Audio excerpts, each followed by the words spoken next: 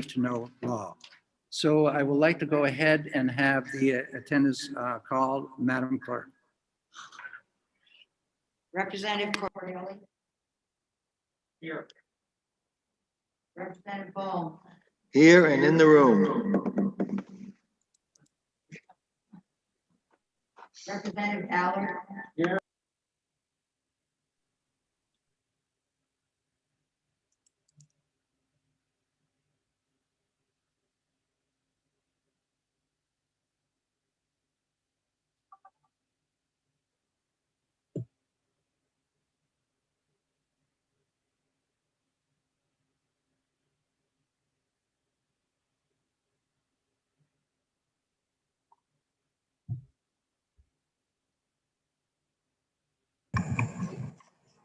Representative, you have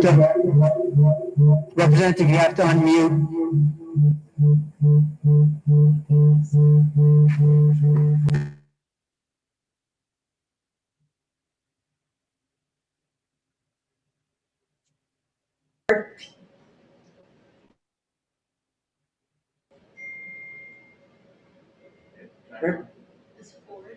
Is Ford here? Representative Ford. Representative Land. Here. Representative Sodi. Here. Representative Myler. I'm here calling from Contoocook, New Hampshire, and I'm in the room by myself. My wife may be walking through periodically. Thank you. Representative Luno. Reporting from Hopkinton. Representative Shaw, I'm here. Representative Cornell, I see you. I'm here, home alone. Representative Tanner. I'm here with my wife who's working. Representative Ellison. I'm here, home alone in Concord. Representative Mullen. I am here in Bedford in the room alone. Representative Lay. I'm present. I am in Jaffrey, New Hampshire, and I am home alone. Representative Woodcock. I am here in Seneca Conway, New Hampshire. My wife will be in and out periodically. And I'm going to grab Representative Andrus. Home alone in Salisbury. And Representative Ford. Home alone, Chester. And Representative Ladd is here. I'm here in the LOB.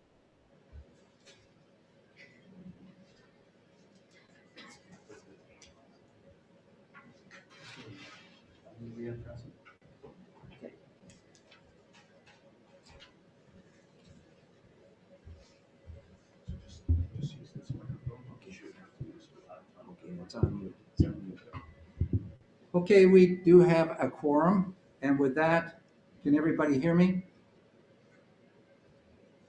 Okay, thank you. So with that, we're going to move forward with our docket for today and open up the hearing on our first bill, which is HB 432. This is an act relative to the offenses that prevent employment in a school. Representative Mullen, I believe you are the prime sponsor of that bill. Are you ready to? I am ready to go, Mr. Okay. Chair. Thank you. Thank you for recognizing me. For the record, I'm Representative Sue Mullen. I represent Hillsborough County District 7, the town of Bedford. This morning you have before you House Bill 432, which looks to include human trafficking to be added to what we currently know as the list of criminal offenses that prevent employment in schools in New Hampshire. Prior to the hearing, I provided members with a copy of that 189.13 Section 5 list of current offenses that prevent employment in schools in New Hampshire, and also a copy of 63.7, which is the definition of human trafficking from the criminal code. 432 was born during the last legislative session in a two-part fashion. First, we became aware in discussing other related crimes that are included in Section 5 that human trafficking was not on that list. And given the fact that attention was being drawn to human trafficking by both the International Crimes Against Children Task Force, Homeland Security, police chiefs across New Hampshire, the Department of Education, through Attorney Diana Fenton, actually requested that human trafficking be added to this list.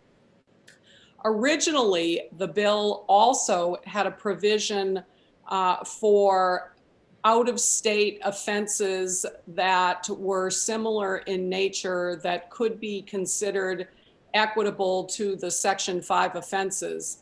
But subsequent to submitting the bill, I also made sure that each of you had a copy of the amendment to this bill, which is 0015H.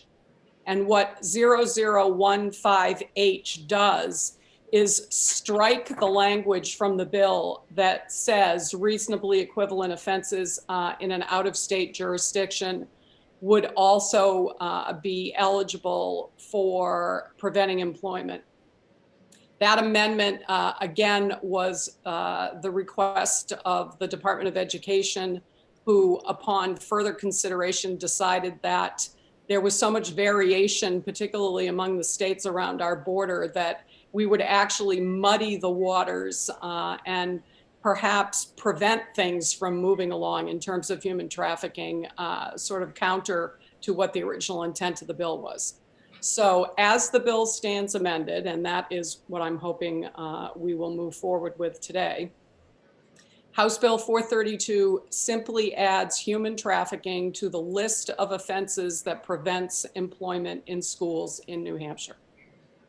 I believe Attorney Fenton is also with us this morning in some form or another, and would be available to answer any questions that anybody would have that I'm not able to answer. But I am happy to take questions as the members see fit this morning. Thank you, Representative Mullen. Are there any questions for Representative Mullen? Is the motion on the floor need to be seconded for the amendment? No, we don't have an. We're still in the process of taking testimony. We won't be acting on any amendment until we have all the testimony submitted. Not seeing any. Yes, Representative Cordelli. Thank you, Mr. Chairman. Representative Mullen, just for anyone who might not have the amendment in front of them, if you were looking at the original bill, am I correct in that it's online in 5 and 6? The bolded print is the section that has been removed in the amendment. Yes, you are absolutely correct, Representative Cordelli. Further questions?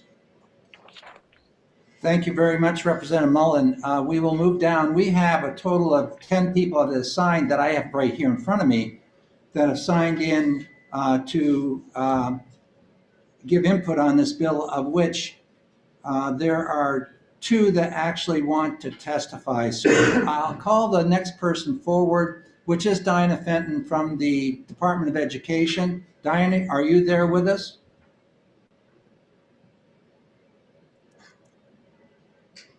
I am. Good morning.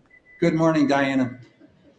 It's nice to see everyone. I think I can still say that in this new world of Zoom.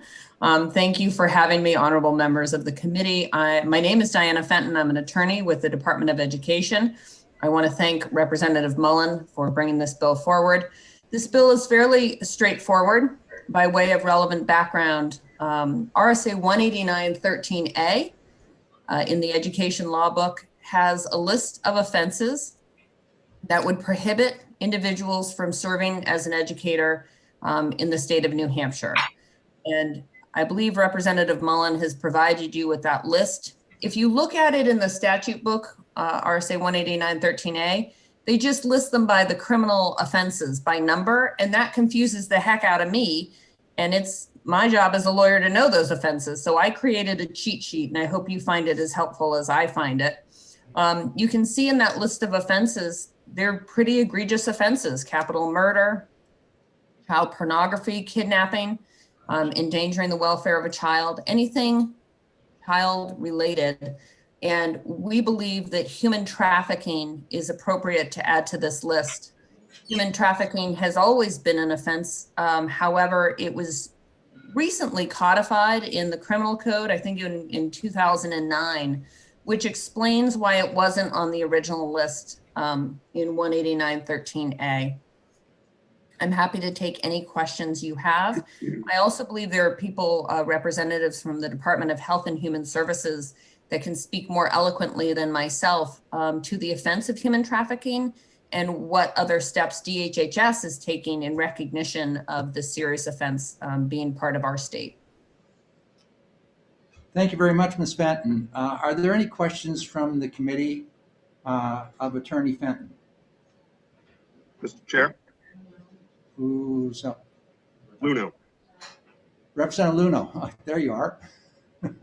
Thanks very much, Mr. Chair, and great to have you here, Ms. Fenton. Unfortunately, we can't see you, but it's great. It is great to hear your voice, and just a question as it relates to the statute, over and above the list of criminal activity that you've put in that memo. Is it true that that school administrators or school boards can disqualify somebody for any other misdemeanors or felonies that they see fit? Yes, you are correct. So the list that's contained in RSA 189.13a is consistent across the board, if you will. It's applicable to every school district. It's saying that as a state, we as a state do not want individuals with these types of offenses to serve as teachers. But you are correct, Representative Luno, that each individual district can make a choice to add to that list. So if you, the way my mind works, RSA 189.13a is similar to the federal constitution. It is the floor of protection. Individual districts are like the state constitution. They can be more protective, but not less. What the department is seeking is really kind of a statement to say, across the state, we don't want this offense of human trafficking to be in our schools. We want that to be consistent with throughout the state. We don't want that to be discretionary. Thank you for the question. No, thank you very much, Ms. Fenton. Are there any other questions from the committee? Not seeing any hands up and not hearing in this room. This concludes the folks that actually want to testify. In this bill, we had 10 people that wanted to testify or present information. Of those 10, 2 spoke. The other 8 chose not to.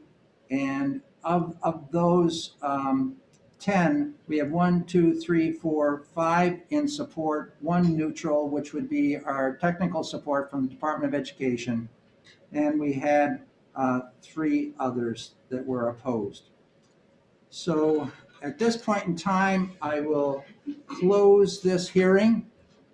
And any objections to that? No. So this hearing is now closed, and we have, according to this clock here, about 14 minutes. I'd like to move into executive session on this particular bill. And is there any opposition, caucus, or anything else that folks are desiring? Okay, I'm going to take up the amendment first. Representative Mullen, would you like to please make a motion on that amendment of yours? I would. Mr. Chair, make the motion that Amendment 0015H to House Bill 432 ought to pass. And Representative Allard, would you like to second that motion? Yes, I would, Mr. Chairman. I second the motion. So we have an amendment up for discussion. It has been moved by Representative Mullen and seconded by Representative Allard. Any discussion from committee members? Could I speak to the amendment for 1 second, Mr. Chair? Well, if you want to, you can hold off and speak as amended at the, whatever the next motion is, ought to pass as amended. Okay, I'll defer to your judgment. Okay, thank you very much. Not seeing any further discussion on this amendment, I will ask the clerk to take the roll. Representative Ladd, I'm sorry. I just wanted to make sure everyone was reminded to turn their video on if they are voting remotely. Yes, that is a requirement.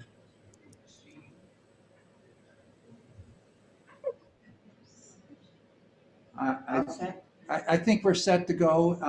Would the vice chair look to make sure he sees? Go ahead, please, Representative Shaw. There's two that don't. Representative Andrus and Representative Ford need to turn on their Yeah, there's two more that aren't on. We have Representative Andrus and Representative Ford, which we cannot see visually. Representative Shaw, would you please go ahead with the? Representative Cordelli? Yes. This is Representative Ford. I'm trying to find the button for what you're talking about. Deb, can you help him out a little To bit? start video.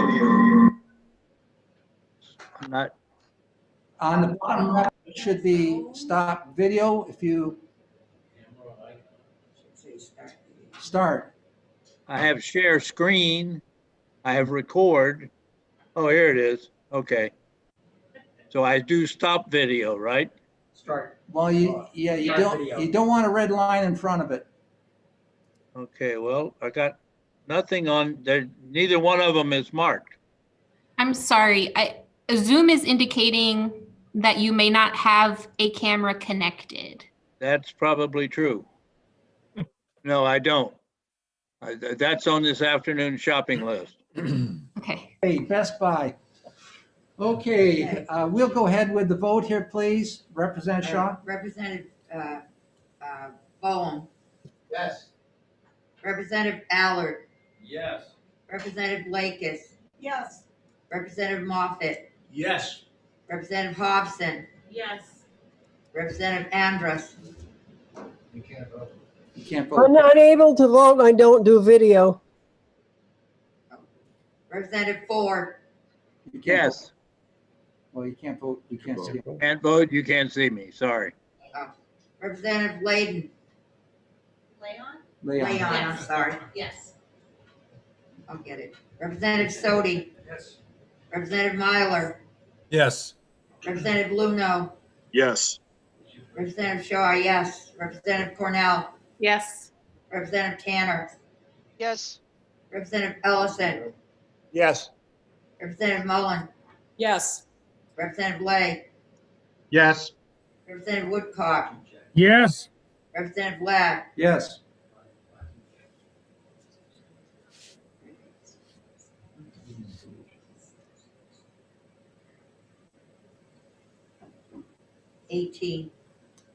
Okay, 18-0, the amendment passes. I recognize Representative Allard for a motion. Mr. Chairman, thank you. I move that House Bill 432 as amended be submitted for ought to pass. Representative Mullen, is there a second? I'll second it. Okay, now we have the bill as amended for discussion. Do you care to discuss this? You made the motion first. I know Representative Mullen has also asked to speak. No, I yield my time back to you. Okay, thank you. I don't see any hands up here nor on the screen, so we are prepared. Are you ready to go forward? I am. Okay, Madam Clerk, would you please call the roll? Representative Cordelli? Yes. Representative Bohm? Yes. Representative Allard? Yes. Representative Lakis? Yes. Representative Moffett? Yes. Representative Hobson? Yes. Representative Andrus, are you still blank? He can't. Okay, and for Leon, Yes. Representative Sodi, Yes. Representative Myler, Yes. Representative Luno, Yes. Representative Shaw, yes. Representative Cornell, Yes. Representative Tanner, Yes. Representative Ellison, Yes. Representative Mullen, Yes. Representative Lay, Yes. Representative Woodcock, Yes. Representative Black, Yes. 18-0. The motion ought to pass as amended passes 18-0. Congratulations, committee. First bill. First bill. Consent. Okay, it's been asked to be placed this item on the consent agenda by Representative Bohm. Is there any opposition? Thank you. Okay, we're going to be taking about a 6-minute break here before we can start the next bill. Yes.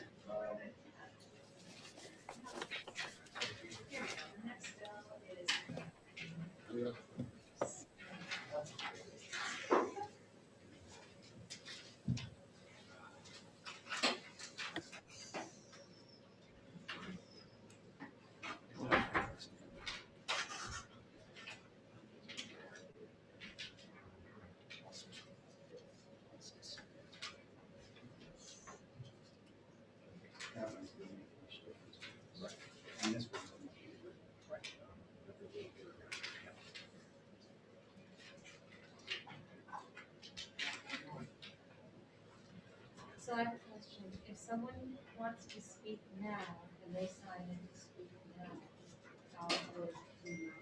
You're too late now. This bill is gone. No, not this bill, on another bill we have today. Yeah. Too late? No, we go through the list that you have first, then we add those people in afterwards. Okay.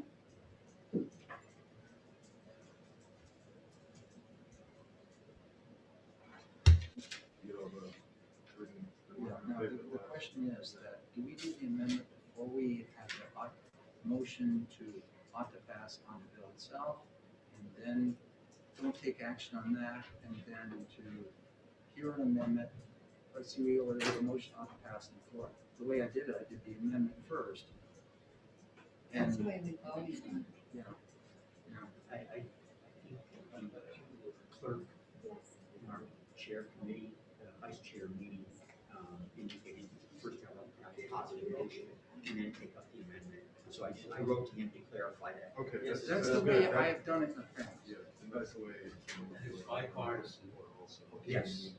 We get the positive motion, but we don't act, or do you act on the positive motion? And then the amendment. I think that has to pass in order to bring forward the amendment. There has to be a positive motion that is passed. Because if it's defeated and then it moves to ITL, you can't bring forward the amendment at all. I haven't even. Yeah, on the House floor, I guess it's a little different. Because we have a committee recommendation, and that's what you guys are voting on. Oh, Paul said, Then it's spoken to additional, yet, an additional amendment as well. But I think. Representative Ladd, Paul Smith has his hand up. I sent him an email. He's in the attendees list. Should I allow to talk? Tell him I'm talking. Okay. Hey, Paul, this is Rick Ladd over at the committee.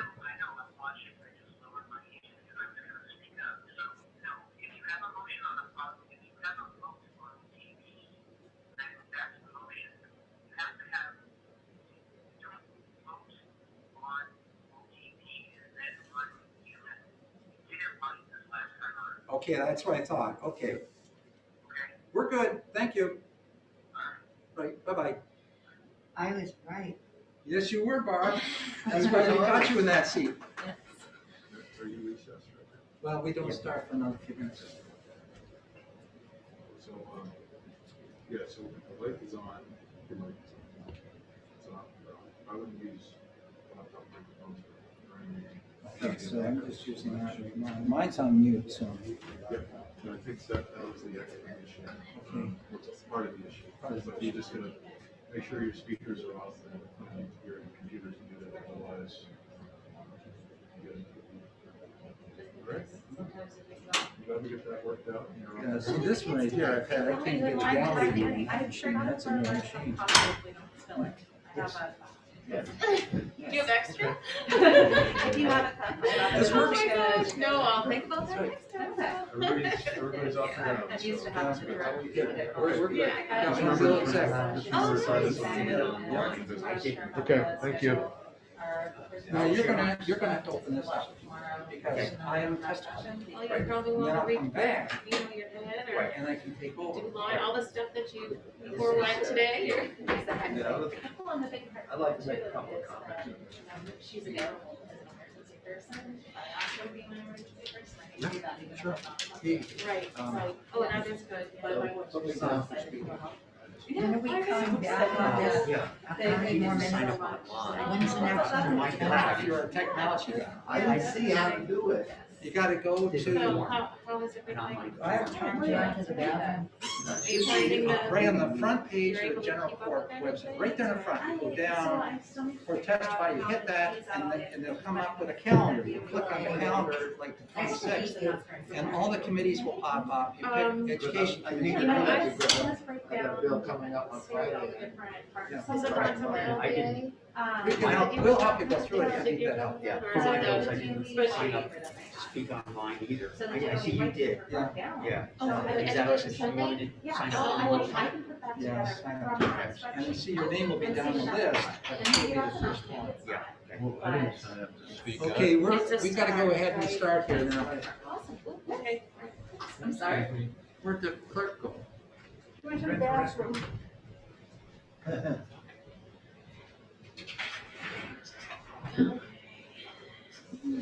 And I tried to order you the attachments that Representative Malton had, so if I hear something, I'll say what you go for two, and if not. Good morning again to the committee members that were out there in remote land. And for those that are here, we got to get them out of the hallway, back from the bathroom and get going on here.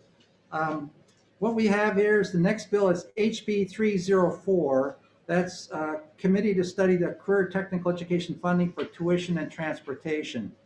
We're going to go into that. I am the prime sponsor, so I will be stepping away from the chairmanship here to present the bill, and Representative Cordelli, Vice Chair, will act in my stead. Following my testimony, I will come back, run the meeting, but I will not be asking any questions, just conducting the meeting. So with that, I'll hand the reins over to Representative Cordelli.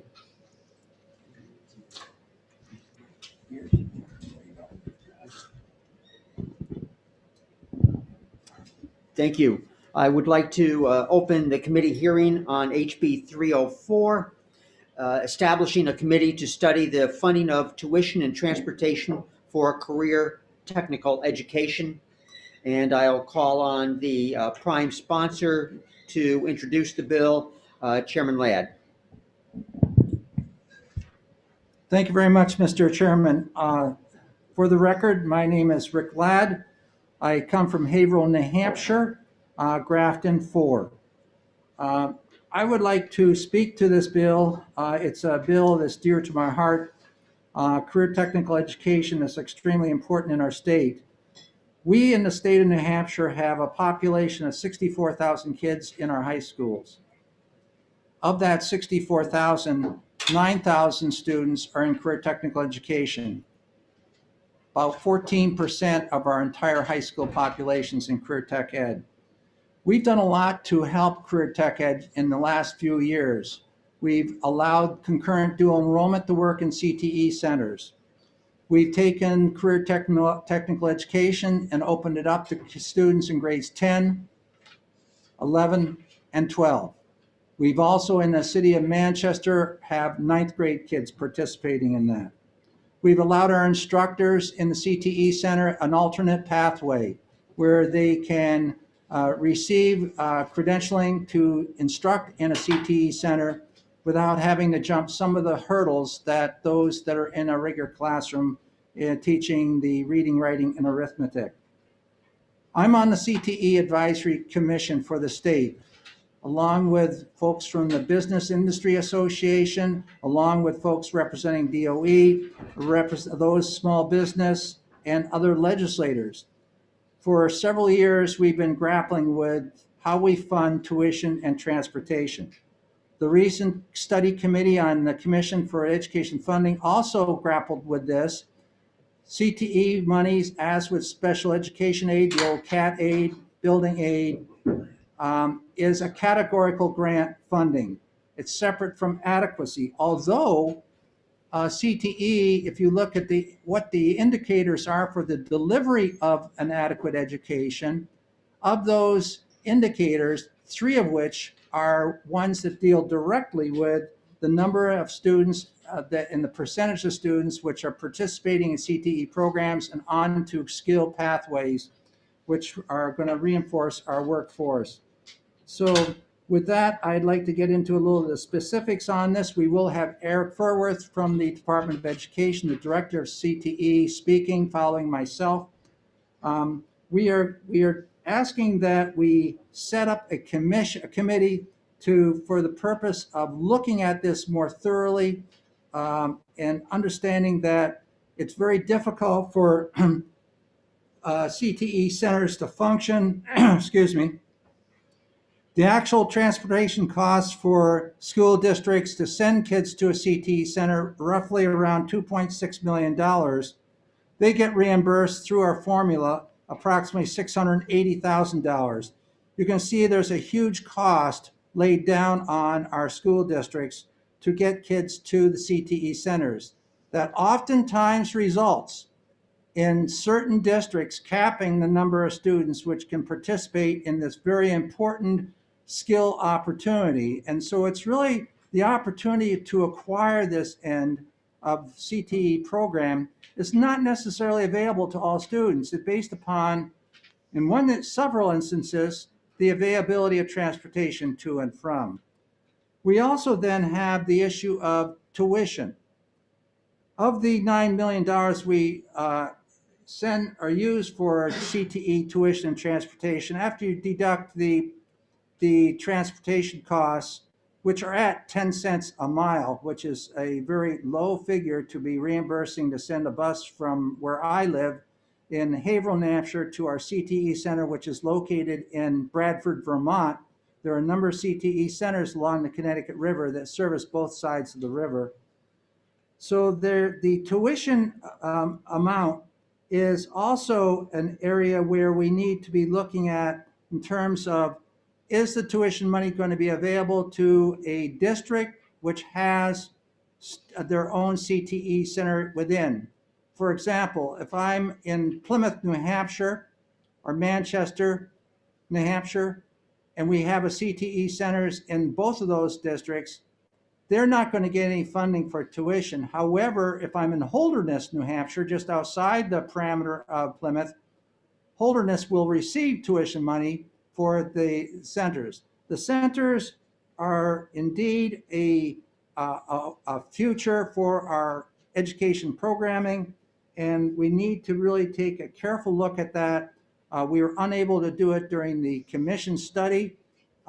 It's time that we resolve this matter, sit down and figure out where we're going to go with many of these issues. Another issue is that we have 28 CTEs, of which they get funding for capital improvements, 1 a year. And by the time you get to that 28th year, the equipment they have is largely outdated. They get support from the Business Industry Association, various automobile associations, and the culinary arts, and you name it, they provide it. And it's something we need to take a look at. So I request that we consider this bill, move forward with the concept of having a committee study to really come back with some of these answers we need regarding career technical education. Thank you very much, Mr. Chairman.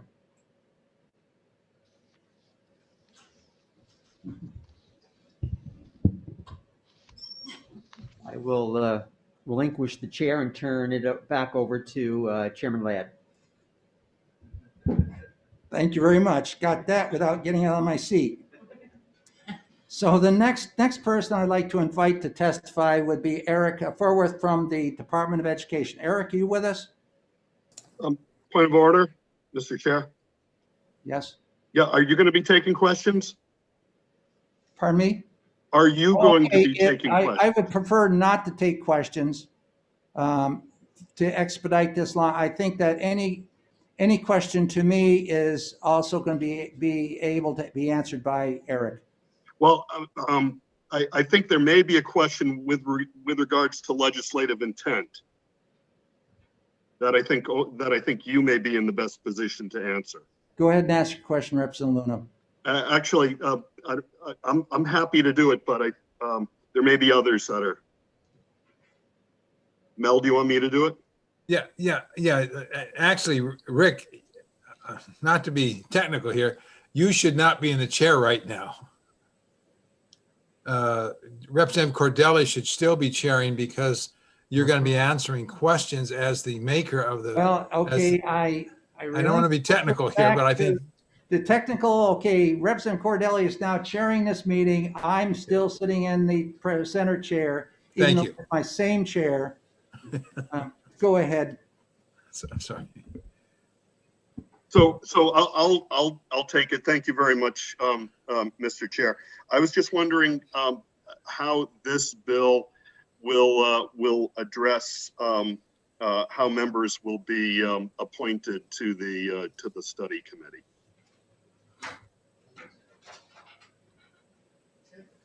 Okay, if that's to myself here on that committee, membership, the members of the committee shall be as follows. So it's stated within that, 7 members of the House of Representatives appointed by the Speaker of the House of Representatives, 2 of whom shall be members of the Standing Committee having jurisdiction over education, and 2 of whom shall be members of the Standing Committee with jurisdiction over the finance. 2 members of the Senate appointed by the President of the Senate. So they will be appointed by the Speaker and by the President of the Senate. Follow-up? Yes. Yeah, so thank you very much, Mr. Chair. Is it the legislative intent that the appointments will be proportional to party membership in the legislature, in the 2 chambers? The Speaker of the House and the Senate President have the opportunity to appoint these members.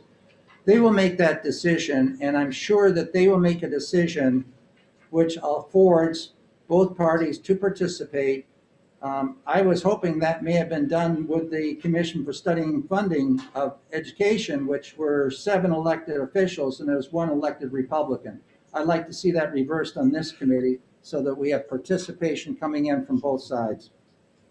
Well, if I might, I'd also say that the governor had an appointment, and other appointments were made from public members that I don't believe were all members of the same party. So, I would like to just, if I may, Mr. Chair, just respond that career technical education to all of us, and I believe I can speak on behalf of everybody on this education committee. We all believe in CTE programming. We all recognize we have to do something to improve how we fund CTEs. We need to improve so much capital improvement and for the development of these. And there is a task force working at the Department of Education now.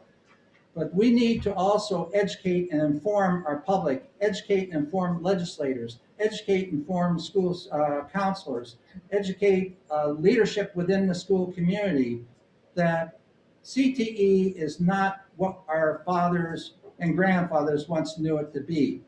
CTE is now taking graphic design, computer technology. It's into agricultural aspects. It's into automotive mechanics and automotive technology. It's a huge field, as you all know. We cannot wait. We need to really do something and move forward with the idea that CTE programming is a option for students to consider. We need to get out of this old channel that You got to go to a 4-year school.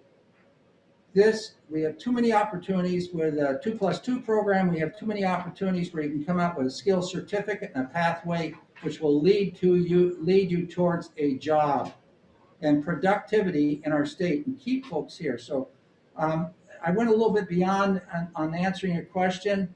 I cannot tell you what the speaker would do or the president, but I know the speaker. I know that the speaker would definitely try to get folks from both sides. And the president of the Senate has been there before, and all the times I've seen him, Senator Morse, put folks onto various committees, he's done it trying to get representation from both sides. Thank you. Mr. Chair, I've got a question. Yes, Representative Myler. Rick, I don't disagree with anything you just have said because this is an important issue, no question about it. But I've been informed that the president of the Senate has basically said that they will not deal with any committee or commissions coming out of this legislative session. Have you heard that? I mean, how does that statement relate to creating this particular committee? President Ladd, would you like to answer that question? I would like to say that we need to move forward with this legislation. We need to inform all folks that this is important. I believe a committee can function. We have a job that was started in the commission, which Representative Luno initiated this last year and went through summer and fall. We need to continue that. We need it with this is also coming out of the Career Technical Education Advisory Commission. Plus, when you have the next person that's going to speak, Eric, ask him, can we hold off on this any further? We cannot. We can't afford it. This may not net us exactly what we want, but this will net us the opportunity to let our public know that we need to move on this topic, and hopefully some good legislation can come out of this committee study. So your leadership then, your Republican leadership has not indicated to you the issue of commissions or committees being authorized, that's okay, or is that not okay? It's just a procedural question I'm really asking. I'm not debating the merits of the proposal here, because I think I would support that, but I'm just concerned about how it's going to go forward and how it's going to be received. I will work very diligently to work with people on both sides of the wall. There's some issues that we need to come together as a group here. There's some issues which are not political issues. This is one of those. This is about, as you've said, Representative Myler, many times, our kids. And this one right here is that's how we need to persuade all to get off this political divide and to work together towards this common end. Thank you. Thank you. Any further questions? Representative Bum. Yeah, thank you. This bill, after we pass it, if it gets passed by the House, will go to the Senate, right? And the Senate can then make the changes they need to make, correct? Well, I can't respond to that. I'm not running the meeting. Yes, that is the typical process that we would follow. Yes. If there are no other questions, Representative Ladd, I will turn the meeting back over to him. Thank you very much. I'd like to now ask if Eric is on the remote here somewhere. Eric Furworth? Good morning, Rep. Ladd. Yes, thank you. I am on. You're back. Thank you. For the record, I'm Eric Frauworth. I'm the administrator for the Bureau of Career Development at the New Hampshire Department of Education. Thank you. I am speaking definitely in favor of the creation of this commission. I believe Rep. Ladd gave a very good picture of what our challenge is with regard to tuition and transportation. And we have just completed an equitable access study through a consultant, looking at students' ability to access CTE across New Hampshire. And transportation consistently rose to the surface as one of the challenges as to why students are not participating in CTE at the level at which comparable states have participation in. And although, geographically, I understand that we are different than Delaware, we like to utilize them as a comparison because of size and scope and their access to a similar amount of Perkins money. We have about 15% of our eligible high school students participating in CTE. They have 65% of their eligible students participating in CTE. And so just at that level, figuring out a way to increase our transportation and tuition availability for our students would open the door for a much larger percentage of students to participate. And so rather than throwing numbers and statistics at you, I would be happy to open up to questions anyone might have about where the benefit of this committee, where I see the benefit of this committee would be. Are there any questions from members of the committee? I don't, yes, Representative Woodside. Thank you, Representative Ladd. Mr. Fromworth, just a question on CTEs across the state. Is there a specific course or curricula that is required for all CTEs to offer, or is it each one decided by the local school? No, thank you. There is no requirement of what is offered at each school. They are locally developed.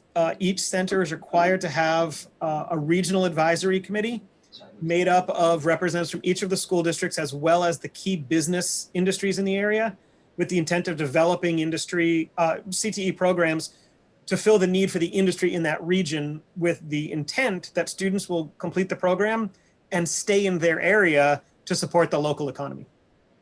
Thank you very much, Mr. Chair. Mr. Fromworth, thank you.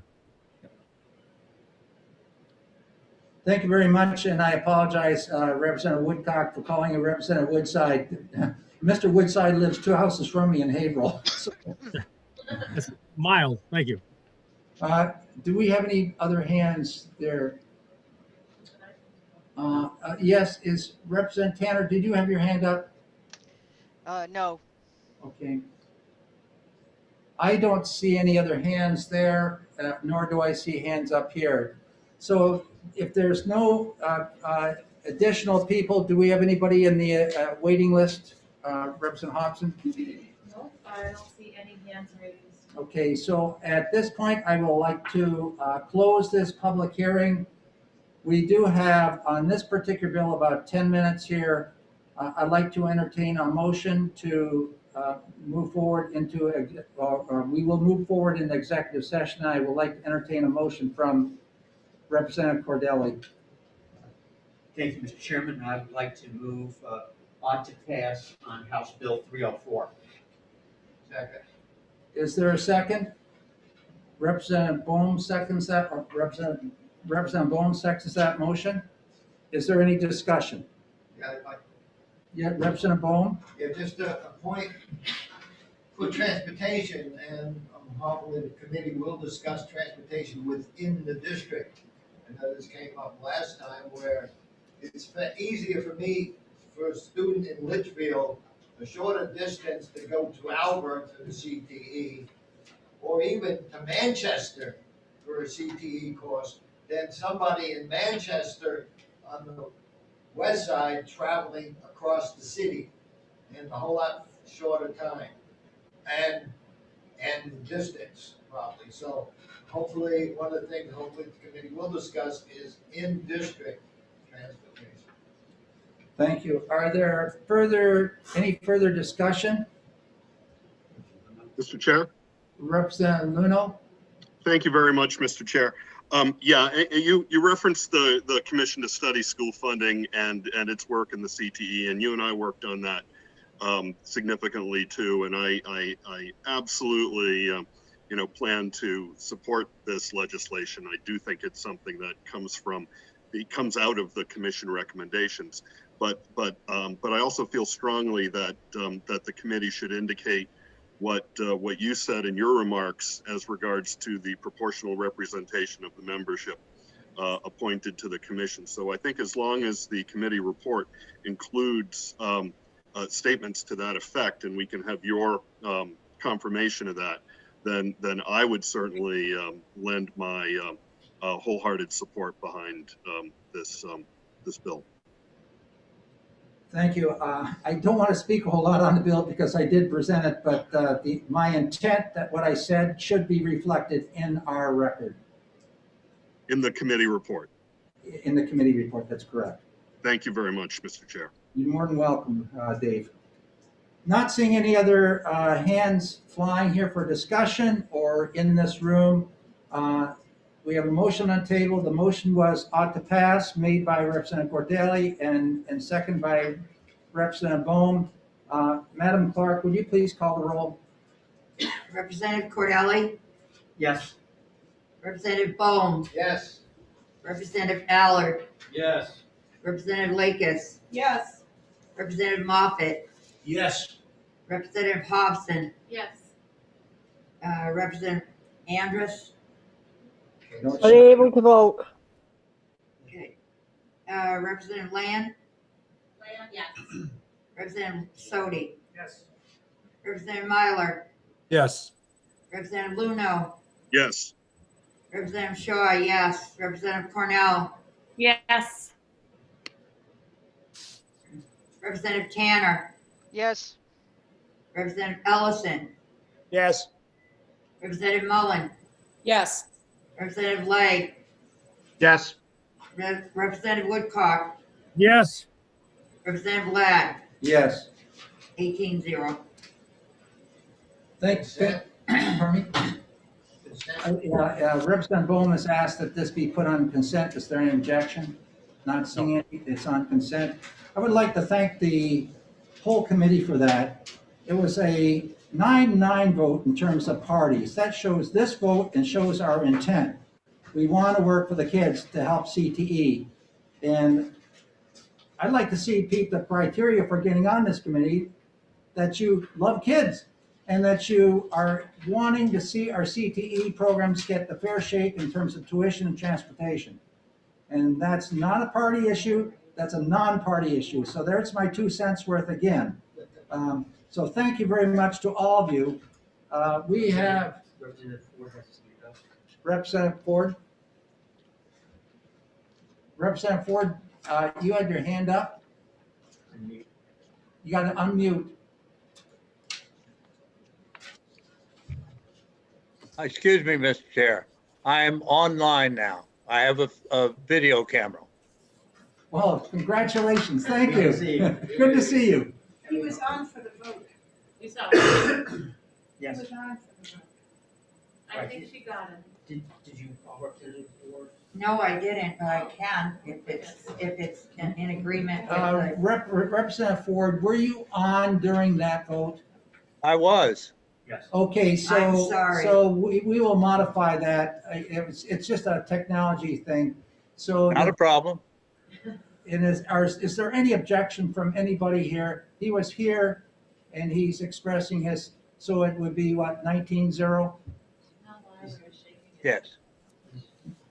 Mel, are you agreeing to that? Yes.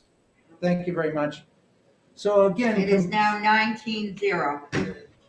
Thank you. So we have about 4 minutes to spare by this clock before we go into our next bill, which would be 613, which is going to be special education aid assistance. And so we'll wait a few minutes. If somebody needs to take a break, raid the refrigerator, go for it.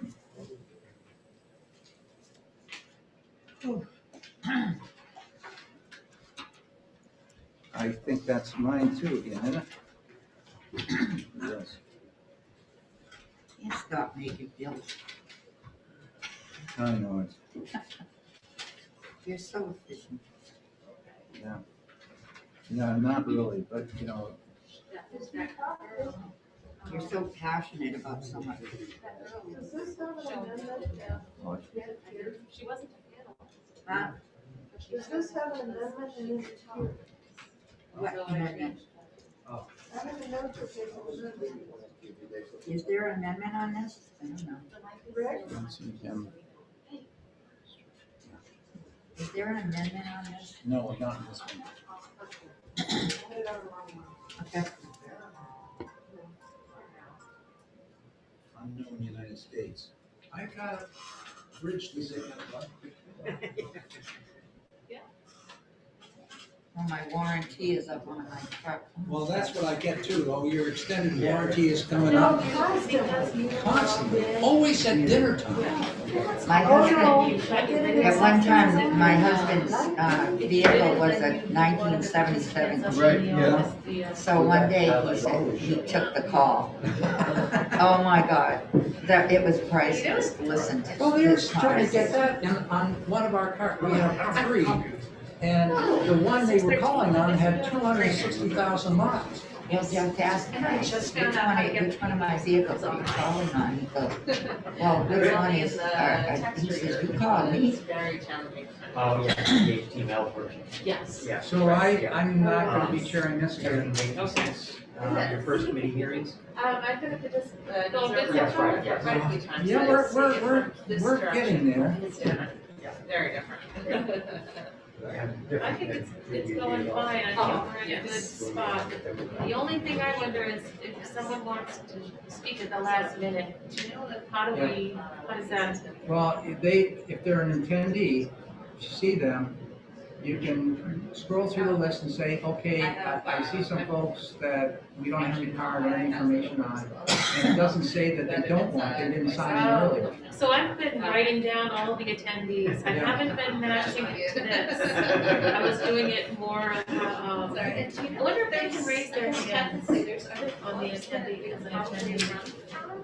I had to get. We found one over here. Okay, so just They matter were told that if they wanted to speak, they had to sign up ahead of time. Oh, okay. So if someone comes in at the last minute, you know, and is observing and According decides to they the don't- email I read, it said no. Okay. Yeah, right. But I don't know. We only have 2 people here, 3 people Oh, very good. signed up in this one. Especially in the snow. Yes. I would think they should be able to So I think speak. I guess, If they come in and they want to speak and they didn't do it, we've got to give them the opportunity to speak. Yeah. okay, Stephen Smith wants to talk, so I'm gonna. On this one right here? No, I know his hand is raised. At least in the attendees, so I'm gonna allow him to talk. Okay. Yeah, He just has to get his he's full the name. co-sponsor on the bill. Oh, okay, so I should raise him to panelist? So he should you raise him up to a panelist. Who is that? Stephen Smith, you know, he's from Charlestown. Oh, yeah. Rick, we turned off your mic until you're ready. So this one right here, so when you're ready, you can come to the podium. Okay. Representative. Okay, we're ready to go ahead. Hey, Rick, I've got a question. What is the status of our assistant for our office assistant for this session? Do you have any report on that? I mean, is Judith going to be working with us, or what's the status there? Judy's not working with us, Mel. Okay. It is a gal, Lindsay Forcier, is Okay. the committee assistant. I've not met Lindsay. All right. The committee room is totally locked up and the building's locked up. The only place we can go to is from here down to the head and back. Okay. There's no water even available. So, Thank you for the clarification. and the extra information. Okay, we're going to go ahead and open up the hearing here for 613. And once again, I'm the prime sponsor of this bill. So I'm stepping away from the mic and Representative Cordelli will be running this meeting. Thank you. Thank you, Mr. Chairman. Can I ask a question? After the first bill, you told us how many people had signed in, pro and con on the bill. Can we have that for every bill? Okay, sure. Thanks. I'd like to open the committee hearing on HB 613 relative to state aid to school districts with special education. And I'll call on the prime sponsor, Representative Ladd, to introduce the bill.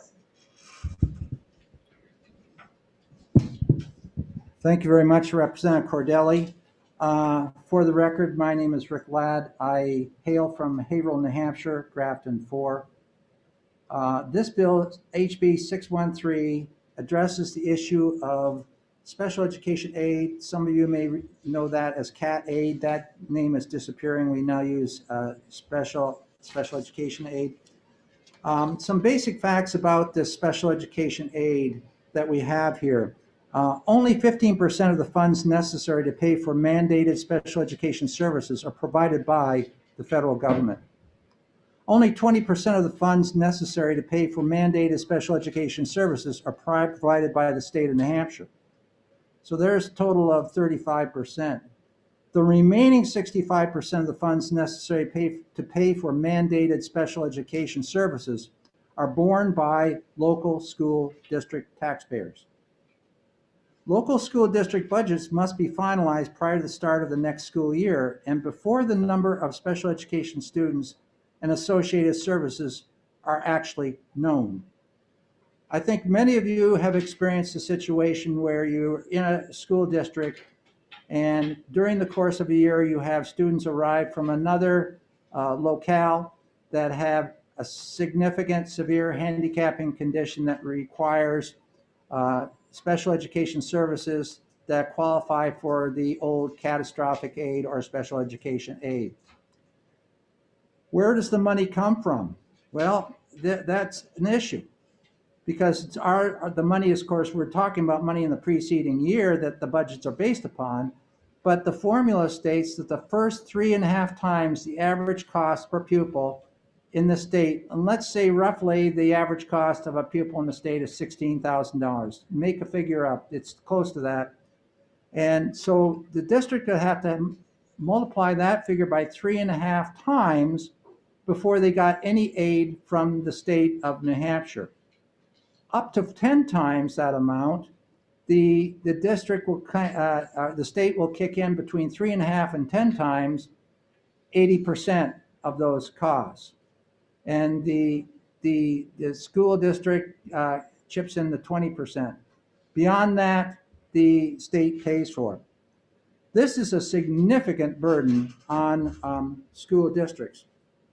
And the issue, this is another issue which we discussed this previous year in terms of categorical aid, the special education, the building, the CTE programs, and struggled.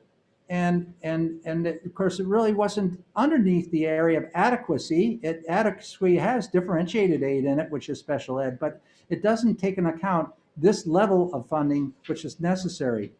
I want to give you an example here. I'll go back to the issue of a student average cost being $16,000. Up to 3.5 times. So the school district would have to pay $56,000 before the state started kicking in.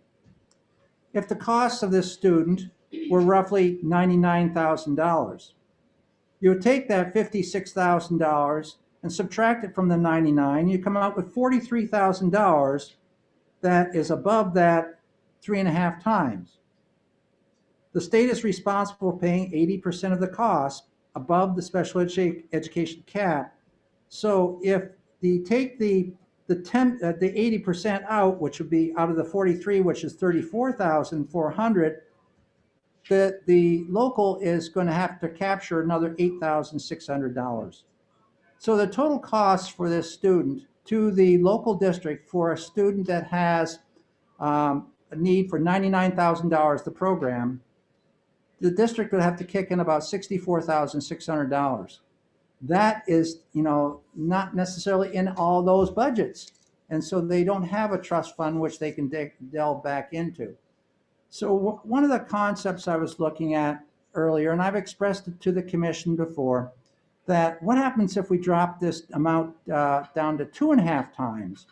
So if you take 2.5 and multiply that by 16, you come up with a bottom line of subtracting it would be $40,000, subtracting that from the 59, and you end up with the state's portion would actually be at $47,200. Bottom line of all this, there would be a savings to the district if we bounced it back to 2.5 of $12,800. But there's more to this story. If the state appropriates only X number of dollars and we back it off to 2.5, we're going to be probably engaging more students that qualify for Cat aid. There could be another 1,000 kids. And so if we appropriate the same amount of dollar, we're just going to sprinkle that money all over and there'll be less support for these kids. So this again is another issue. It's an issue which has to be addressed. This bill it's been presented more of a placeholder and hoping that we wouldn't be in the middle of this COVID, which is, constricting what we're able to do and what we're not able to do. But this is an issue that also needs a lot of work. We are working on an amendment that could be possibly put into this bill, which would allow and move us towards an insurance pool where all the school districts in the state would enter into an insurance pool and you would have an insurance premium which would help pay for these kids. And so you wouldn't have these unexpected costs hitting you. But that's a huge, huge issue. We have some of the work already done on that, working with the Department of Education. And I'm hoping that we could probably get something together within the next few weeks to try even to amend this bill. So, and to shut this off and be concluding where we are, as it's written right now, there is a possible savings, a good savings on the state would have to kick in. It's taking the money and shifting it from the local to the state. That's a good thing if you're on the local school board. Then the state has to determine, okay, where are they going to find the money for these additional costs? That's where we are. But I'm looking at it from policy consideration. Districts are struggling with Cat aid. This is one way that we can start that discussion. And in fact, if we follow through in this, there will be some savings to districts. Thank you very much for the opportunity to speak. Thank you. Do we have any questions for the chairman? Representative Tanner. Thank you, Chairman. I am all for this bill giving the local taxpayer a break on special education. My only concern is I would have to really do some research on it, but it seems like the state sets caps on pockets of money that's used for special education. And if more people apply for it, more local districts apply for it, and the money isn't there, it's then distributed on a percentage basis. Is that what's going to happen with this? Is that to me? What you described, Representative Tanner, is exactly what's happening with career technical education as well. We oftentimes say you're going to get 70% of this, but actuality it might be 56%. What we need to do here is, if we reckon, I'm addressing this one from a policy focus, a policy perspective. And I think it is good policy that we look at where the state is, where the federal government is on this, and they're contributing basically 35%. The 65% is on your local district. And for a small district, they just can't survive like that. I had a small district right next door to us in Haverhill. It's called Piermont. They had 2 catastrophic aid students enroll in 1 year, and it basically drove them under. And what it ends up doing, they have to fund that. They either take out a tax anticipation note or they subtract dollars allocated to other operational services within the facility, which oftentimes is curriculum and instruction. And to support this program, the dollars have to come from somewhere. So from a policy perspective, I understand what you're saying. but I also see there is an opportunity if this is properly administered and if we have the funding there, then we're going to alleviate some of the burden for these smaller districts and on Manchester as well. Follow up on that, please? Could you move a little closer to the mic? Volume was a little bit low on our end here. Could I have a follow-up? Yes, follow up. Thank you, Representative Cordelli. It's a little bit hard to hear you sometimes. I don't know if it's hard to hear me.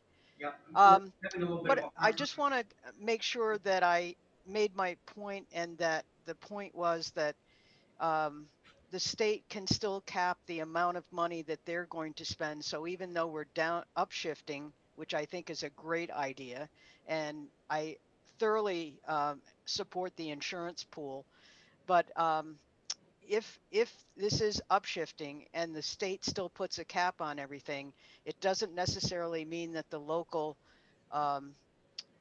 people will get more money. And also, I wanted to just say that the LBA hasn't given us a fiscal note on this as well. Is that to me? Yeah, I think that was to you, Representative. Yes, in follow up to this, Representative Tanner, I spoke with the Department of Education yesterday regarding that they're working on this. They really are having a difficult time trying to identify. So if we drop it to 2.5 times, how many students now are caught and eligible for some of the state funding? That's what they're trying to figure out. And I understand they're going to have that information for us here within the next week or so.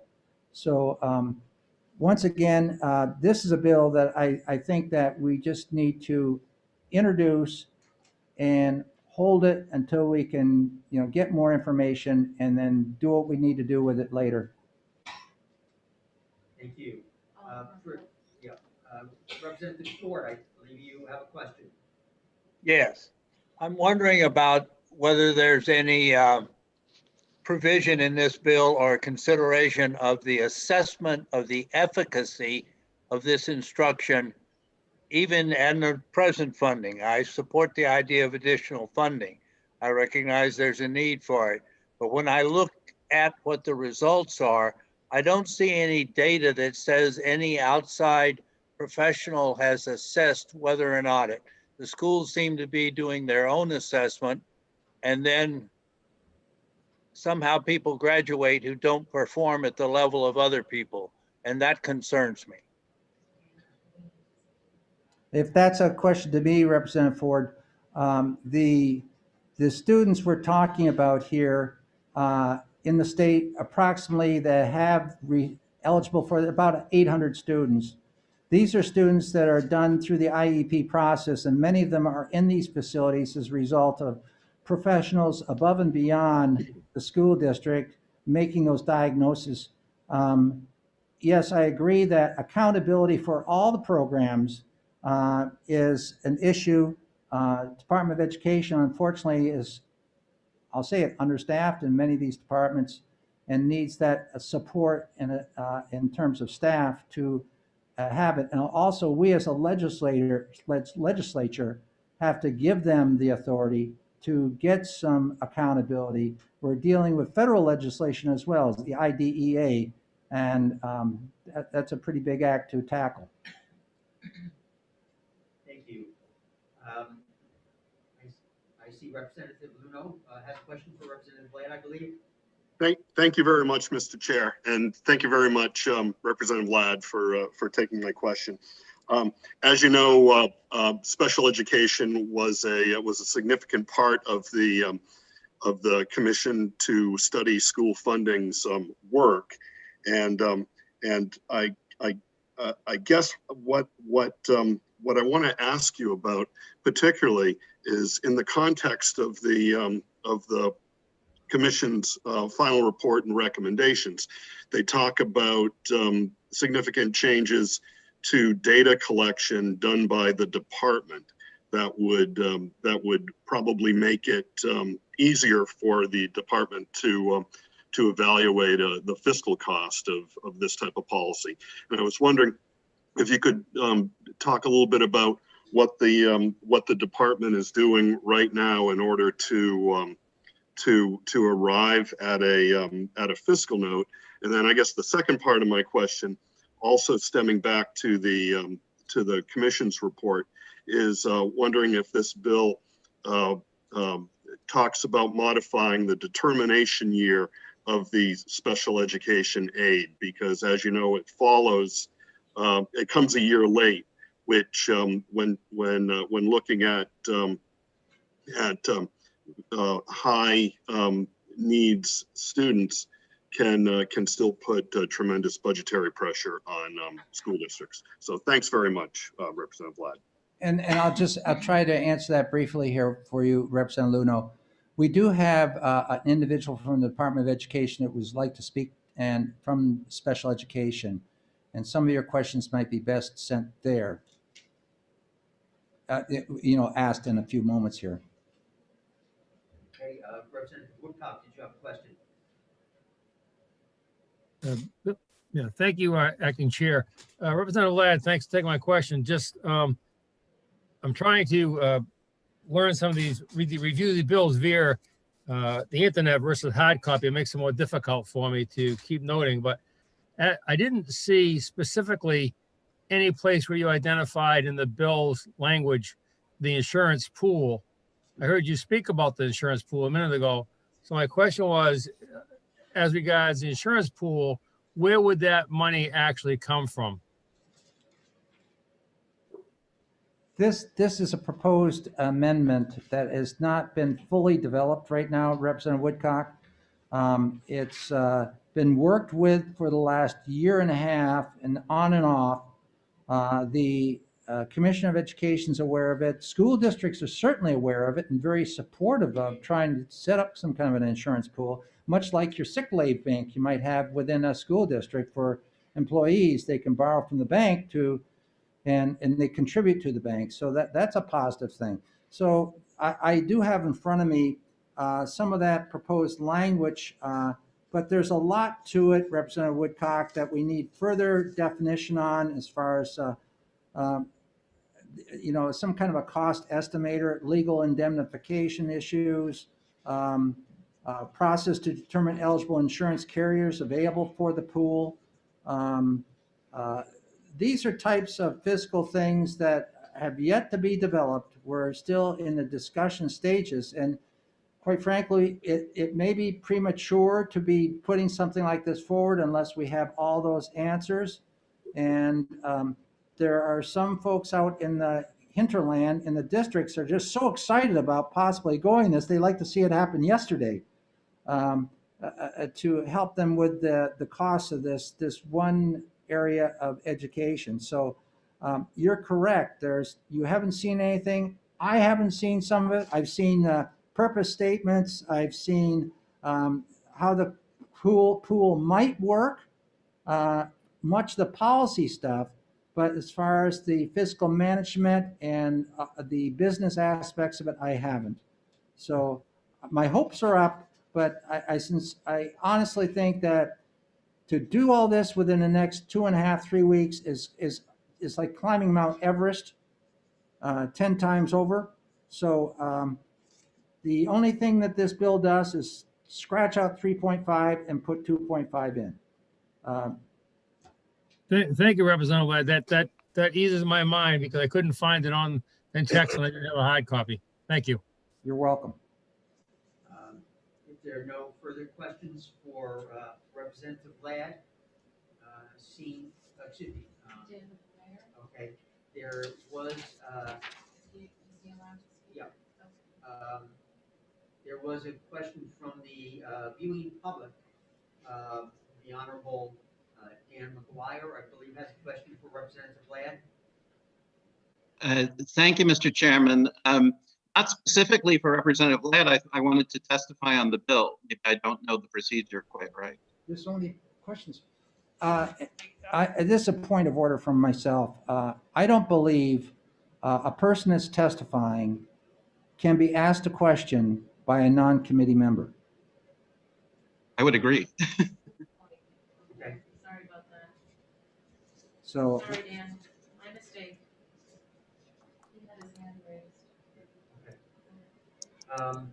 We'll move on to the next person who wants to testify, and I'll turn the reins back over to Chairman Ladd. Thank you very much, Representative Cordelli. I'd like to invite to the meeting right now Rebecca Wilson from New Hampshire School Boards Association.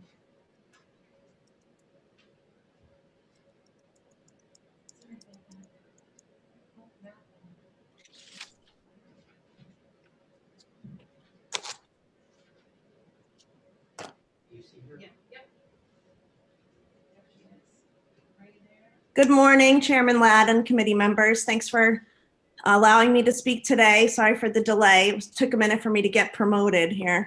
It's always nice to feel promoted. So, my name is Becky Wilson, and I am the Director of Governmental Relations for the New Hampshire School Boards Association, and we are in support of HB 613 and its current proposed form. I realize there's some discussion about some amendments and things like that, and I will try not to be repetitive or redundant because several of the points that we were going to discuss today have already been talked about, but certainly one of our long-standing resolutions that's adopted by our members and continually reaffirmed is to reduce the threshold for determining the local share of special ed costs to 2 times the state average for the general education cost. And while 613 as written doesn't completely get us down to that desired threshold, it certainly is a strong positive step towards that goal.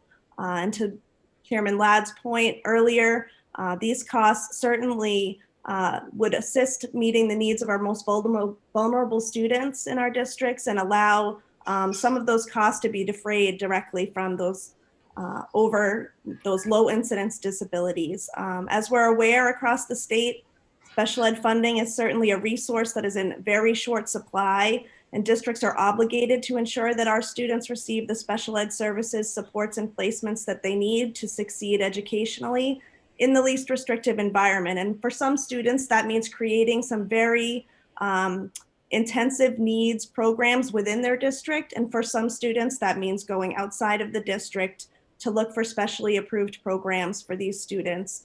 Regardless, districts have to meet those obligations regardless of and without consideration of the cost. We are putting the students first in terms of what their needs are. School board budgets can be stretched by the intensive educational needs, placements, and programs inherited sometimes mid-year by changes in a family's district of residence or by changes in student need after the budgets have been approved. So providing any additional reimbursement through House Bill 613 would provide schools with much aid, and particularly, again, to Chairman Ladd's point, our smaller districts where sometimes some unanticipated placements or programs can cost far beyond even the 3.5 times the estimated per pupil expenditure. We have had some placements for students that can cost upwards of $300,000 per year. And for some districts, even our larger districts, that is a very high cost to incur. So we certainly would support HB 613 and additional state aid for these costs as districts continue to meet their obligations to students. And I'm happy to take any questions from the committee. Thank you very much, Becky. Are there questions for Becky Wilson, New Hampshire School Boards Association? Not seeing any hands. Thank you very much for your testimony. Thank you so much. I'd like to next invite Representative Stephen Smith.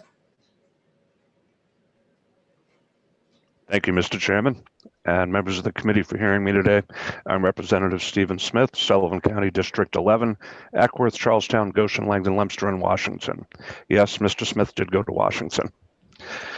The town that I live in, Charlestown, recently went through a pretty brutal fight with Fall Mountain School District. The consideration was whether the town withdraw or not. And this is relevant because it made people in the 5 towns that are in the district actually start talking about education funding. It was vicious and polarizing.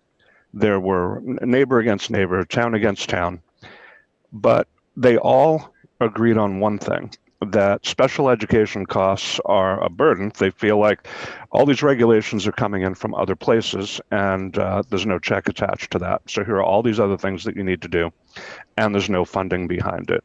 So even people that spend a good portion of every day attacking each other we're unified on this issue, and that's important.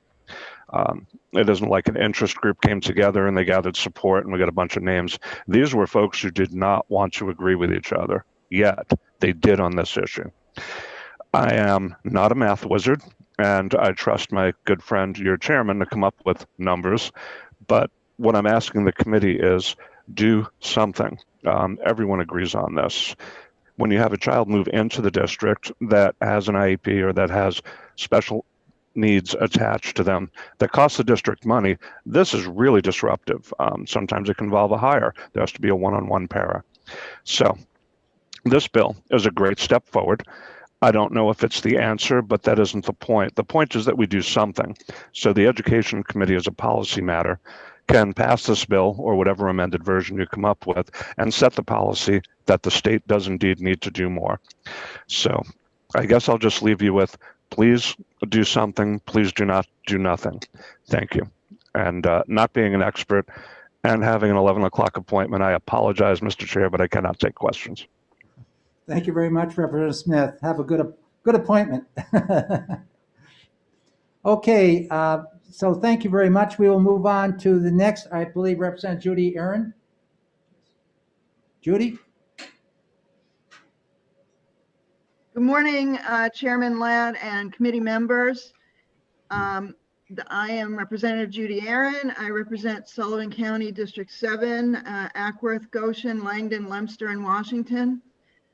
And I will keep this pretty short and sweet. I did send you testimony electronically.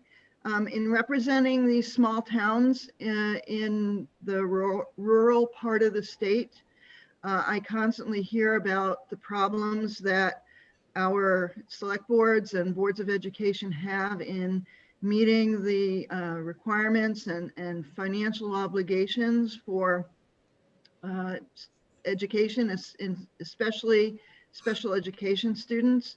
And so I feel very strongly that this bill will be very, very helpful by lowering the threshold from 3.5 to 2.5. We're going to increase the amount of state aid available for these school districts and for the costs of these special education students. And so I cannot add any more to what's already been said, and I don't want to take up any more of your time, but I do hope that you will support this and pass it through and get some much needed relief from the state to our smaller towns and even our bigger towns and municipalities. But specifically my small towns, they need some help. So, and I hope you can do it. Thank you.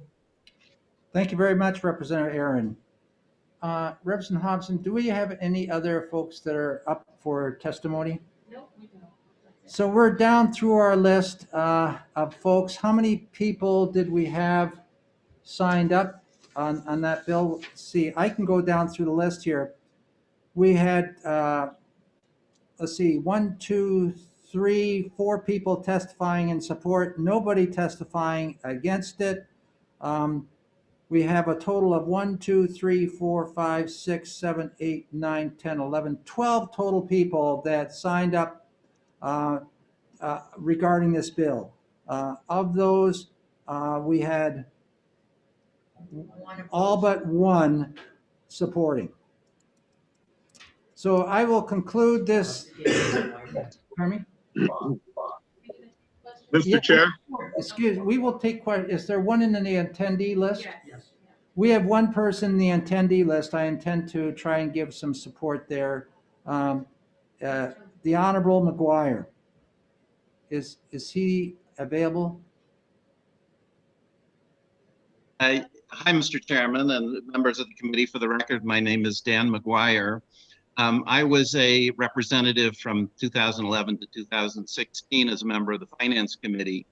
And my first term, I dealt with education as one of the responsibilities on the Finance Committee. So I'm somewhat familiar with this area, possibly out of date. But I wanted to make 2 comments with regard to Representative Ladd's testimony.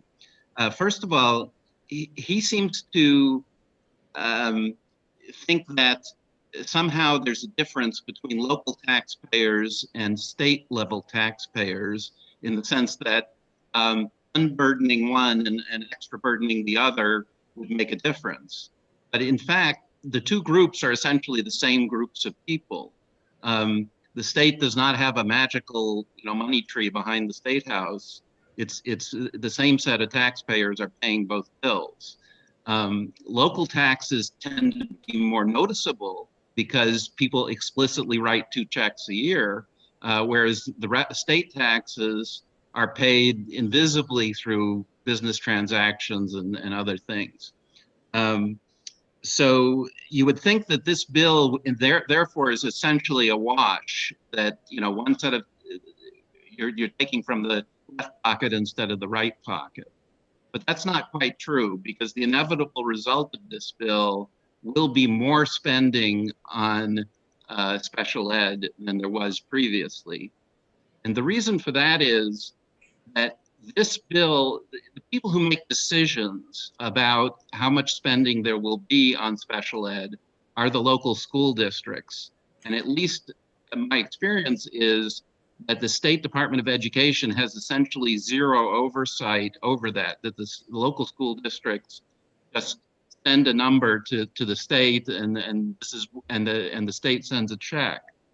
And so when somebody else pays a larger proportion of your bill, you're more likely to spend more than if you are paying that proportion of your bill. So the local school districts who were paying X and are now paying less than that are likely to spend more. It's just human nature. All right. The other thing I want to talk about is that, at least at the time, and well, you can see it today, is that certain towns overuse this program more than others. Certain towns are big spenders in this area compared to others. And after this hearing is over, I'll send you all a current spreadsheet that shows this total amount of money is roughly $30 million a year that the state sends to towns. And I'll show you how much each town gets and the calculation. And there are certain towns, I'll name 3, Bedford, Dover, and Merrimack, which are big spenders. They get much more than half of what Merrimack gets, what Manchester gets, for example. They each get close to $1 million of that 30 million. Manchester gets about 1.6 million, even though they're about a quarter of the size of Manchester, if that. So there are certain towns that spend a lot in this area, and therefore this is not necessarily an evenly distributed program. It encourages big spenders in some sense. And so one suggestion I have for you to improve this bill would be to allow the Department of Education to do some oversight. Put in the bill that you would hire 4 or 6 or some number of auditors and allow them to actually audit the special ed spending in those programs, and try to get some kind of uniformity among the towns in terms of their decision making, because I think that would overall save money, and therefore you could increase the amount of percentage that the state spends without necessarily causing the state to actually spend more dollars, if you see what I mean. So thank you very much, Mr. Chairman and members of the committee. Thank you very much, Honorable McGuire. Are there questions of Dan? Not seeing any hands raised. Thank you very much for your testimony. At this point in time, we have no further people in the queue. Is that correct? So I'm going to close this hearing, and we will enter into the last hearing set for this morning, which will be HB 513, relative to the degree granting authority of Signum University and relative to the authority of the Higher Education Commission. And that starts at, no, that bill starts, yeah, that starts at 11:30. So we have a little bit of time here, so we'll take a break for what, about 20 some odd minutes.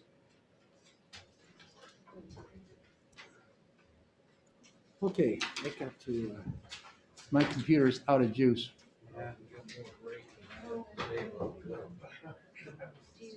I'm gonna, no, not for this old one, but I do, I'll set this thing up and maybe it'll work. It should, it's a better machine.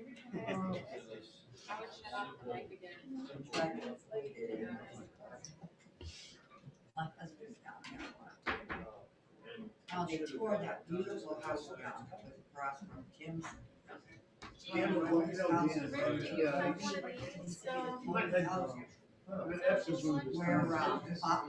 Where, This one right here is a battery that goes forever, it's just, it's within.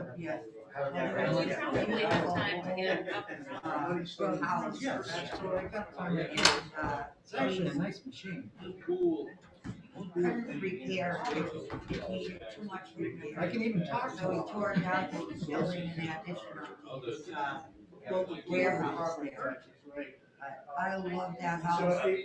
Inside of it, one whole wall was stone. And there were like 3 ovens in the wall. There was a baking oven. Yeah, that's, You know, fireplace, it was old, beautiful, and it was on both sides. I can try and get that one up, but just in case. Oh, good, okay. So let me see if this works, and if this works, if not, I can just plug in and tie in right there, and we're good. As a matter of fact, maybe I'll just start to charge this. Laptop, I don't have something, I have this thing that the city gave me, but, it doesn't have a keyboard. And right now it's on 30%, and I didn't have a chance to plug it in and There's one here. I was wondering if this one is plugged underneath the table. Oh, wait a minute, I That's see a one. microphone. I don't think I'm gonna need it. Let's see, what's this one? I think there's room on that. Right in back of it, or does it have any more space? Oh, there you go. At least I can We look need at one it. of those up front Want me here to go too. plug that in for you? Sure. Let's see if we can blow a circuit breaker. Note to self, bring power cords. You are Deb Hobson, Sarah sorry. Hobson. I'm Yeah, I Barbara Shaw, nice to Yeah, meet I've you. met you before. Yeah, been a while. That was here last time, not in education. Am I pronouncing your name right, Sodi? Yes. Okay. I know Representative Allen. Just gotta get the names straight. And Leon, Is it Leon? Leon, Leon, just like that. Erica Leon. Not Leon? Leon? Yeah. Okay. Some dairy. And, Andrus? Yeah. Andrus? You got a meeting. How you doing? Good, you? Very good. Very good. Hanging in there. Yeah. Good. Getting old. I had a rough time. I had a serious operation. Yeah, I'm trying to. I had a ruptured hernia. Oh, gosh. I had Sounds to like pry my bowel out. Oh. And when they were I think I'm putting the good. drain in, But I don't have any of the controls on this one right now. I gotta be they made something. hit a nerve. All I can do is wave my magic and hands. it bled and bled Oh, and, there you are, okay. my blood pressure was like 80 over 37. I couldn't figure out what was going on. So they finally moved Yep, the okay. drain and the bleeding stopped. So, because it was just sucking the blood out of the muscle or whatever. If they want a caucus, I'll give them 10 minutes of And, caucus. It was 15 just minutes. crazy, but it took me, you know, my red blood cells and everything was so low, I See, had that's to just get a empty. transfusion. We got. And then they were gonna give me a second one, and they thought, you know, we'd like your body to try to recover itself. Well, you know, I'm 78 years old, it took a while. I really didn't feel like I was back when I was How are ya? I am well. It was like 6 months. Right in the fatigue. I thought I had COVID about 17 times. I tested twice because I said, I'm like dragging, no fever, no nothing. I was exhausted, but my blood count was On visual. and then they found fluid around my heart and around my lungs, Jason and which Cheryl. they said was probably because of the operation. Anyway, I had to go on medication for that, and I was like, somebody in here put me in a hospital. And this is what they're doing, you know. Deb, is this thing working right now? I'm feeling great now. I'm feeling. I turned this off. Yeah. Yeah, I know that I'm was doing turned much, off. much better. That's good to hear. Those Yeah. mics. So now we can, what did you want to know, the computer? I know. Dinner sometime. I know, it's really tough. Yes, well, we shut that off. You know, I mean, I can try. this is what it is. It's okay, it's okay. I go through the motions, but it's just so distressing. I have 3 daughters, So, everybody has a different oh yeah, so opinion. every week. It's hard, That's it, you know. every week, Wednesday at 6 o'clock. And one of them is her elderly in-law, so she's got to be extra careful. Listen, One of them is a free spirit and says, you're out of your mind, you know? And one is more like me, she goes and she's a teacher, so, but she doesn't, she thinks she should be in the classroom. None of this should be going on. She quit the union. You know, she was a rep for 15 years. And she said, I'm done with that. And I said, I don't blame you, I have no respect for them right now, because of the things they came out and said. Of course, I can't say that. But my 2 towns, Allen is fully remote because they go to the teachers union. Yeah, I didn't, I got to speak. Is hybrid and trying to do in person much less. Yeah, they're back hybrid, that's not a total solution. And then my grandson that goes to Pinkerton, That's a great advantage. he's 15, that kid he's failing everything. I had to work with him as mother worked with him. Did they do the, was it the He's Friday back night by class? probably, you know, like an average grade. I'm not asking too much. I've been to all of these. I'm not a nurse, I was an analyst, and the guy that I worked with was a senior analyst, and then the rest of them. She's got 3 kids, and one of them's in college, she's doing fine on his own, but everything that she's teaching relates to size, so one of them is full-time Candy and has been since September, and he's been fine. Poor Emerson, he's the one that's just bragging, you know, and I feel so bad for him. He's so special, he's just one of these quiet kids that you just don't know him, you can't read his mind because he doesn't say much. Well, the other day he submitted 12 assignments in health, came to my house. He also lives on a farm, he has all kinds of chores, there's dogs, there's people, you know. So his mother said, I'm sending you the nana, so you're gonna stay with her, no noise, you can work, quiet there. Well, he submitted 12 assignments in health, and they disappeared on Google. They never got to him. And he said, they said, saved. He made sure everyone was saved, and then they disappeared. It's some sort of, and I looked it up online, and it's some sort of glitch at the administrator end of Google. So I told my daughter, I said, write a note to the teacher and tell them to see if they can retrieve them at that time. The teacher still has not responded. So my daughter told him, don't redo them. You're done. Unless you can. Get all your midterms done, get everything else done. Then he did I helped him with some English assignment that he had. Read a fantastic book, it's called Tuesdays with Morris. It's about a young man that interviews an older gentleman that's dying.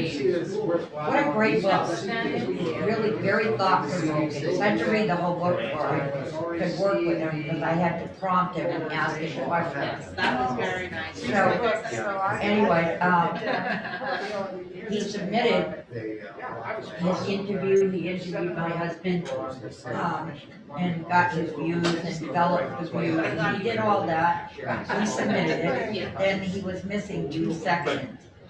So I went over the rubric, I looked at all the, what the teacher asked for and everything, so I made sure that he did everything that was asked for. He got a 50, and I said, what? 50? And I said, what did the teacher say? He said that most kids submitted at least 4 to 5 pages. Oh, yes, you have to participate. And I said, it said 3 to 4 paragraphs.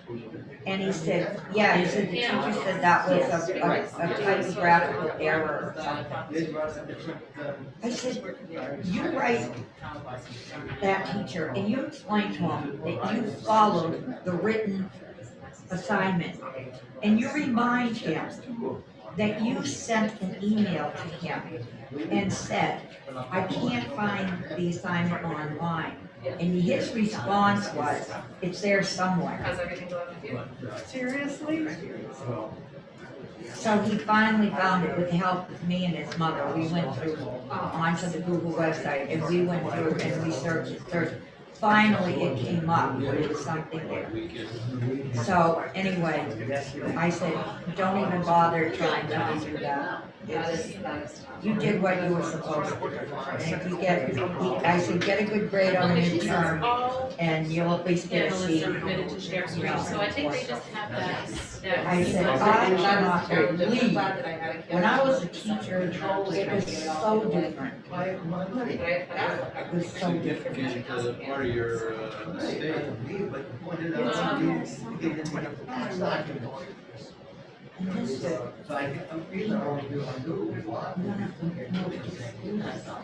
Barbara, holy cow, it sounds like it's go someplace else and ask for your money back.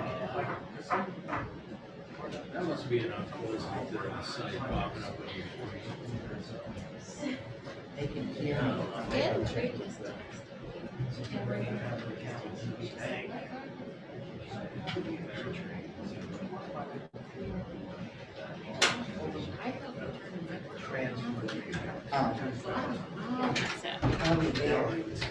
I figured everyone could hear me, but I really don't care. Yeah. It's okay. Pretty straightforward.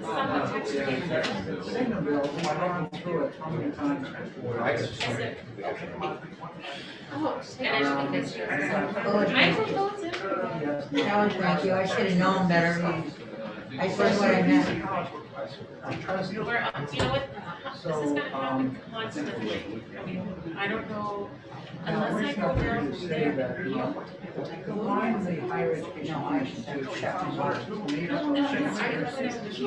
were very much. It's not like work. I'm just afraid if I fiddle around with stuff too much, you forget who did. Now, that's why. It took us long enough to finish. Excuse me, I'm sorry. Barbara, my grandkids that are close. I haven't seen them. They are living with their parents, and there are some health issues. I haven't seen them, but my grandkids who live in the Seattle area have come out, driven out, and flown out. So it's funny, the fire departments, I've seen multiple times this year. The closest ones. Experts They're all. experts in their area. These are folks that are top flight administrators. Well, I apologize if I said anything to offend anyone, but it was my feeling, my opinion, my personal experience, and I'm not.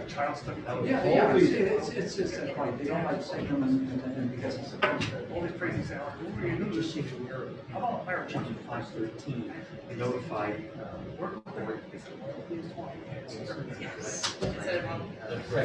yeah, I'm not sure if he's trying to get out or not. Hi. but I haven't really met you knows yet. about it. Erica Leon, how are you? I'm just introducing. Get the name. I know. Erica? Erica, Yeah, Leon. where are you representing? Gary, Rockford 06. No, This is outside of the educator. Is this your first year? It is. So I told him it's fine, you know, Like 22nd. both bills will see, Wow, you that's know, amazing. what happened. No one- They'll both. Oh, institutional knowledge. I mean, the fact that you've been here for so long, that's why the nature of I was it. around for 15 years. All it is this 14, staff. 15, and Right. then We're just clearly defining their job. wasn't clerk the This last 2 terms. higher education commission, ours is to authorize, based upon report. I'm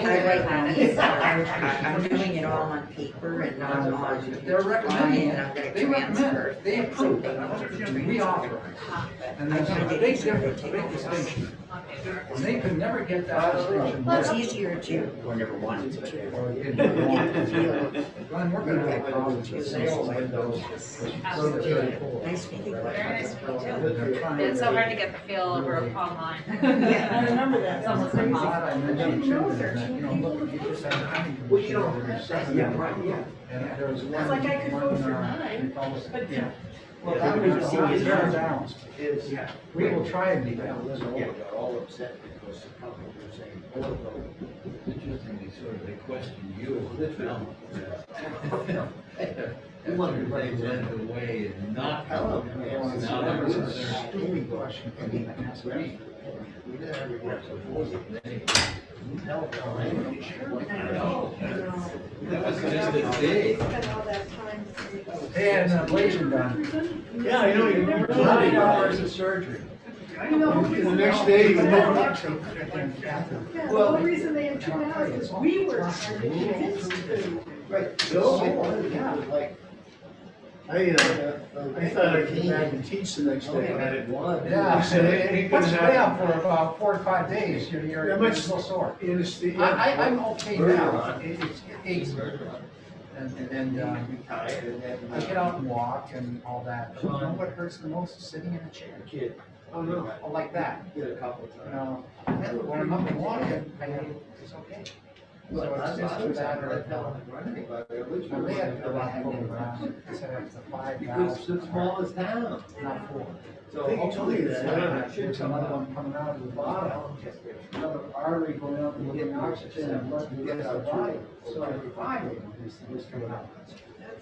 They wouldn't allow. You get spare, I guess. You don't know if that's good or bad. Well, for my daughter who ran for Texas A&M, she has the same thing, and she can run track. So it's a good thing. Yeah, it is good. Yeah, exercise. Yeah, but and then the See if they put one in. Is it everything you hoped it would be?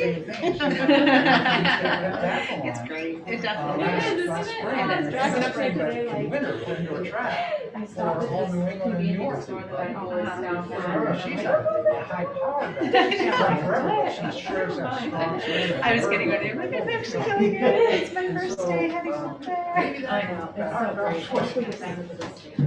I don't know. Did you see what Biden did? At least I had time to find a shoe. They tried that question, sit there, and the representatives hall, you know, That's right, he's foreign also reps, destroyed. you know, the big, paintings, portraits, you know, behind speakers. We got that bill coming up. It doesn't get old, I mean, I wish, you know, I only got to do it for a year. An interesting, story about the portraits in the back. It's not fair. Tell everyone, because I'm fascinated by it. Well, we used to do that, we have Senator John Kale, And next to him is Abraham Lincoln. Senator John Hale, Relies the more first on United States senator to come out against the Republican. and then turn around and spit in her eye. His daughter was Lucy Hale. She was engaged to John Wilkes Booth, the assassin. They're next to each other in the States. Wow. 2022. Senator Hale was met with Lincoln the day of the That's 2 years late. assassination to try and get an ambassadorship to Spain to break up the romance. Wow. International for Wilkes Booth?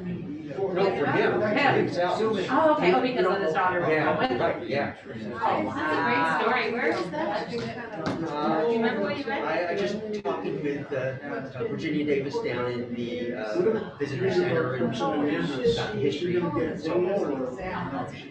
That's amazing. We need that vote. We need that vote. And follow-up, she told me about the story in Lincoln's son, Robert, was in Union Station in Washington, D.C. And almost fell into the non-fatal train. And someone grabbed him and pulled him back. She ran for She school said, board in Merrimack Valley and stood in the snow all day long with signs. how much you saved her with my life. Like I said, but that's the only place I can connect with my brother. So it was John Wilkes' brother, Archie, his older brothers.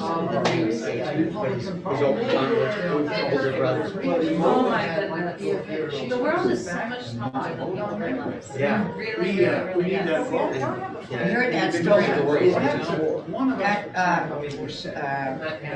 Fritz Weatherby Yeah. gave that story. Oh, did he? Yeah.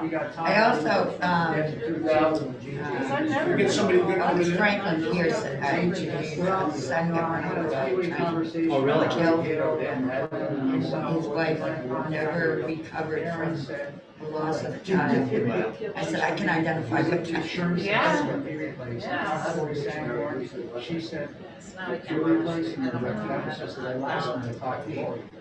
and so I just. We were actually, my new Zoom background was actually Gettysburg, because we took a whole field trip there.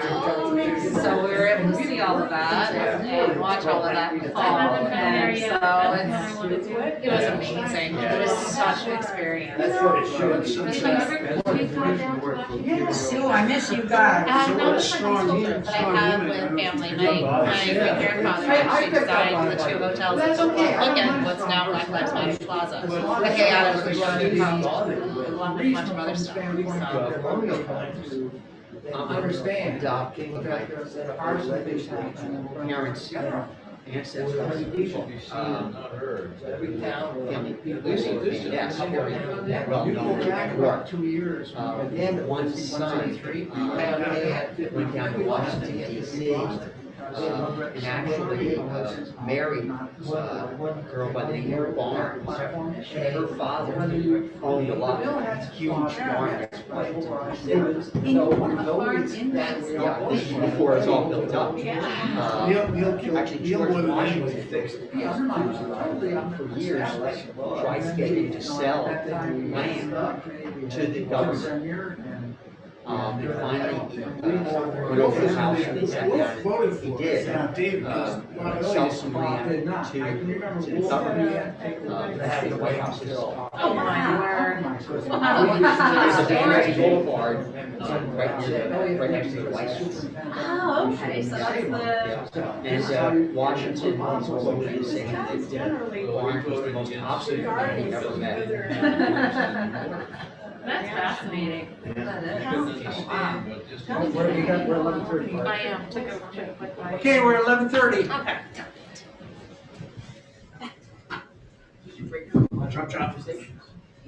Okay. Hey, we gotta keep this thing motoring. Yeah.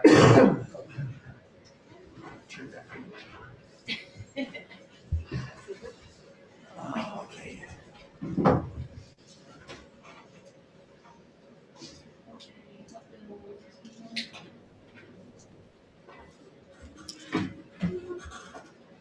Good morning, everybody. We're back to it. It's 11:30 by the clock here in 203.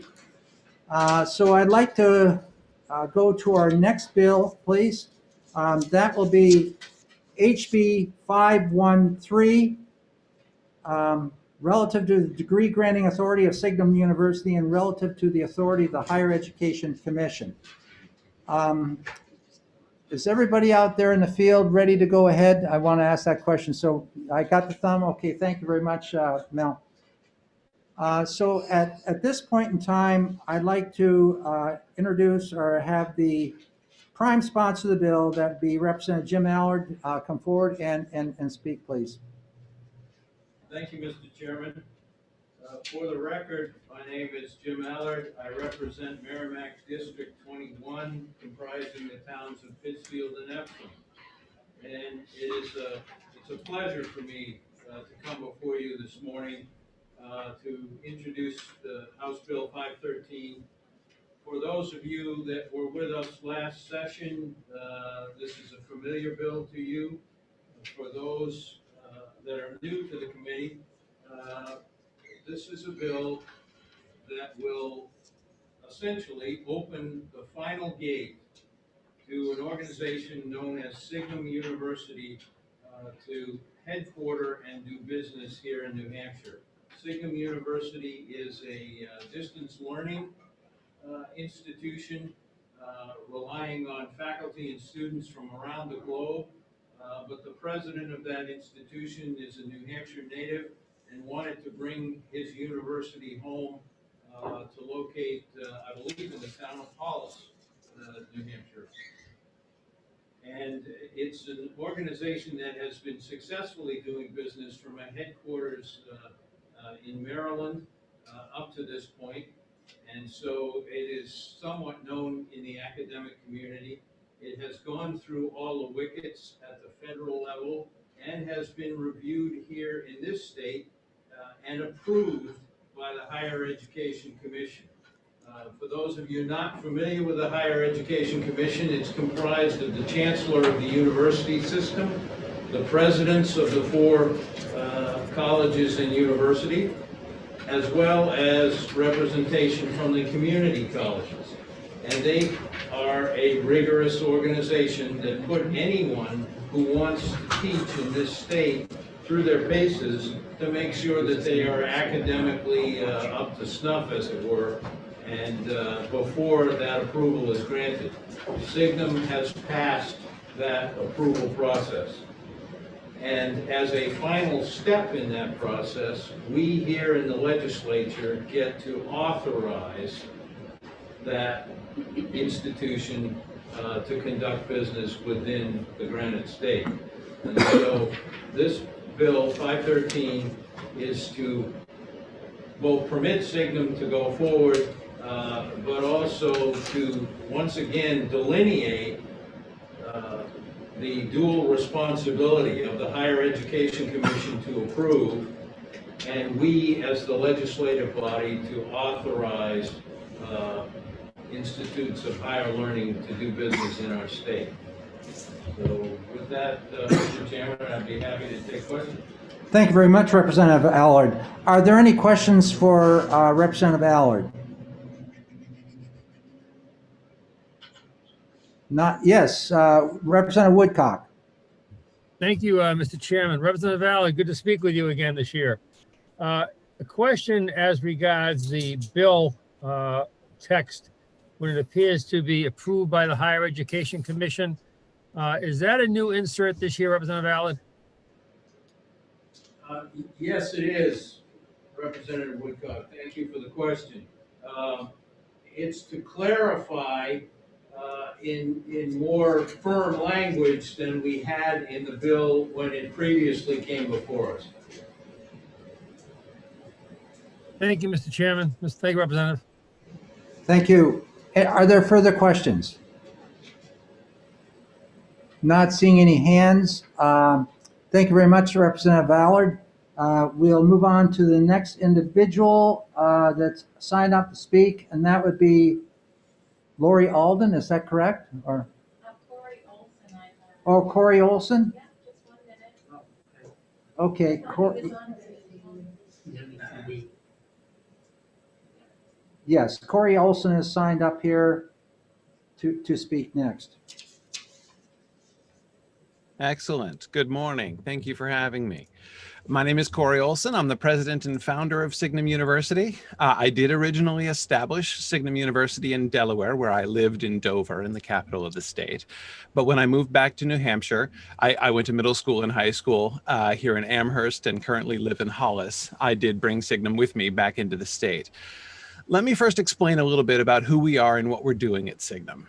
The mission of Signum University is to establish an open and globally accessible digital campus that reduces student costs, provides a vibrant online academic community that fosters exceptional teaching and opportunities for intellectual engagement, and ensures fair and generous treatment of our employees and students alike. Signum has several different programs. Our central program is a master's degree in language and literature, an MA degree, with concentrations in Germanic philology, imaginative literature, Tolkien studies, and classical, medieval, and Renaissance literature. We now have over 100 students who are enrolled in and enjoying our program, making it one of the largest MA-only programs in language and literature in the country. We also offer a number of other non-credit bearing programs. These are totally separate from our degree bearing programs. We host a number of open literature discussions, providing thousands of hours of completely free academic engagement for the public. We're also hosting a series of extracurricular language arts clubs for children, book clubs, creative writing clubs, and language clubs. We know that extracurricular options for kids have been limited during the pandemic, and we've wanted to step in and help out with that. A week and a half ago, our program was unanimously approved, our clubs program was unanimously approved by the New Hampshire Board of Education for participation in the new Learn Everywhere initiative. And we're excited to give kids more fun options for learning, especially in the current pandemic circumstances. Recently, we've been working with one of our current students to begin free book and writing clubs for inmates in the Maine prison system where she works. The program has sadly been put on hold for a while due to a COVID outbreak in the Maine prisons, but we're hoping to move forward with that initiative a few months down the road. In 2018, Signum underwent a rigorous comprehensive review before the Higher Education Commission, a committee, as you know, consisting of many of the most distinguished higher education professionals in the state.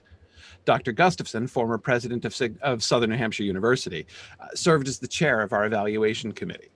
The result of that review was a recommendation that our MA program be approved in the state of New Hampshire, and the review team provided, as they always do, a list of recommendations that they wanted to see us address in the following 2 years, prior to our first standard follow-up review, which was scheduled for fall of 2020. The Higher Education Commission approved our program officially and unanimously. In 2020, we officially began the next stage of our credentialing process, which is our application for accreditation. We're applying for accreditation from the Distance Education Accrediting Commission. We have passed through the first preliminary stage of the accreditation review, and we're currently engaged in stage 2. We're hoping that our accreditation review will be complete in either June 2021 or January 2022, though the time frame is largely out of our hands, of course.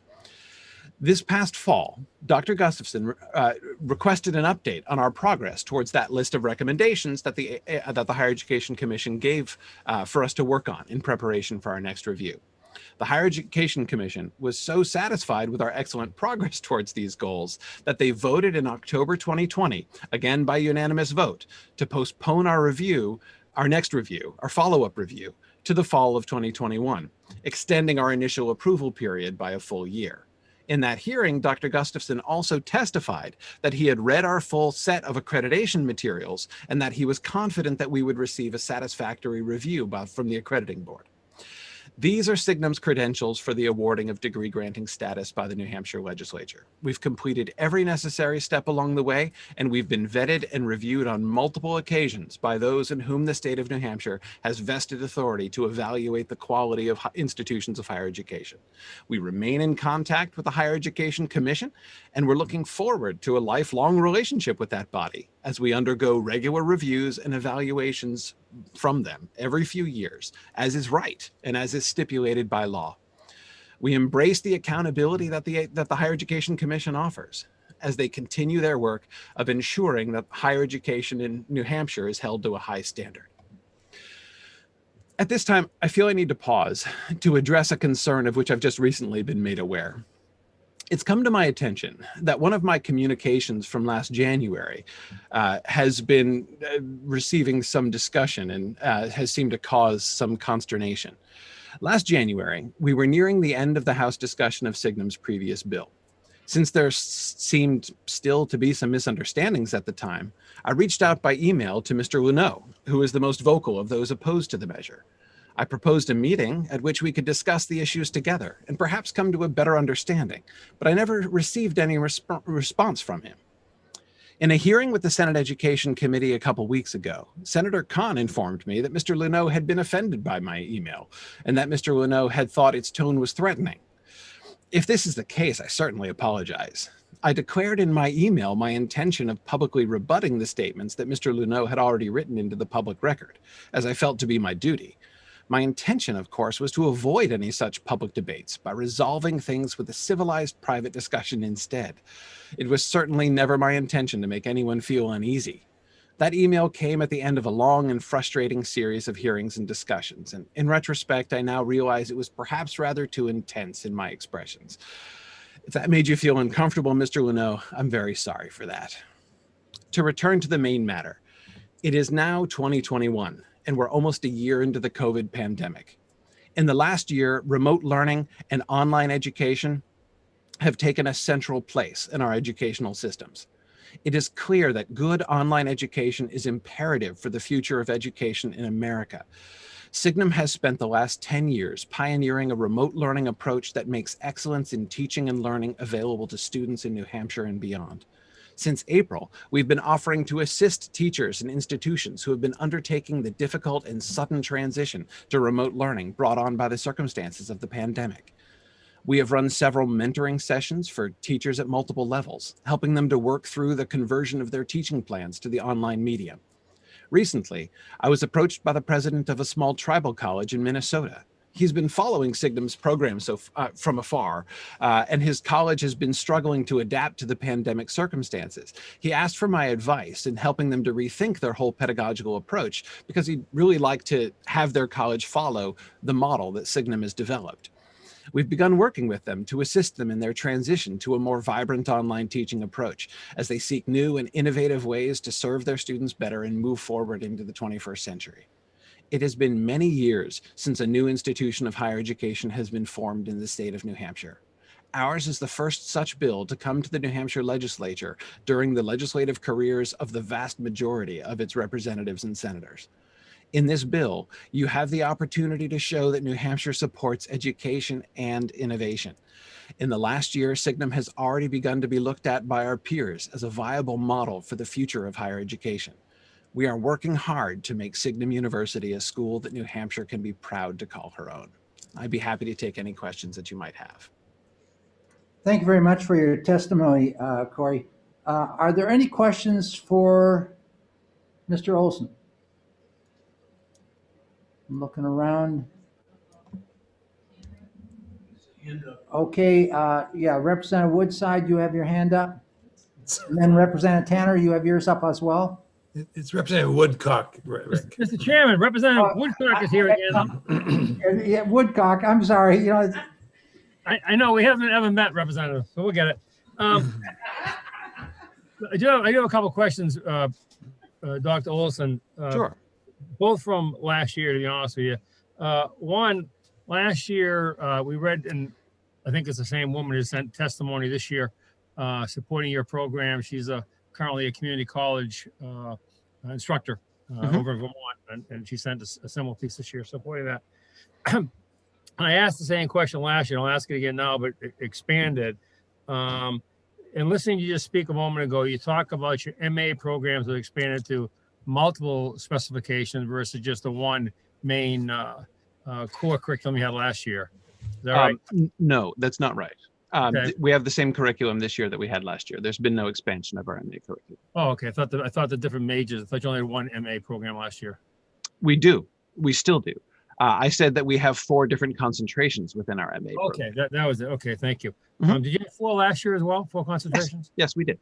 Okay. But may just finish this then. The students from last year through this end of the academic year, how many finished the program? During this past year, Yes. 6 or 7, I believe, finished during this last year. Okay, and if I may follow up, Mr. Chairman, so what did they get at the end of the year in June if they finished the program and you weren't in an accredited school? What do they actually get for a degree? They get an acknowledgement that they have completed our program, and we shall award them the official master's degree when we are awarded the authority to do so. Okay. So they just got a paper. Another question? That was it, Mr. Chair, just to follow, so just to be clear, if I may, Mr. Chairman. So that means that, so at the end, they just got a piece of paper signifying they finished the program. They completed the program. Yep. Thank you very much. Thank you, Mr. Ladd. Appreciate it. Thank you very much, Representative Woodcock. Further questions, Representative Tanner?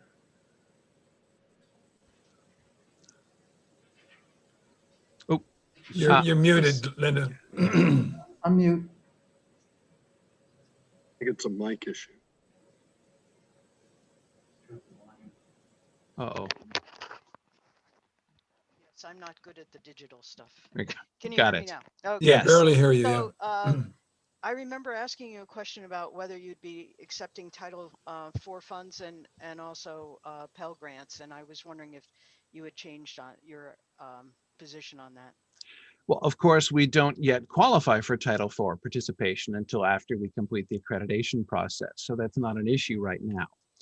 We have no plans to move forward with Title IV funding because we already have in place more than sufficient financial support for our students.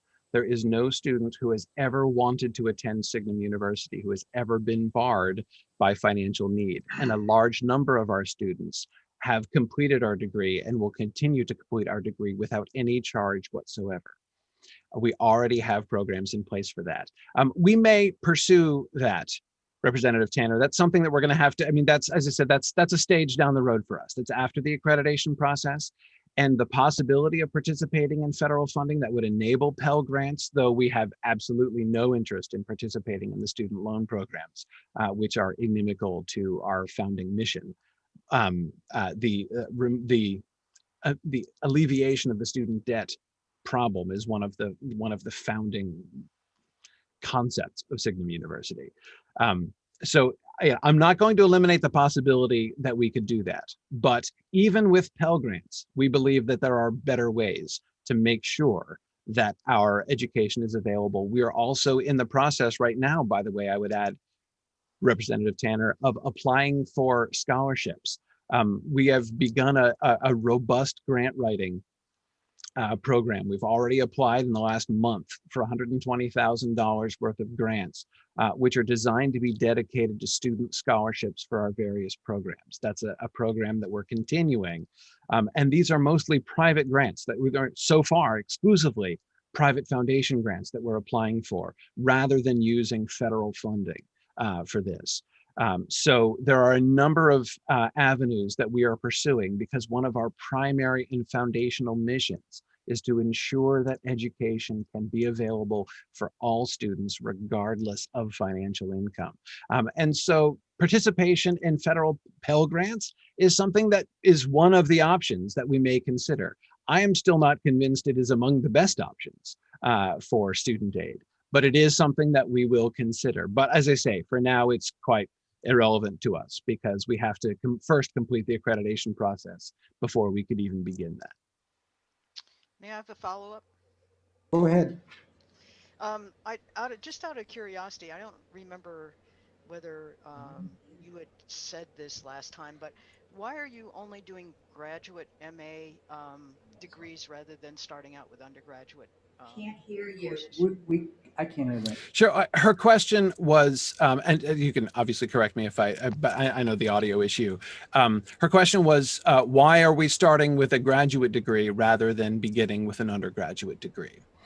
And the answer is that starting up a new university from scratch with no funding whatsoever is challenging.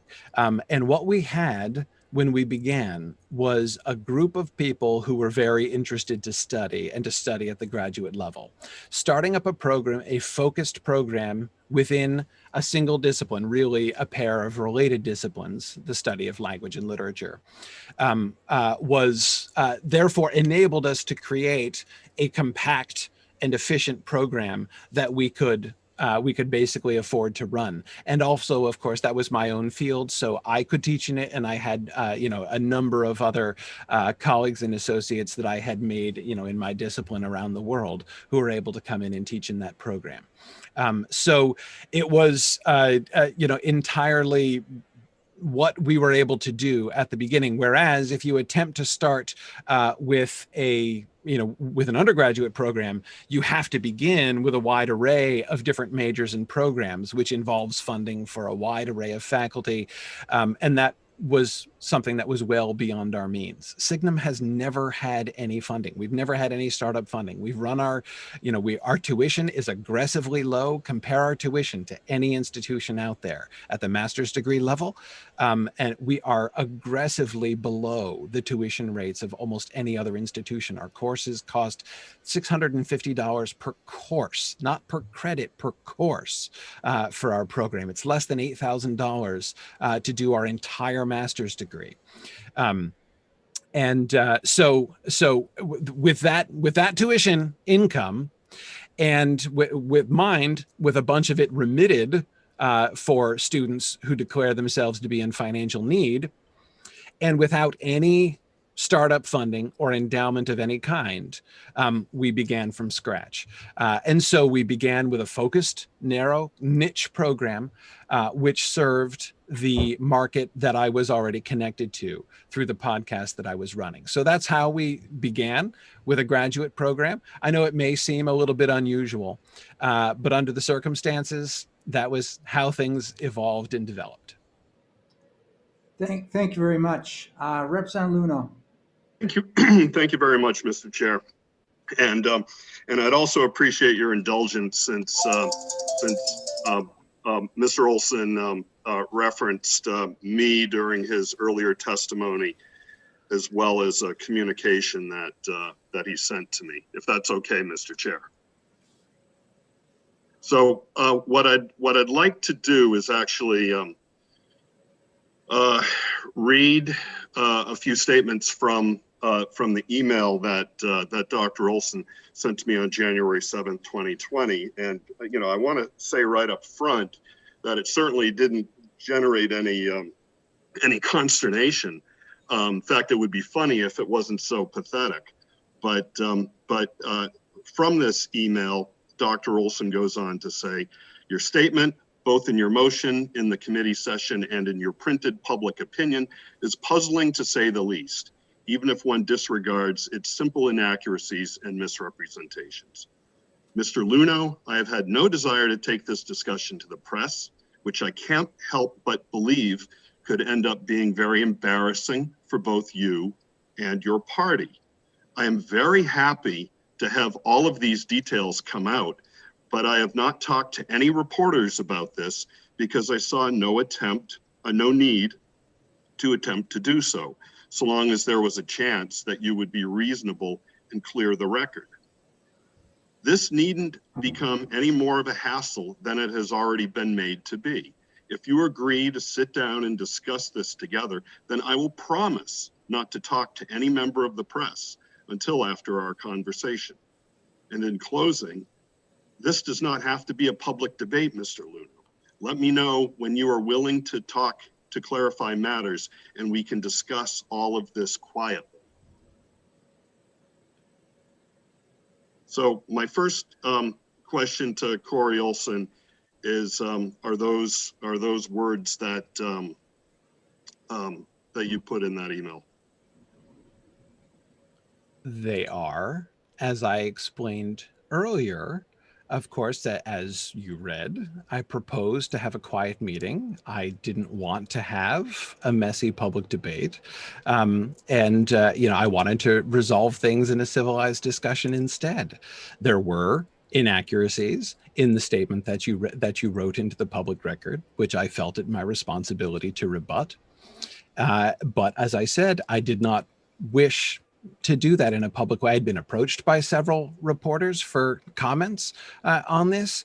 And so instead of merely responding in the press, I wrote to you first to offer a chance to talk about this quietly, because I didn't want, did not have any interest in engaging in a messy public debate. So I offered to talk about it quietly. And as I say, I did not want to engage in a public debate. And so when the bill was tabled ultimately, and therefore did not receive the ratification of a House vote, I let it drop because I did not want to engage in a messy public debate. Mr. Chair? Okay, I'd like to interject for a second here. I'd like to have all conversation directed towards this bill. Thank you. Where looking at the changes right there, approved by the Higher Education Commission and authorized, that's what we're debating right now. The rest of it's already in statute. Or, the first part of that, Roman 2. Then number 2 down below is what we should also be debating. But unfortunately, we've had this situation occur in the past. I'd like to see us moving forward here and if there is this discussion, it would be appreciated by the entire committee here that we start discussing that on a private level between the two involved in this, rather than taking up the time we have right now to rehash. This is not going to get us any closer to a final resolve of this House bill. Well, a point of information, Mr. Chair. What's happened here is that Johnson has threatened a representative. And in my 9 years in this work that we've been doing here, I have never seen anybody threatened with a public disclosure like he did to Representative Luno and to me indirectly, because we disagreed with his approach to how he runs his university and what his university was doing. So I think that is relevant here as it relates to the integrity of his institution in threatening a sitting representative. Mr. Myler, the only thing I threatened, as you say, is to publicly rebut a public statement. I made no personal threats of any kind. I only said that I was going to rebut in public the statements publicly made by Mr. Luneau. That's all that I said, Mr. Myler. That's not the way we took it. I understand. You do not deal with representatives in a threatening fashion if you disagree with them. I only said I was going to disagree with them and in public. And I do not see how a public disagreement with a public statement constitutes a threat. As I've said, if you thought my tone objectionable, I can only say that I feel sorry that you felt that way. That was not at all my intention. Mr. Chair? Yes, I'm going to interject right now. And this conversation could go on forever here, and we're not going to resolve it at this moment here in the Education Committee. There might be another avenue for this, and I suspect if Representative Luno wants to choose that avenue, he may do so. But at this point in time, we're dealing specifically with this bill, and we have other people who would like to testify, and we're already beyond the half hour we had allocated to this bill. Mr. Chair? Yes. On an earlier bill, I'd asked you a question which you deferred to members for the department that never showed up to testify, but I'd like to know if members from the department are going to be here to testify on this.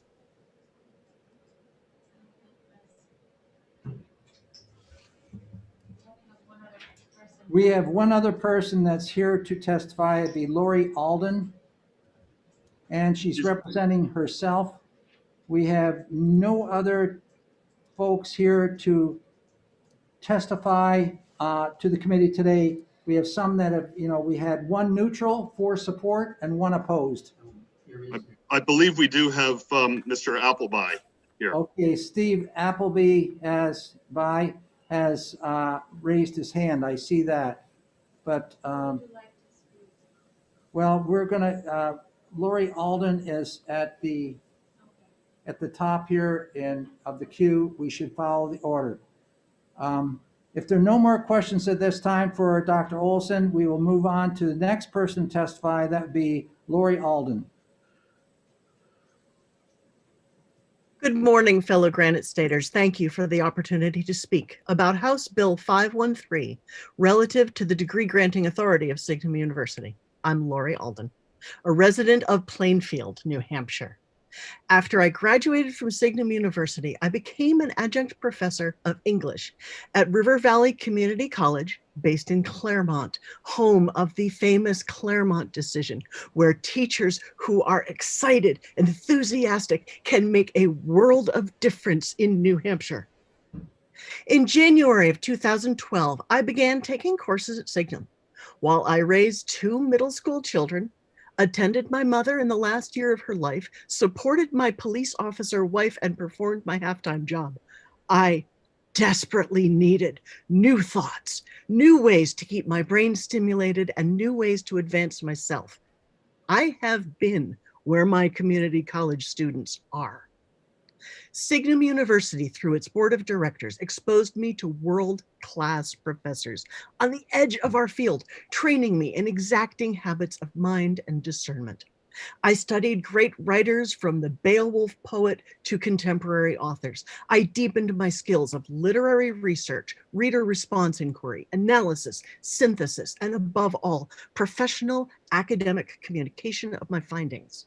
And I bring these skills to my students from Claremont, Charlestown, Keene, and Lebanon, who need to inquire into history, analyze their chemistry lab findings, synthesize the learning of multiple courses into one nursing career path, and communicate clearly at their place of work.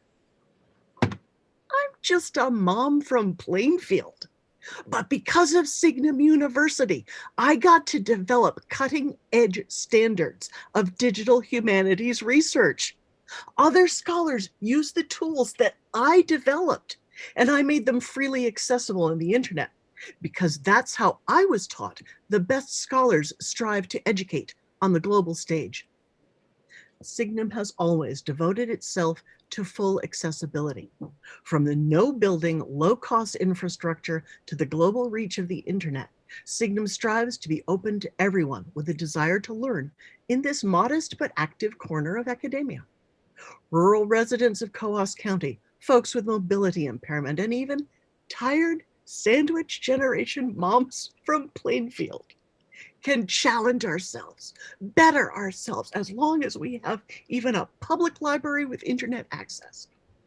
I myself was a work-study student and prepared teaching materials for my professors to use in our online live class lectures and our small group discussions. When this pandemic hit our nation, my students did not lose one iota of educational time in my classroom, because I have a decade of experience in a vital online education program, which makes the email correspondence schools of the 1990s look like the correspondence schools of the 1880s.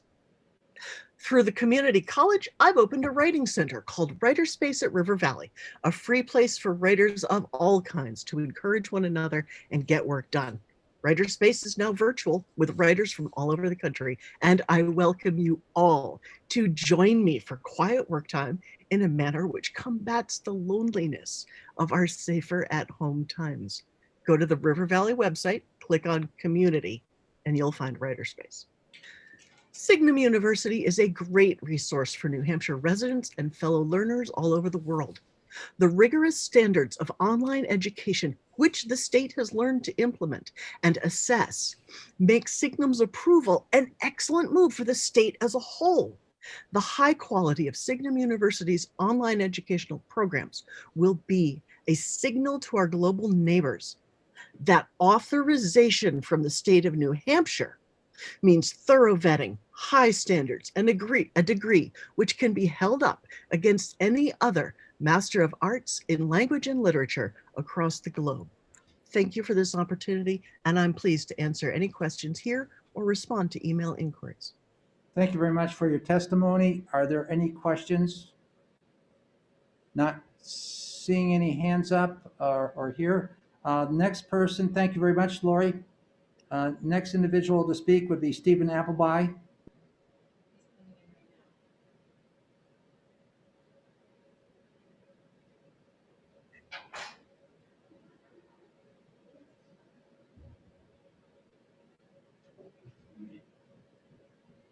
Stephen, if you undo your mute button. There, got it. No. No, can't hear you. Yeah, hit your mute or unmute. Thank you. I think I'm good now. I apologize. My Zoom closed exactly as you were queuing me up. Good morning, representatives, and thank you. Stephen Appleby, Director, Division of Educator Support and Higher Education at the Department of Education. And I'm here to just answer any questions with regards to the approval process that Signum has gone through with the Higher Education Commission. Thank you very much, Stephen. Are there any questions? Representative Luno. Thank you very much, Mr. Chair, and thank you very much, Mr. Appleby, for being here this afternoon.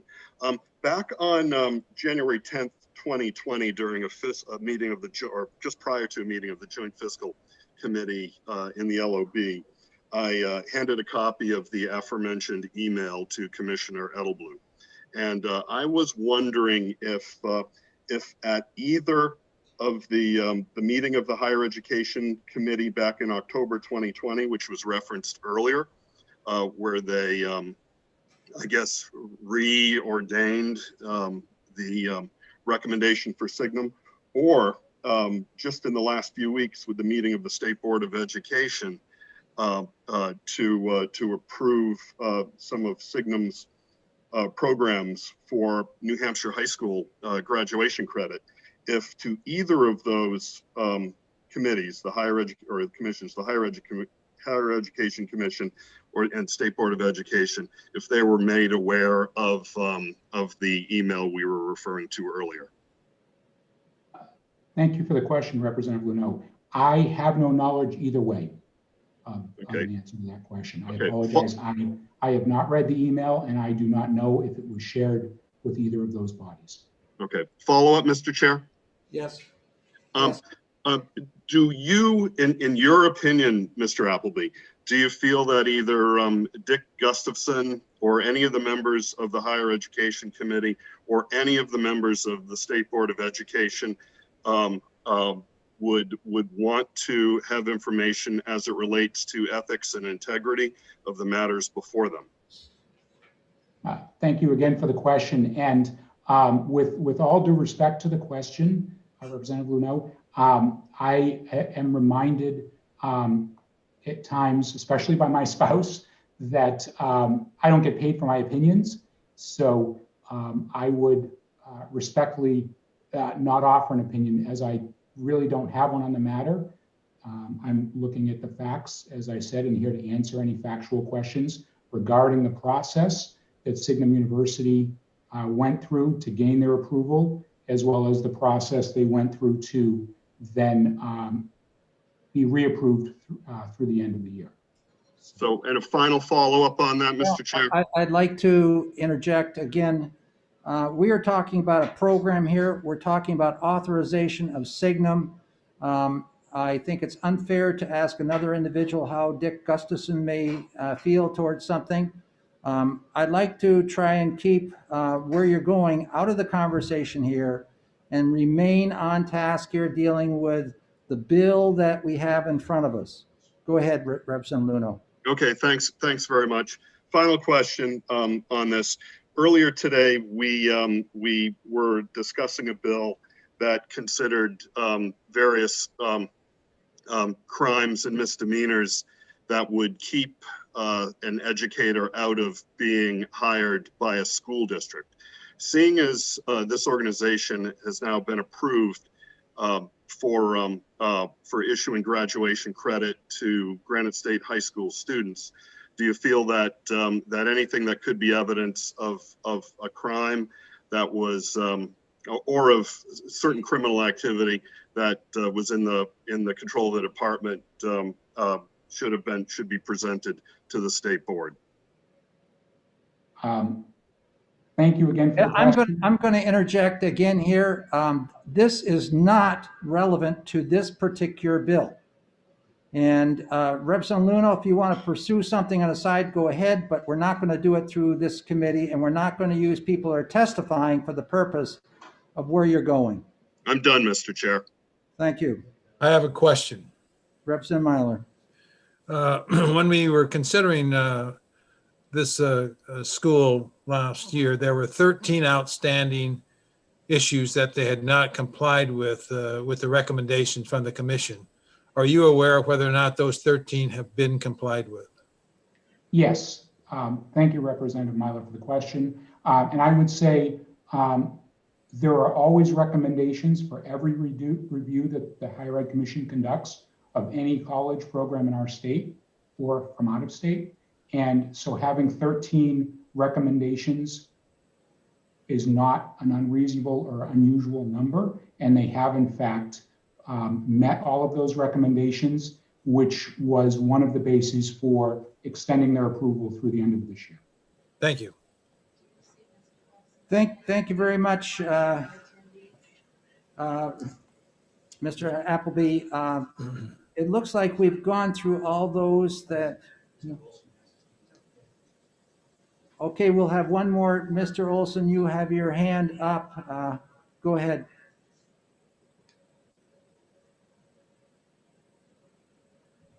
Hi, sorry, no, I just wanted to offer to provide further information about the 13 recommendations question. And I wanted to clarify that when I referred to the recommendations that were given in order for us to make progress towards them in our second year, and those 13 recommendations, which the Higher Education Commission had deemed we had made so much progress towards that they delayed our further review by an additional year. Those are the 13 recommendations I was referring to. Thank you very much. Representative Hobson, do we have any further folks online? Okay, we've had all those that have asked to testify done. And so at this time, I'm going to close this hearing 5:13 and break for lunch. How long, Rick? It starts up at 1 o'clock. Thank you. Thank you. Thank you, everybody. I'll let them know. Members, you can stay on the call. It'll continue to be open if you just want to mute your mic and your video. Sound of shooting.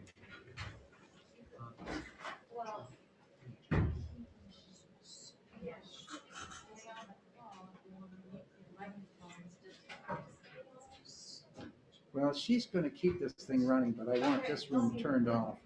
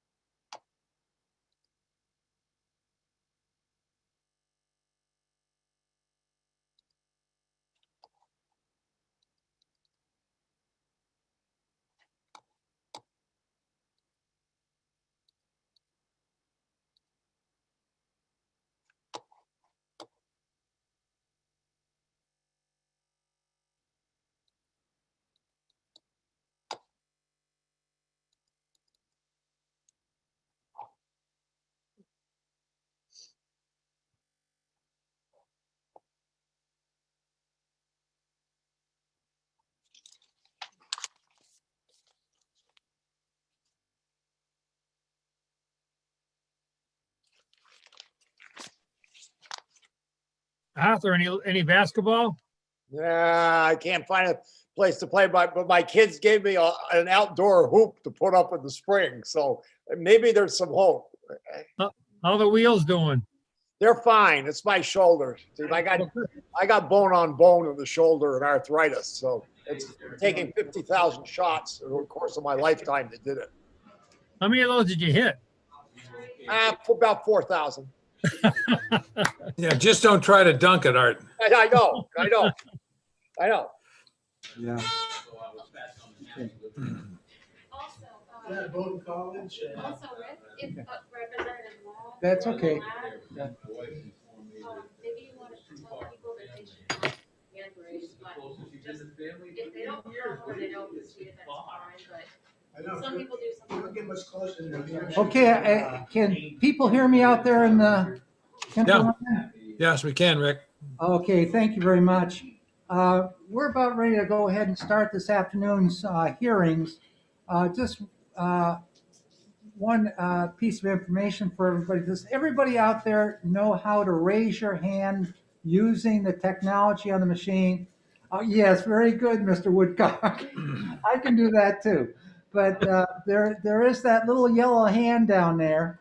Yep. And if you hit that, at least on my screen, I don't know if yours looks the same. It should. Just raise it like that. You've got it. Click it to I go don't see it. off. I don't see it. I don't see it on mine. No problem, I just. Right next to participant, share screen, record, raise hand. I don't have a raised hand. I don't have raised hand. It may appear on your participant panel, so make sure that you've clicked on participants at the bottom of your screen. A panel should pop up and you may see raise hand at the bottom of that panel. Yep, got it. Okay, I'd like to go ahead. Jen, are we recording? Yep, you're good to go. We have an echo, Jen, Is everybody on mute? oh, there we go. Okay. Okay, so we are recording, so I can close that. So with that, we're continuing this session for the day. We're looking at HB 442. That's relative to penalties for a school's failure to file Department of Education reports. And with that, we'll open up the hearing, and Representative Cordelli, you are the prime sponsor of that bill. You have the floor. Thank you very much, Mr. Chairman. For the record, Cordelli, representing Tufton Borough, Moulton Borough, and Sandwich in the beautiful Lakes region. And this is really a pretty simple piece of legislation that I worked on with the Department of Education due to occasional problems the department has had getting information from local districts. You can remember a couple of years ago, we had a similar problem with getting emergency plans from districts.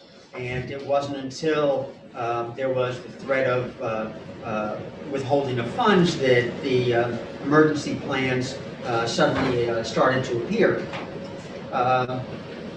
This bill amends current statute related to the requirements for districts to report information to the department. The current statute, however, does not include charter public schools in a number of areas, and that has occasionally presented problems.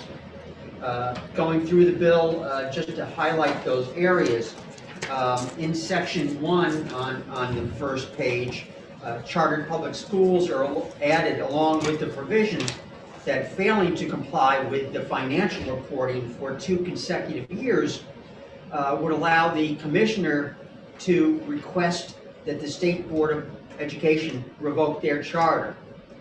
I think that this might encourage them to get those reports in on time. In section 2, just down at about the middle of the page, line 15, with statistical reports.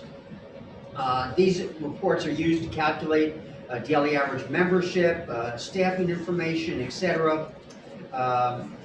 This new language adds a new report, and that is prior year safety information, and also provides for other reports that the department might feel are necessary to comply with federal and state law. And here again, we also add chartered public schools as well as non-public schools in this requirement. Starting on line 25, section 1A, additional reporting requirements are added for non-public schools, along here with the penalty also of having their charter or approval revoked by the department and the state board if necessary.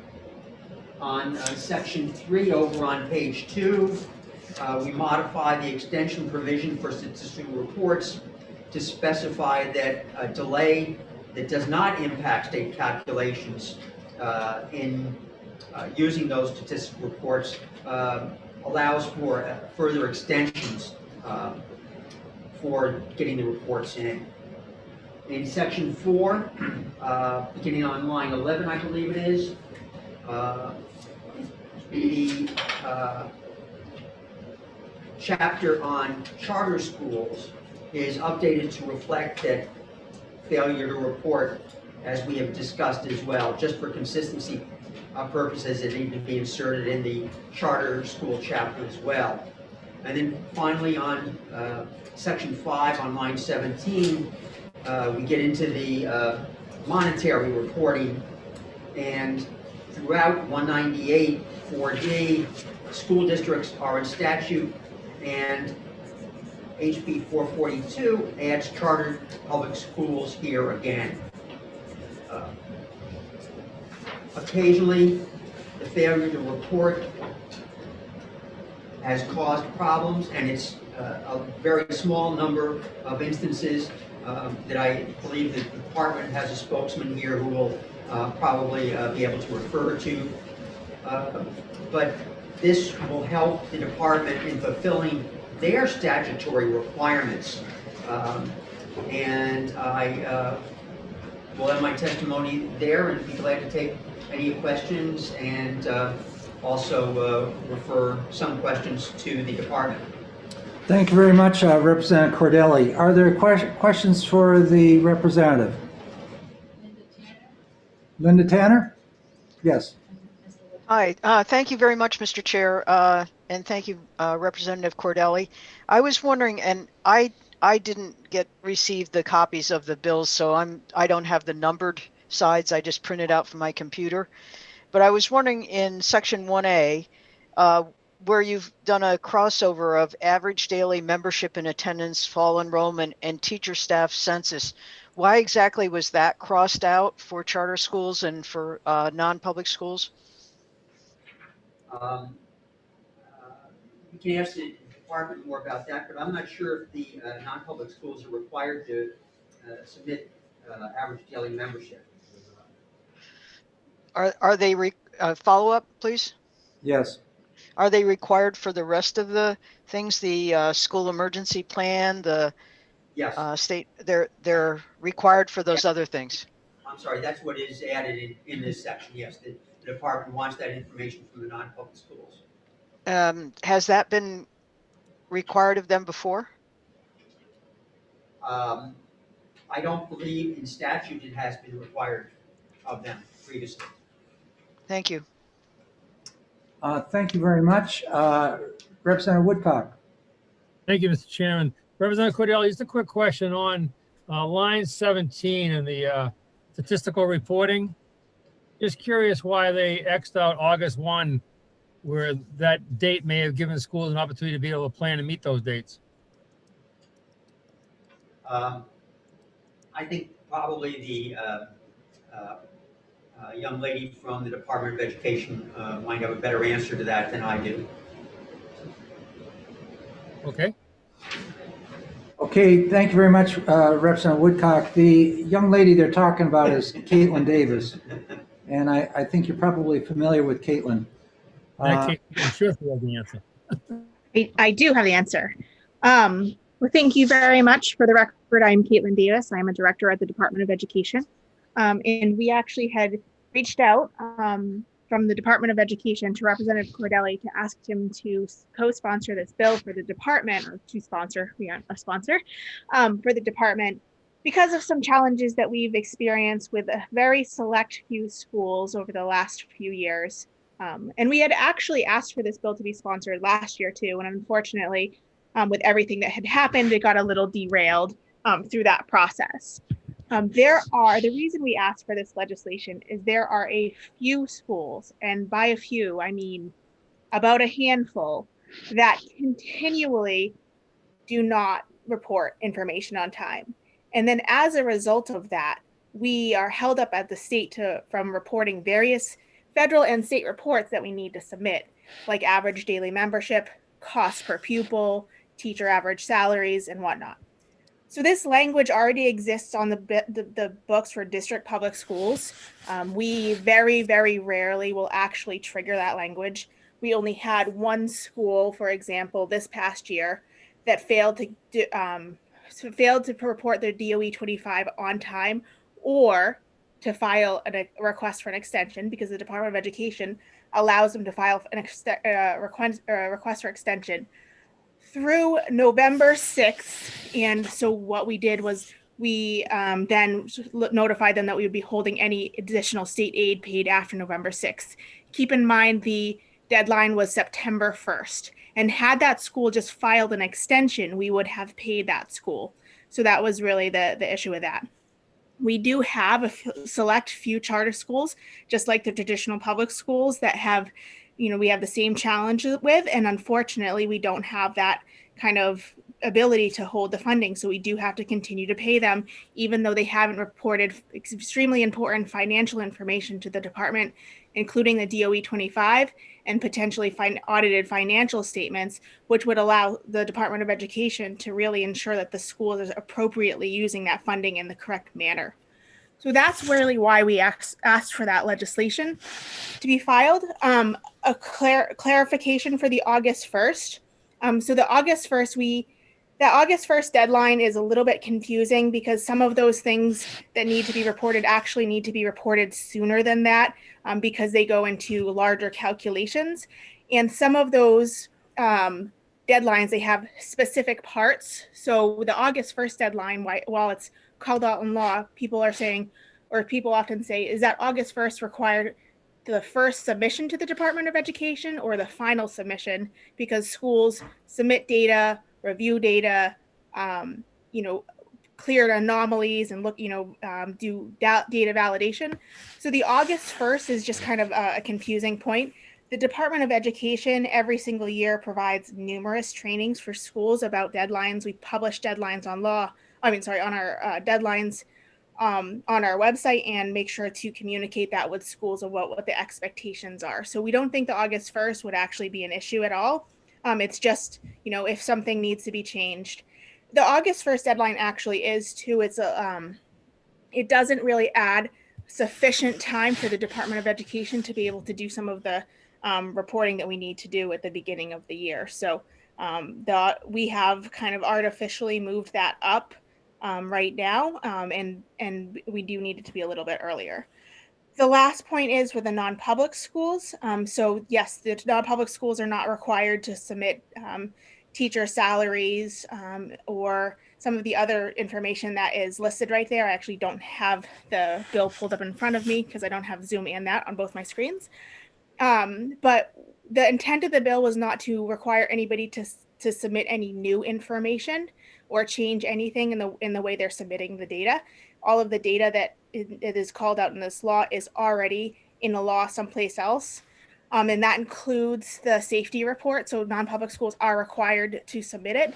But we have had some challenges with some non-public schools in the past, and that's why we added that language in here. One, to clarify that they are actually required to submit it, because it's a little bit confusing when you look at the law and it says right here what they're required to submit, and versus another area of the law that talks about the report and says non-public schools are required to submit it. So that's kind of, we were trying to clarify that with that. Any other questions for me? Yes, Caitlin, I have one question for you. This is Rick Ladd. I'll take the mask so you can hear me.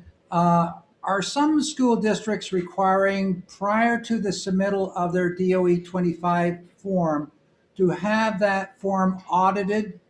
And if they do so, is there enough time from the end of the fiscal year to, the deadline that you set for them to get those audited before they come to you? So the DOE 25 deadline is a chicken and the egg sort of situation. Yes, some school districts have the DOE 25 prepared by their auditors. Actually, the number seems to increase each year, but it is not a state requirement for it to be audited. And the September 1st deadline would be a challenge if they were going to have their auditor prepare it, because it's a pretty tight deadline with wrapping up the end of the school year, which ends on June 30th, and having financial statements prepared. However, the DOE 25 is a required document by the Department of Education and the DRA for tax rate setting. So the Department of Education has to review the DOE 25, give the appropriate information to the Department of Revenue, and then they use that information for tax rate setting. So if you were to push it back any further, the Department of Revenue wouldn't be able to set the tax rates in an appropriate time period, which they usually try to get most of them out in the middle of October and early November. Thank you, Caitlin. I see that Representative Lay has his hand up. Thank you, Mr. Chairman, and thank you, Ms. Davis, for taking a question here. I apologize, I'm new to the committee, so I don't know all the ins and outs of things here, but I wanted to follow up on just what Representative Tanner asked before. So I'm looking at line 25, section 1A, where it goes, non-public schools shall submit, and it eliminates average daily membership and attendance, fall enrollment, and teacher staff census. That is all in current statute. So if that is eliminated, do those reports still have to be made by non-publics then?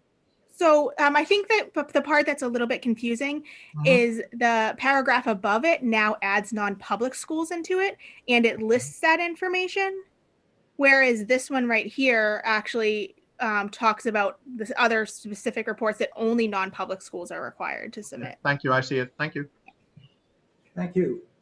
Representative Tanner, you have your hand up.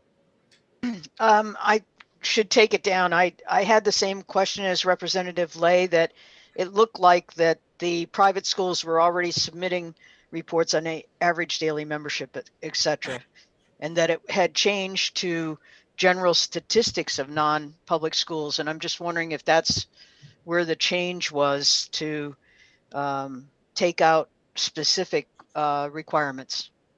So I guess I'll ask that of Caitlin again.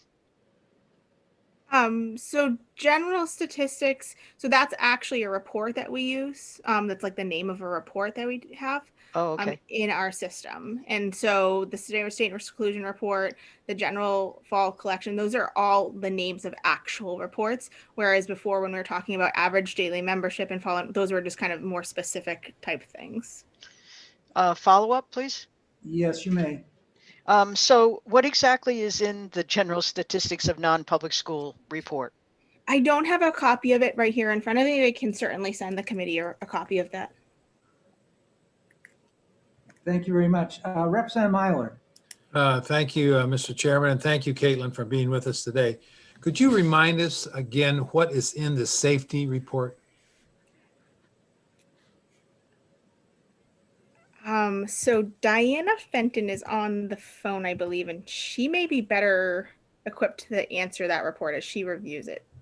I don't know if I could phone a friend for that one, Zoom a friend. That's okay. If you don't know, that's fine. So I just don't have it memorized. I can certainly send the committee a copy of that report too. Thank you.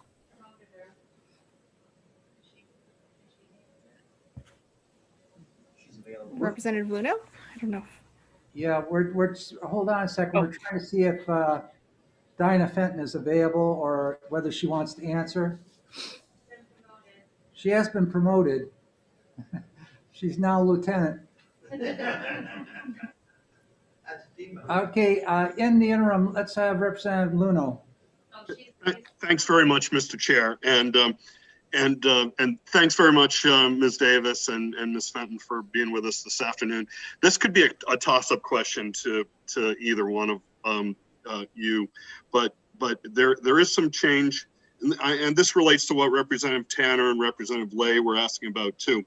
But change in the use of the words district, school, and education agency. And I was wondering if that's a material change, or if those three terms, I mean, are they different? Can they be used interchangeably?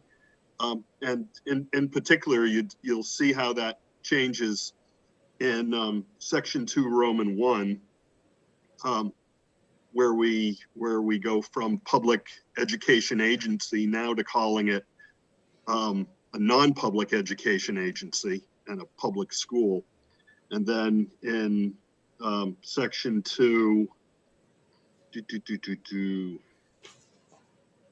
you've got private schools, but there's an area where it goes from district to schools, and I was just wondering if that's how material that is.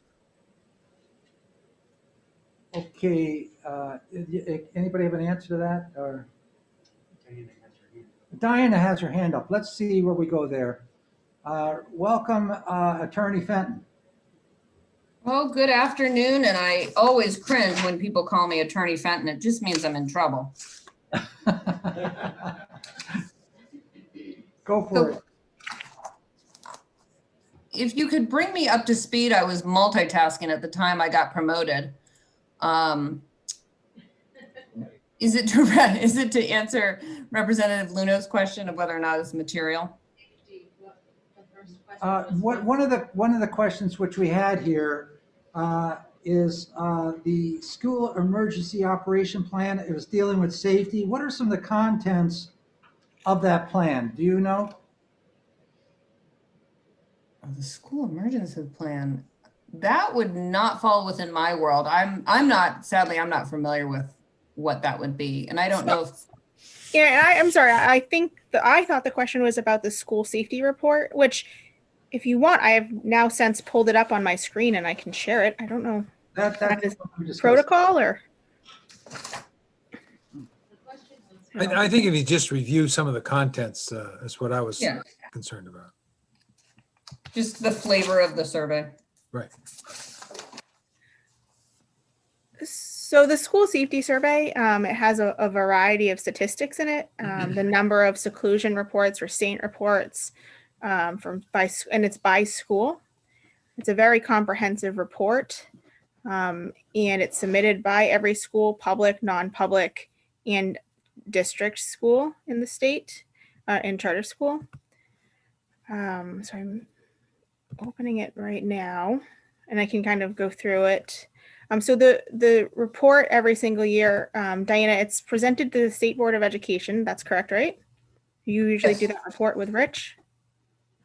Yes. Yeah. And so it has, so I said restraints, any information on restraints and seclusion that's being investigated. And it kind of goes into the detail of, did the restraints result in bodily harm, serious injury, and then it goes kind of same types of questions about seclusion. Then our investigations with seclusion. Then there's questions about harassment and the types of harassment that are being reported by the school. If they were related to gender, sexual orientation, race and color, or national origin, disability, physical characteristics. And so then it goes through all of that, and then we have a bullying section, and it talks about the types of bullying that is occurring. So is it cyberbullying, bullying of any kind? Are the bullying based on gender, sexual orientation, race, color, national origin, disability, and then were the bullying incidences single, or were they significant? Was there a pattern?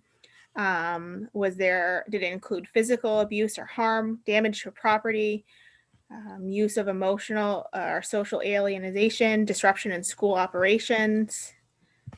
And then there's a variety of other types of things that we collect, including student discipline, and the types of discipline, including suspensions and expulsions. Okay. Thanks, keep Caitlin. going, I don't know. That's good enough. Thank you very much. Yeah, it sounds very thorough. Yes, Yeah. it's extremely thorough. And it is on the DOE website if anybody is, interested in taking a look at that. There's information for the last 3 years for every school in the state of New Hampshire. Are there any further questions for Caitlin Davis or for Diana Fenton? Doug Lay, I see your hand up. Well, mine's still out there. Oh, okay. That's what I was going to follow up on. Go ahead, Dave. Sorry. Go ahead, Representative Luno. No. The question was asked. Basically, the changes back in Section 2 Roman 1 and Section 3 Roman 4 of the use of the terms district, school, and education agency. I'm just wondering if those are, when it talks about, like in Section 3 Roman 4, that the department can grant a waiver or a 30-day extension to a school district, and now it's being changed from, that's struck, school district, city, or public academy, and being replaced by public school, chartered public school, or non-public school. Is there a material difference in that? And then the term education agency, I think, is used up in Section 2 Roman 1, and just wondering if that's does that make a difference? And what's the difference between the three terms? Diana, do you want to take this one? Well, I think Caitlin and I could probably answer it together. I think it was to address that we wanted it to apply clearly to these entities, which my understanding is currently it does not. So I think school district has been expanded. And then the city or public academy, I think those are kind of older terms, is my understanding of the statute. Maybe Caitlin can clarify a bit more.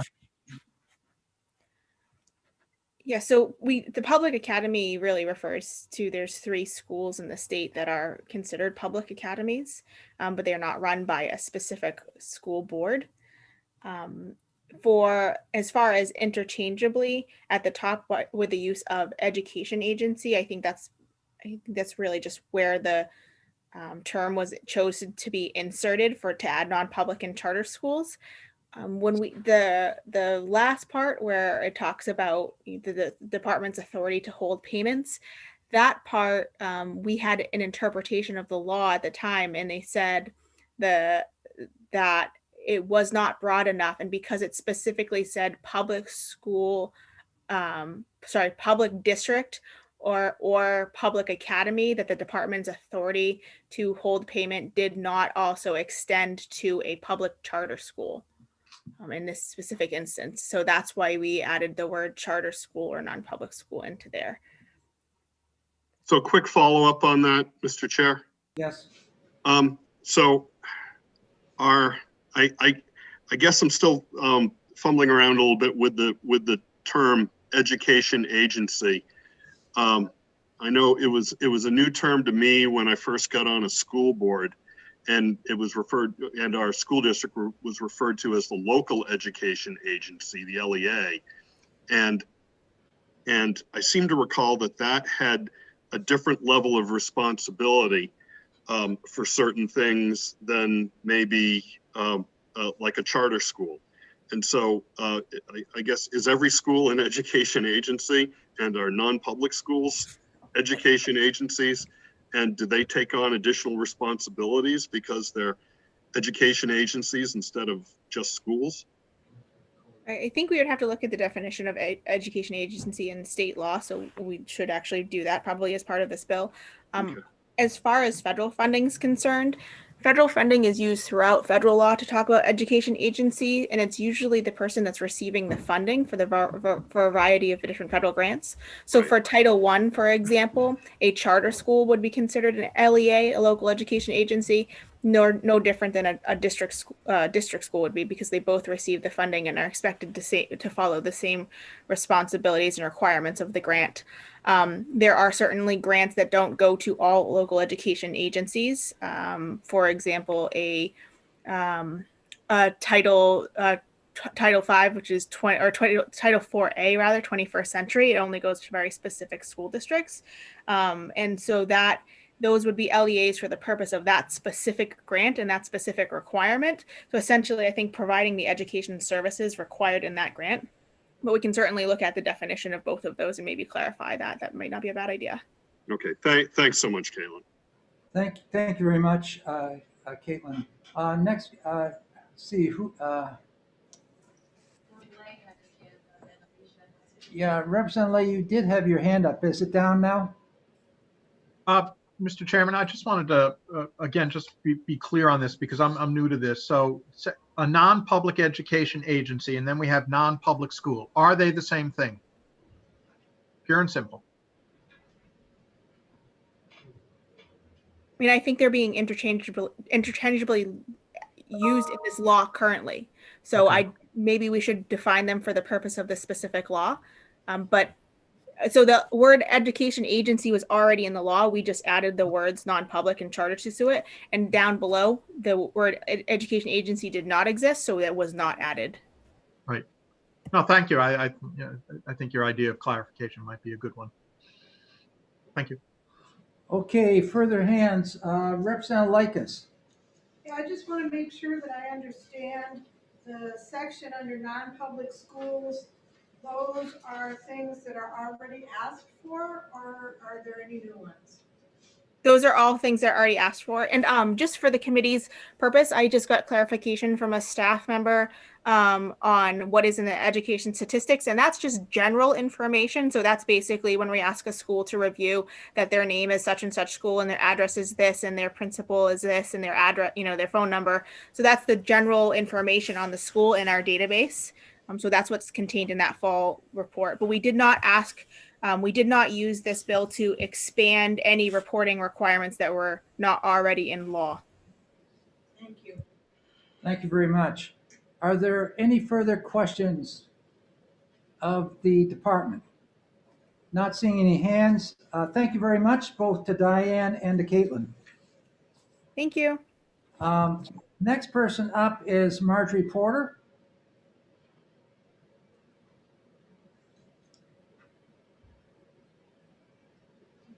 Representative Porter, are you there? She's not there. Okay, well, she's not testifying. It should be a no as far as testifying. So, okay. Going on down, I don't see any other folks that I have that wanted to testify on my list. Is there anybody in the attendee list that we missed? Okay, I think we are at the base of where we are here as far as testimony today on 442. What we have here is those that I had on my list right here. We had 2 people opposed, 2 people supportive, 3 people supportive, and 1 neutral. So that's where we are on that one. So thank you very much to everybody. We will close this hearing and get ready to go into the next one.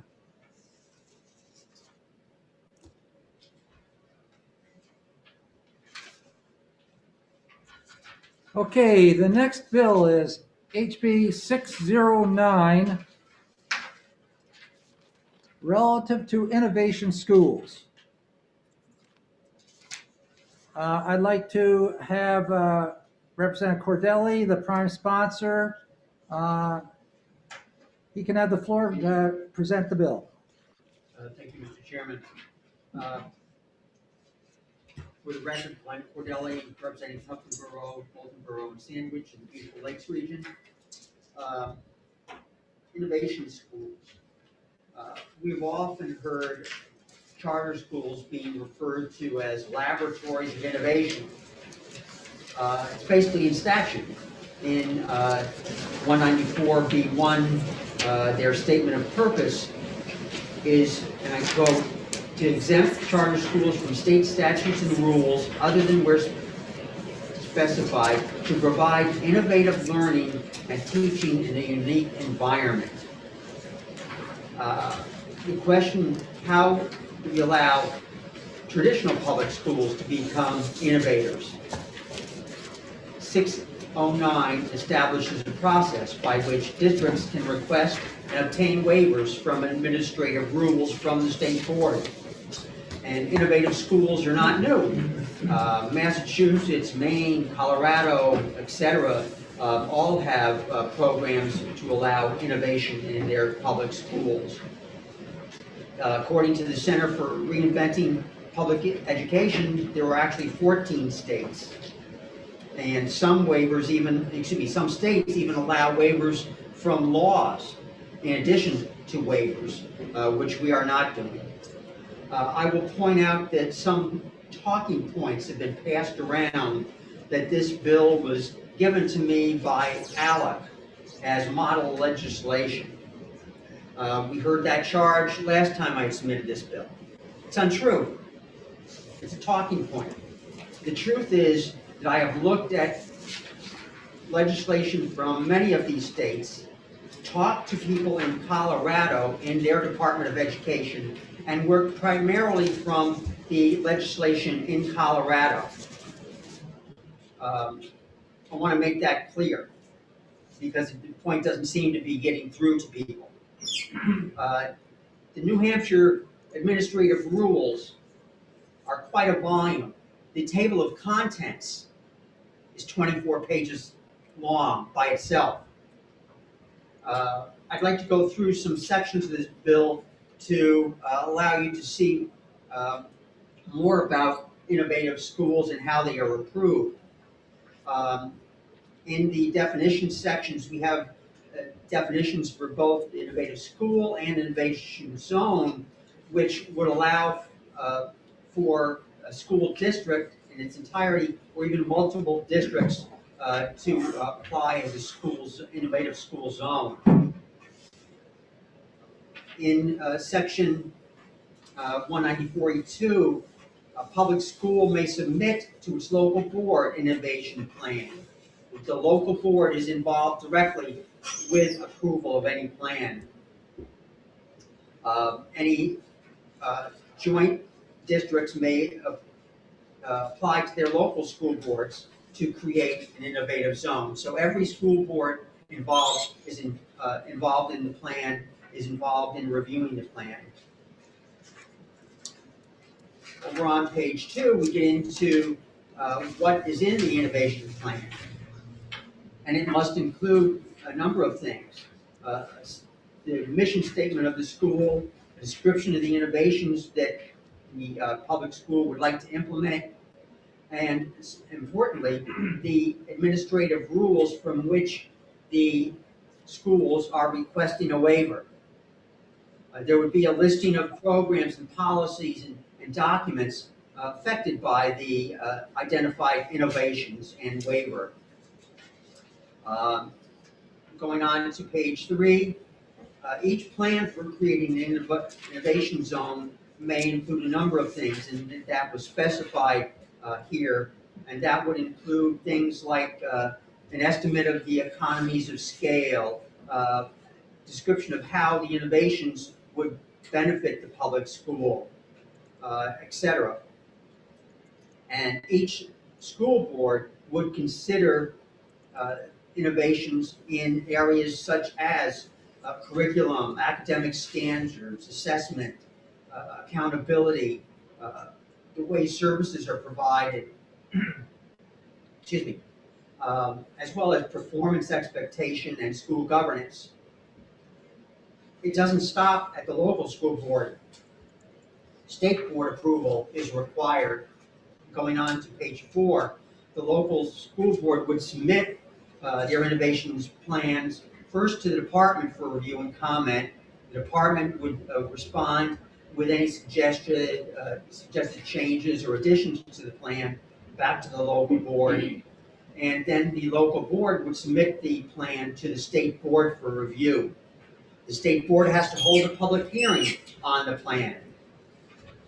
The state board has 60 days to review that plan and either approve or reject the plan. written explanation of the decision is required to be presented to the school board. And I want to be clear, as we pointed out on page 4, that each district shall continue to be subject to all laws and rules that are not waived by the state board. It's not a blanket waiver that is provided for here. And in terms of accountability, down on the bottom of page 4, the state board reviews the the innovation plans every 2 years.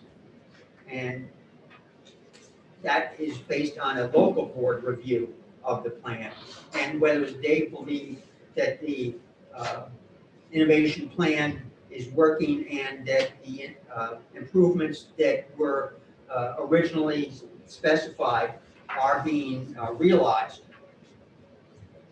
This Department of Education reviews the results of the local board plan.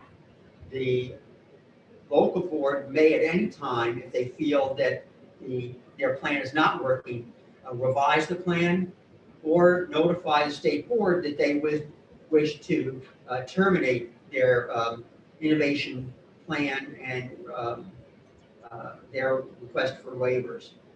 Likewise, the department, if they feel that the innovation plan is not working and the results are not there, they may revoke the approval of the plan.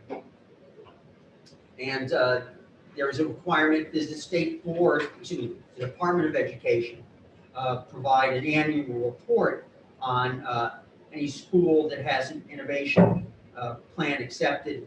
And you'll see on the bottom of page 5 a number of the areas that are required in the department report to the legislature. So the intent is that we give flexibility to traditional public schools.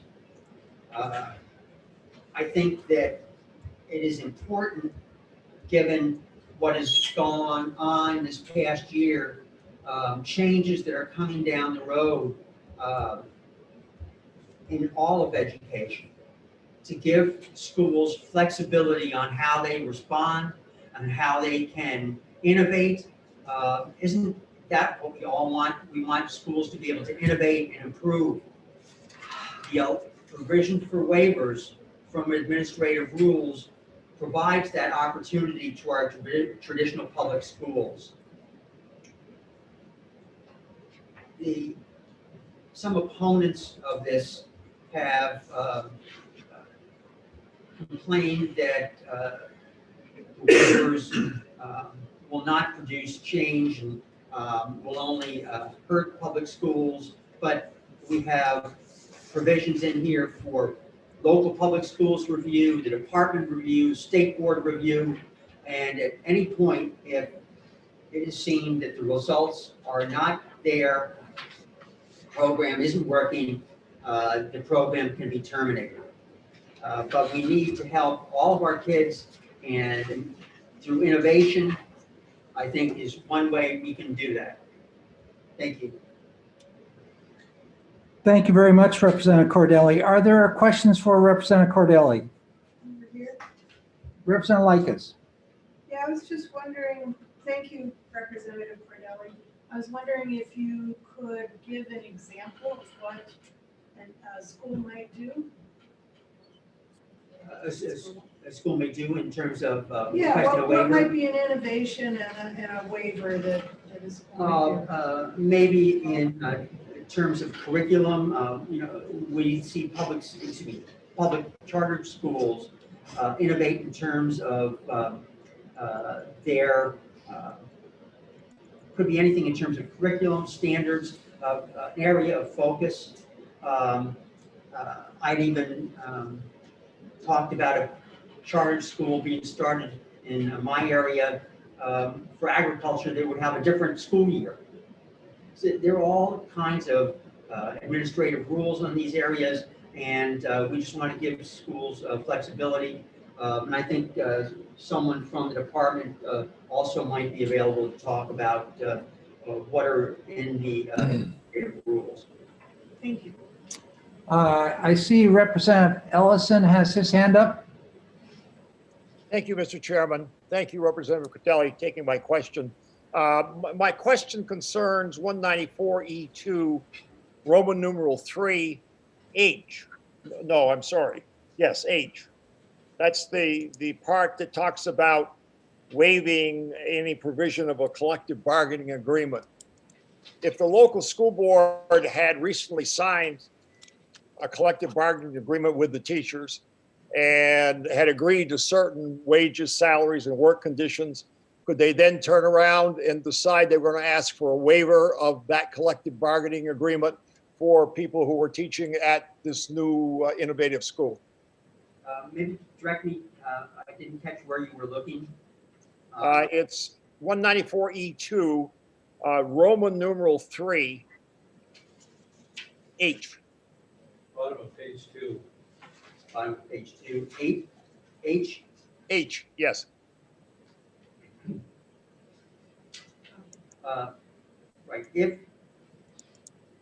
Right, it's in the plan, has to include programs or documents that would be affected by the innovation. They would have, in the plan, they would have outlined if the requested waiver or innovation plan did affect any bargaining agreement. We're not talking about getting a waiver from a bargaining agreement or a labor agreement. We're talking about that it has to be included in the plan that is presented to the local school board, anything that might be impacted by the request. Follow up, Mr. Chairman? Yes, Representative Ellison. Then going back to the example I used before, if a school district chose to pay teachers in an innovative program less than it was paying the regular school teachers under the collective bargaining agreement, they would put that request into their waiver? I think that if the school administration was requesting going back into negotiation with a union, that it would be included in the plan, that was part of the plan, that they were going to renegotiate an agreement. It does not give the district carte blanche in terms of modifying a labor agreement. It's just notifying the school board that part of the plan would be looking at a labor agreement. I don't see instances where that would happen, but it would have to be provided for in notifying the school board.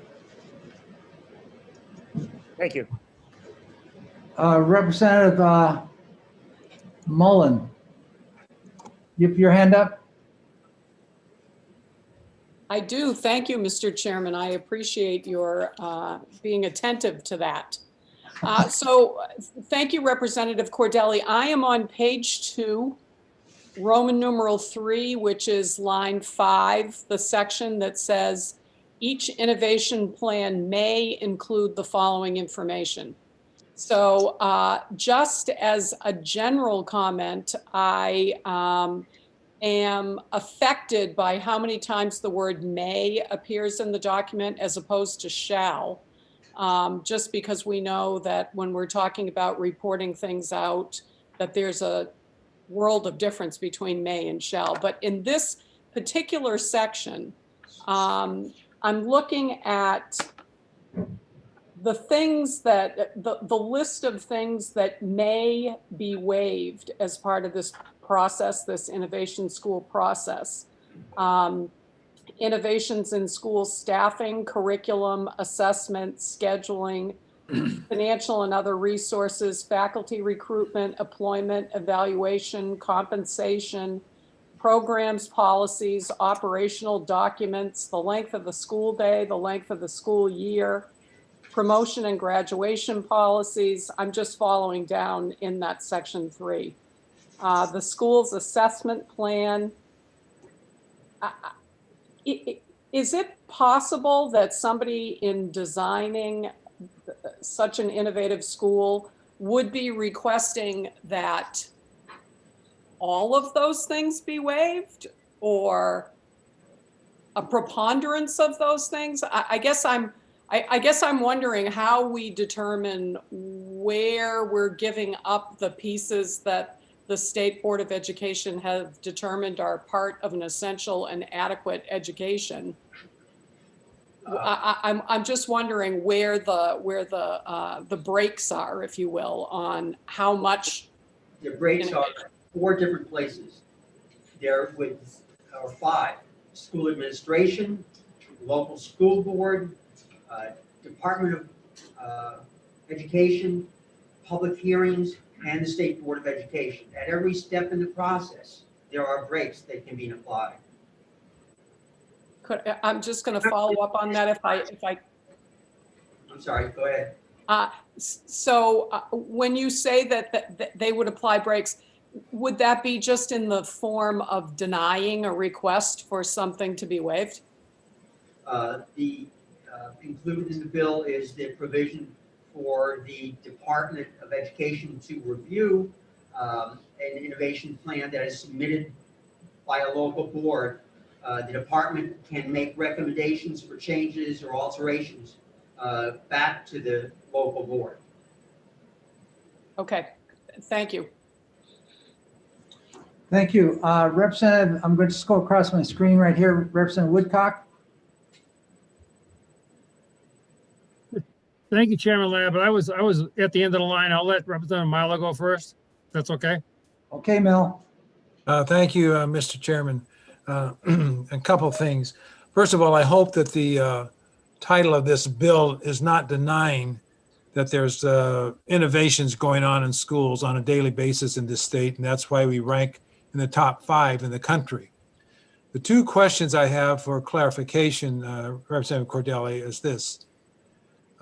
First of all, as I've looked at innovation schools, one of the pieces of legislation that I see common in the language is the ability of the staff in a particular school to vote on whether or not they want to become an innovative school. And in most cases, it's about 60%. If 60% of the staff vote on it, then it's fine. If not, then it's denied. So that's the one question I have is, why wasn't there a vote in your bill regarding the incumbent staff of that particular school? That's question 1. Question 2 is there an implication here that in the innovative schools that it's possible to hire non-certified teachers to be in that innovative school? So those 2 are my 2 questions. Thank you. First of all, I think that the onus is put on the school administration, and the local school board to come up and approve the plan. The local school board are the local representatives of the people, and I'm sure that all school administration takes staff into consideration.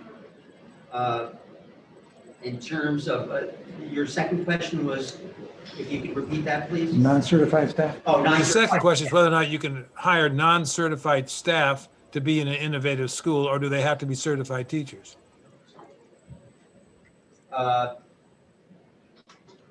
The bill is not referring specifically to certified or non-certified staff, but generally to administrative rules. So conceivably, there are many administrative rules that could be considered for waiver request. I know we've heard discussion about the need for nurses or librarians. If there's a library across the street, there might be waivers requested there. There's all sorts of possibilities, but the idea is to allow schools to have some flexibility with the breaks that we've talked about all the way up the line to the State Board of Education. So the answer to that, to my second question is yes. There's nothing in the bill to prohibit that. Okay, thank you. That's all I needed. Thank you very much. Okay, next in the queue, I guess that's you, Steve. Thank you, Representative Ladd. I appreciate that. Representative Cordelli, thank you for bringing this forward. I have a couple of questions, and Representative Myler caught one of them already, so and as did Representative Mullen. You talked about the flexibility that this program gives to public schools. Like many on the board, including those sitting around the table down there where you are today, I've been an administrator in Maine, New Hampshire, and Massachusetts, all at the high school level. And nothing precluded me in any of those 3 states of bringing innovation and flexibility within the curricula for the program in my school. So I'm trying to figure out why this actually is a needed bill. It's up to the leadership in each school to do that, I would think. I mean, nothing stopped that. So that's question 1. And to save time, I'll ask question 2 and 3. Secondly, when you were describing the traditional school, the flexibility, you kept on using the word charter school, and I was trying to define why that was the example instead of innovative school. And thirdly, under the top of the bill where it says FN and L, what is the FN and L actually going to cost us? So there's 3 questions there, Mr. Chairman, to save you calling on me. The LBA was unable to complete physical analysis. I don't know if it's going to cost the state anything. I'm not sure where it would cost the state to grant a waiver. But in terms of innovation, we always hear about charter schools being laboratories of information. And one reason is because they don't have to follow all the administrative regular public schools do. If that's not the case, I'll stand corrected, but I've always heard that argument being made. So I think that giving flexibility to public schools will only help public schools. Can public schools innovate without requested waivers? Sure, I imagine they can, and I know they can.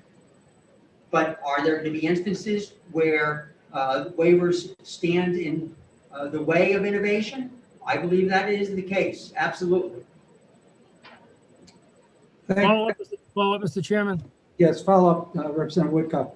Thank you. And Representative Cordelli, I understand your belief of charter schools being the epicenter of innovation, the epicenter of innovation, and suggesting not, that's fine. I have no problem with that. But I don't understand how, if the charter schools are so successful doing that, why we need to have an innovative public school and traditional public school. We have the option. Instead of making the rule for the exception, why not make it for the general population? I don't understand that. It's like, it just seems to me like you're saying to public school teachers and administrators, we don't think you're really very innovative and creative in your leadership and your teaching. That part concerns me, because I think the opportunity is there without going through this whole bill. That's all. Thank you, Mr. Chairman. Is there a question? No, that was just more of a comment. I'll go to Representative Lay. Thank you, Mr. Chairman. And thank you, Representative Cordelli.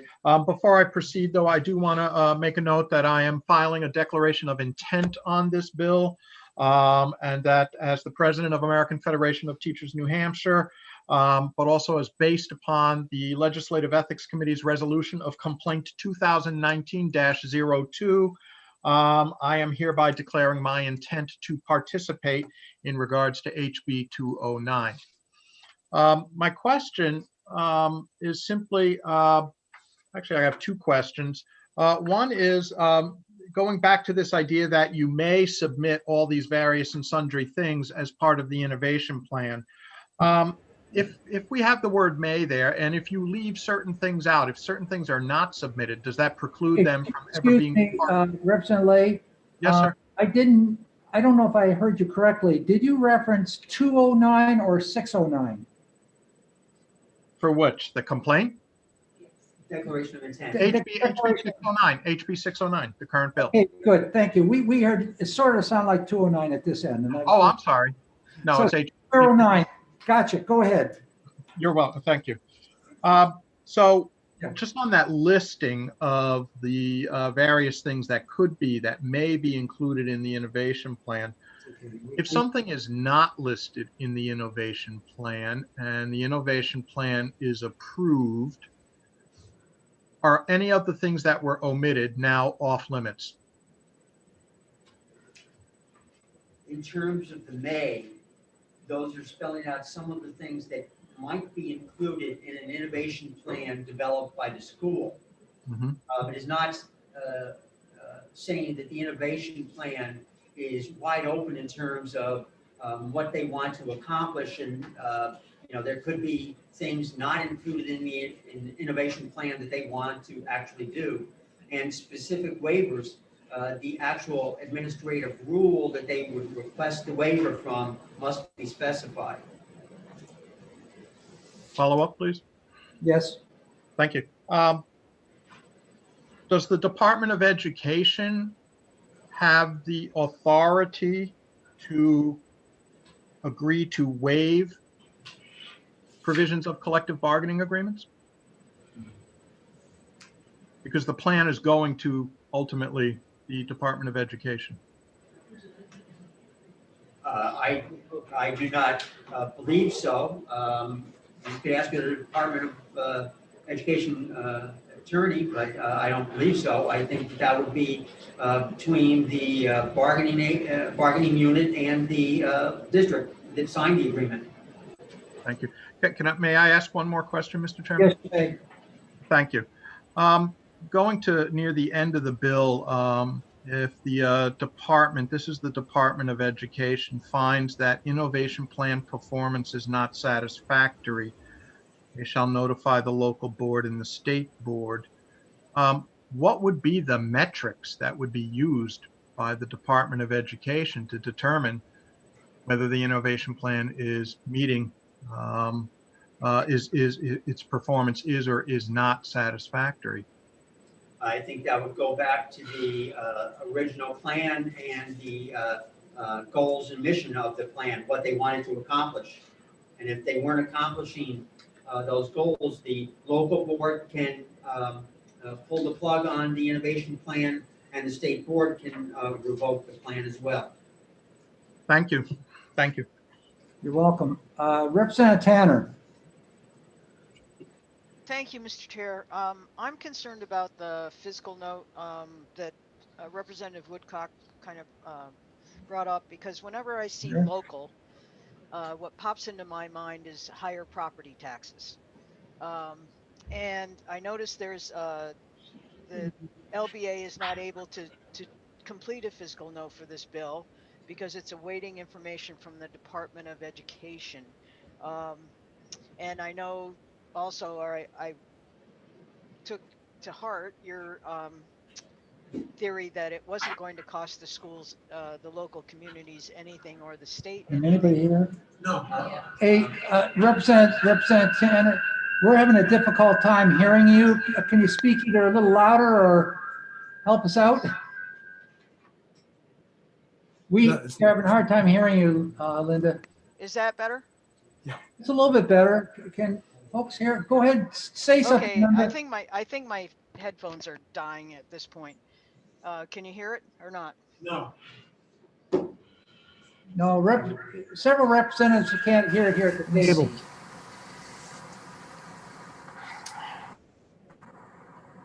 Can you hear me now? Yes, yes. That's better? Much. Okay. All right. What I'm concerned about is the fiscal note at the end. Whenever I see local, I always think of property taxes going up. And I realize that the LBA, the note on the end says the LBA is unable to complete a fiscal note for this as it's awaiting information from the Department of Education. I think it would be really important in this day and age to not make a decision on this bill until we get an idea of some sort what effect this has not only on the state, but more importantly on the local taxpayer. And so I'm wondering if you have any idea when that information is going to be available.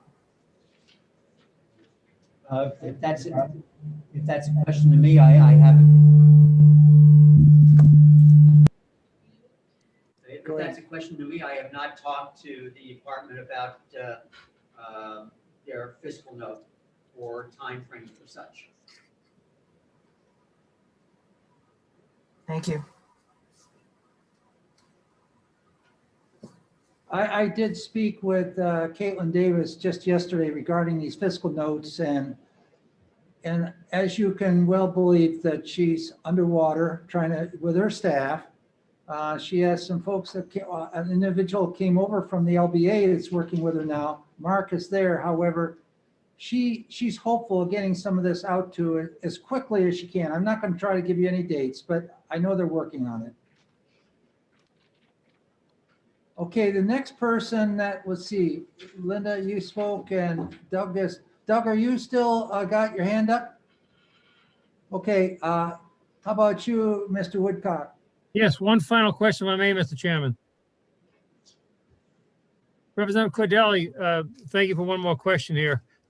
Do you know of any public schools that have not allowed to become innovative? I have not taken a survey of public schools in that regard. As I said before, I am sure there are innovations going on in New Hampshire public schools. I am trying to allow them greater flexibility to innovate. Thank you, Mr. Chairman. Thank you. I'm not seeing any more hands remote, and I don't see any. Yeah, but we have Caitlin Davis that would like to get back on. So I'm going to ask Caitlin, could you please come on and maybe explain to us a little bit about where you stand with all these financial notes you're trying to develop? Absolutely. So I think all of the fiscal notes at least have been sent over to the LBA at this point. So you should be seeing those appearing. Specifically for this bill, though, and Jen, if you could promote Nate Green to speaker as well. He's here to talk about the educational aspects of this bill if you have any specific questions. For the fiscal note of this bill, though, the department did put that it was 0 because there is no requirement for this. So, you know, the point of a fiscal bill is if there's a new law that's passing that requires a school district to do something like, you know, provide additional services or something like that, that's when we would say there is a cost. But because it's not required and it's optional, there is no specific cost relative to the bill for local costs. We did assign a cost, an indeterminable / cost of one position at the department because, you know, in the first couple of years, you know, while a couple of these are getting off the ground, just like charter schools, we may not need a specific position at the Department of Education to oversee these schools. However, if there are many of these schools that the Department of Education does need to oversee, we would need a full-time position, just like we have a full-time charter school administrator or a full-time non-public school administrator.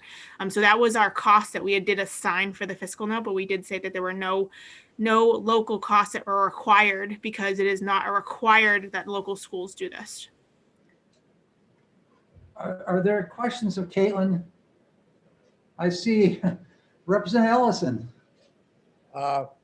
Thank you. It's actually for the bill sponsor, so can I hold off on that? Yes, you may. Are there any specific questions for Caitlin again, or is she explained where we are with the financial notes and the LBA? Okay, thank you very much, Caitlin.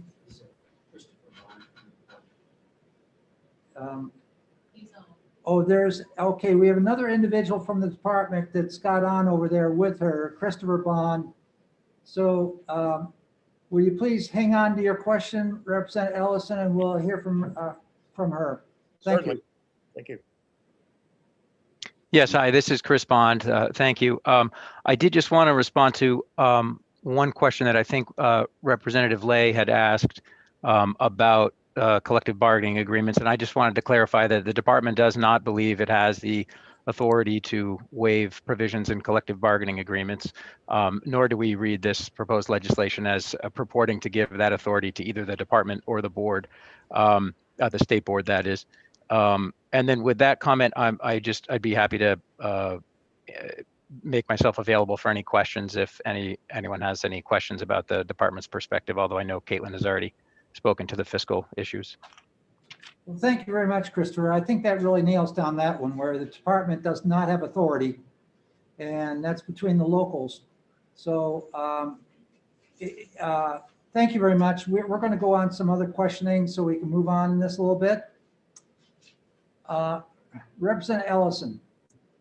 Thank you, Mr. Chairman, and thank you, Representative Cordelli, for taking my question. I think I'm on page 3, Roman numeral 5C, which talks about provision of services included but not limited to special education services. As I read the introductory paragraph at the bottom of the page before, it says an application for a school may include references to a whole lot of things. I guess my question is specifically in C, where it says limited to, it's not limited to special education services. Could an application for an innovative school decide that they were not going to follow any federal requirements in terms of special education services? We are not in this bill granting any waivers from federal regulations. Thank you. Further questions? Representative Tanner.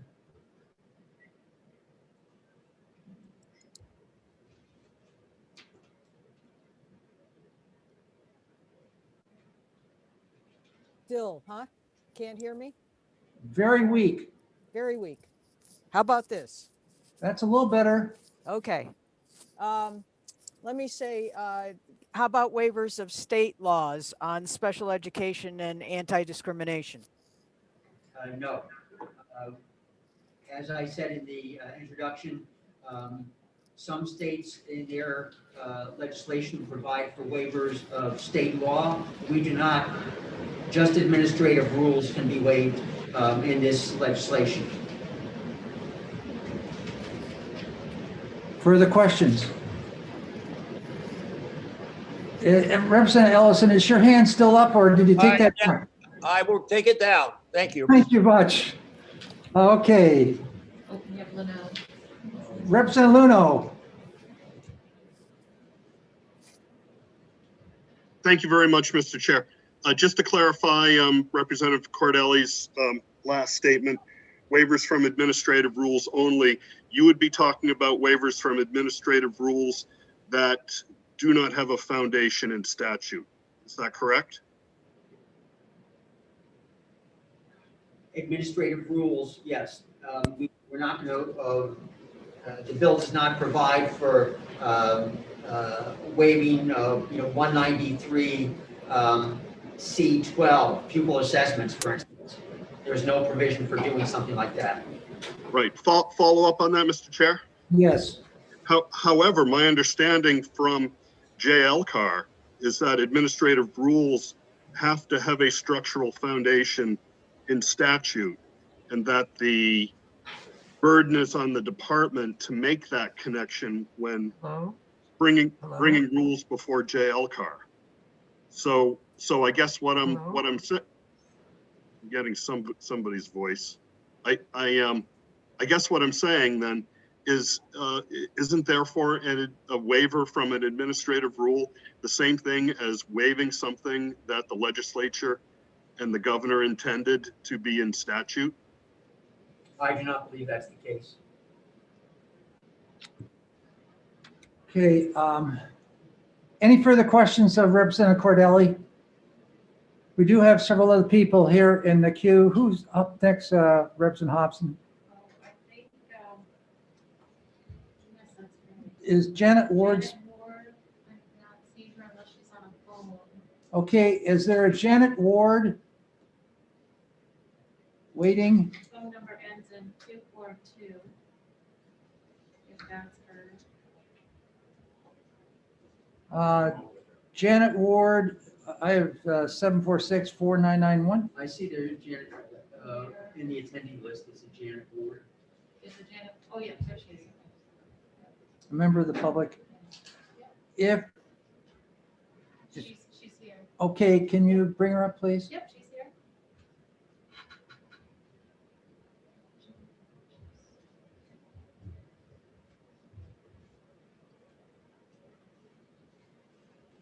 Janet, can you unmute yourself? Yes. Good afternoon. In May, if I may share with you, of 2018, a school voucher bill, Senate Bill 193, was killed. Now here we are in January of 2021, and a flurry of American Legislative Exchange Council pattern bills are coming through the New Hampshire legislature.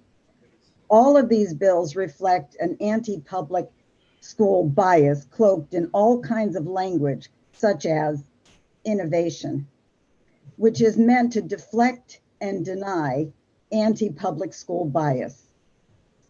House Bill 609 is one of these bills.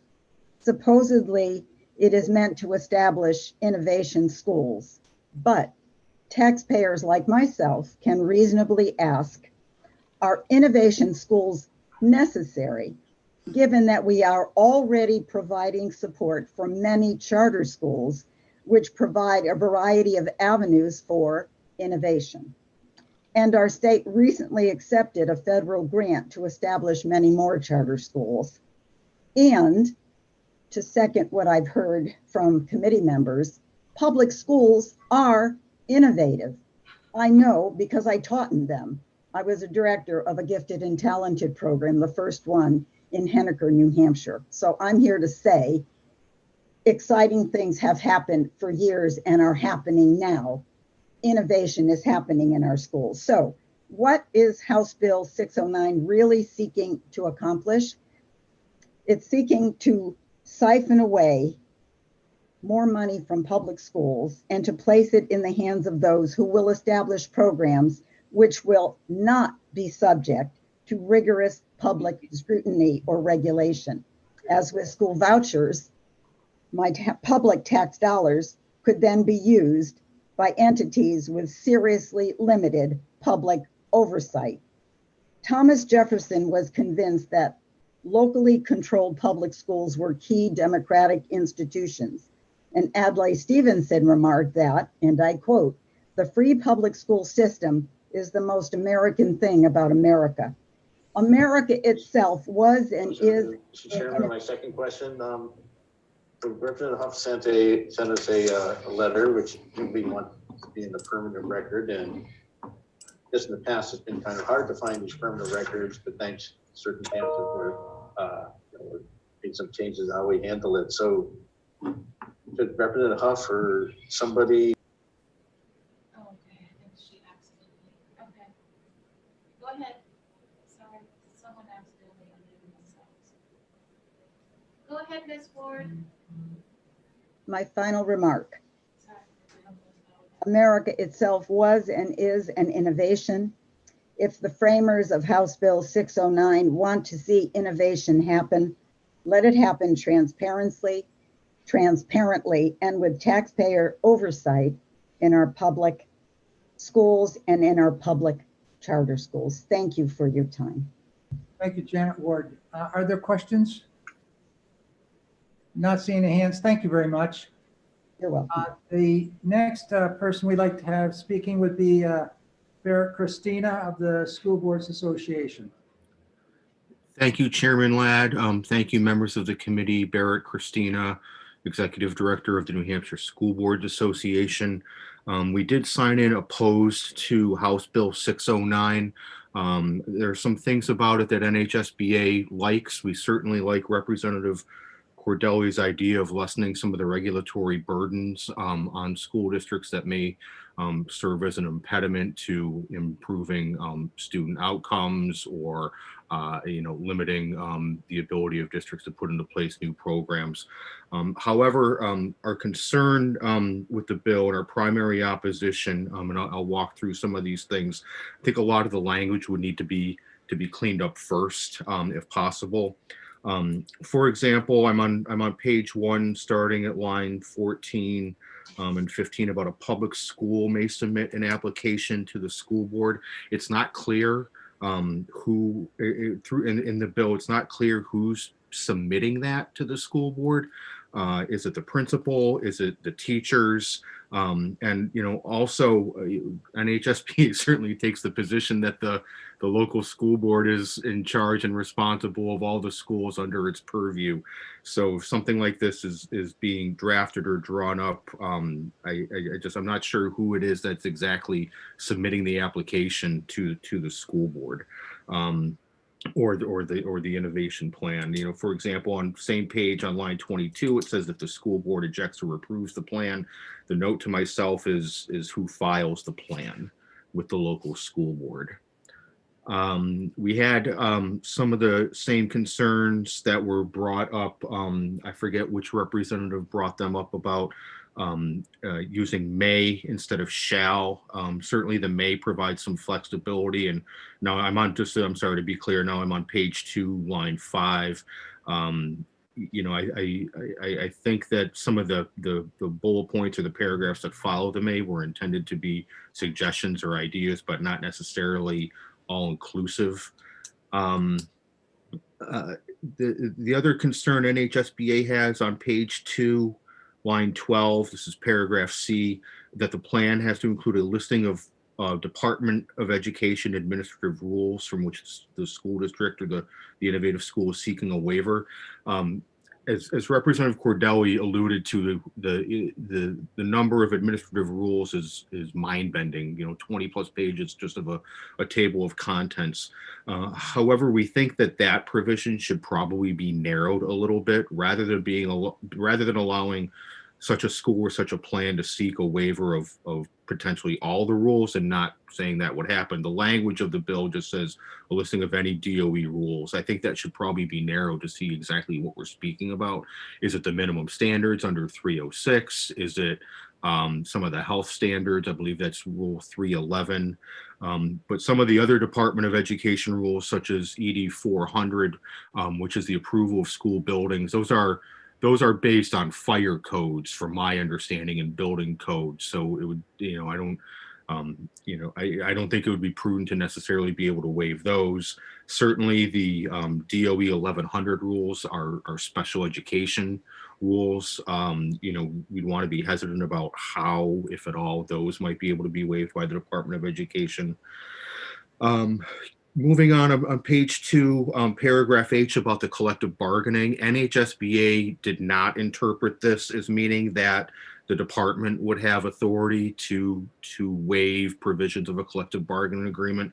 As NHSBA read that provision, it's just a notification or an indication within the plan that the collective bargaining agreement may need to be modified. In order to modify that, it's going to take both parties to collectively bargain that and reach some sort of mutual agreement before the CBA could be modified. That was NHSBA's take on it anyway.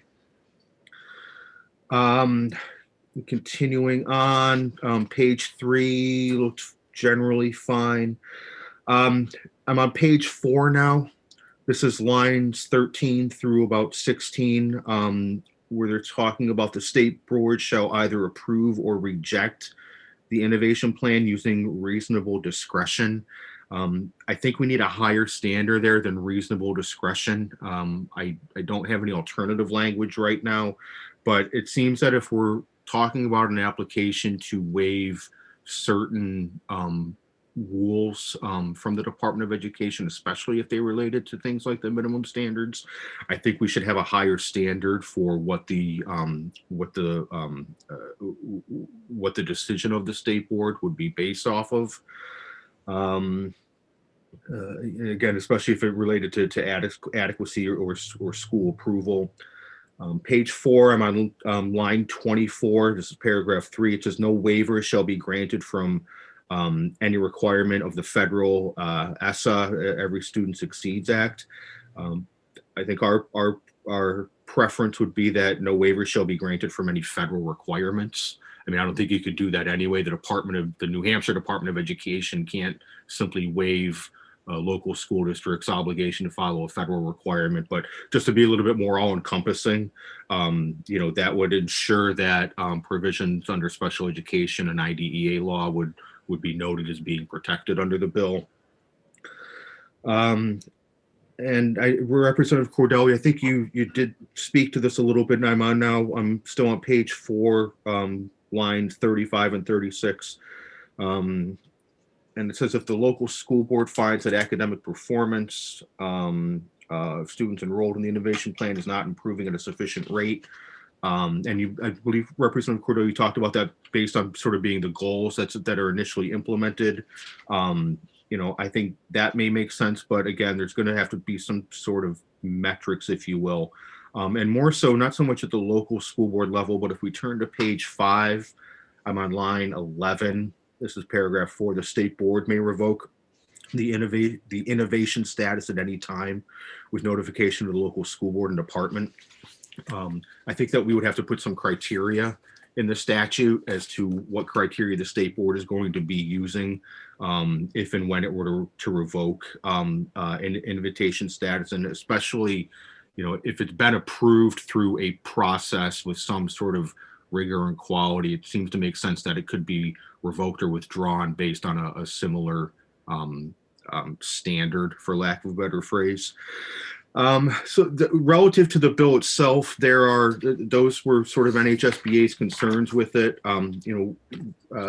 Also, as Representative Cordelli mentioned, I believe there were 14 states that have these the legislation that allows for the innovative schools. I've done a little bit of research on those states, not a lot yet, but given sort of the widespread implication of this bill, we would think that this committee, and I apologize, I know there was some discussion earlier about whether or not the legislature is going to entertain committees or commissions over the summer and the fall. And regardless of that aspect, it might be helpful for the committee to get some more information about the other 13 or 14 states that have had this in place and sort of what the outcomes are, how their state board of education, if any, has developed rules relative to this, and whether or not these are leading to the innovation that we would hope for, and that we do have in our public schools as well too.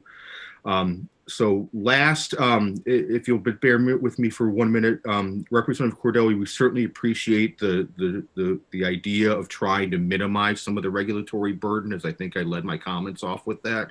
I guess NHSBA's last comment would be that if we feel I'm sorry, I shouldn't include myself in that. If you feel that there is too much regulation at the Department of Education and some of these regulatory burdens are impeding things that local school districts might want to try that are different or new, the legislature has the authority to pass statutes that either eliminate or add to regulations. So if there's too many regulations, I think that's in your hands. And while I understand this bill seeks to do this in a limited fashion, perhaps a wider review of what DOE regulations that may be impeding school districts would be prudent as well too.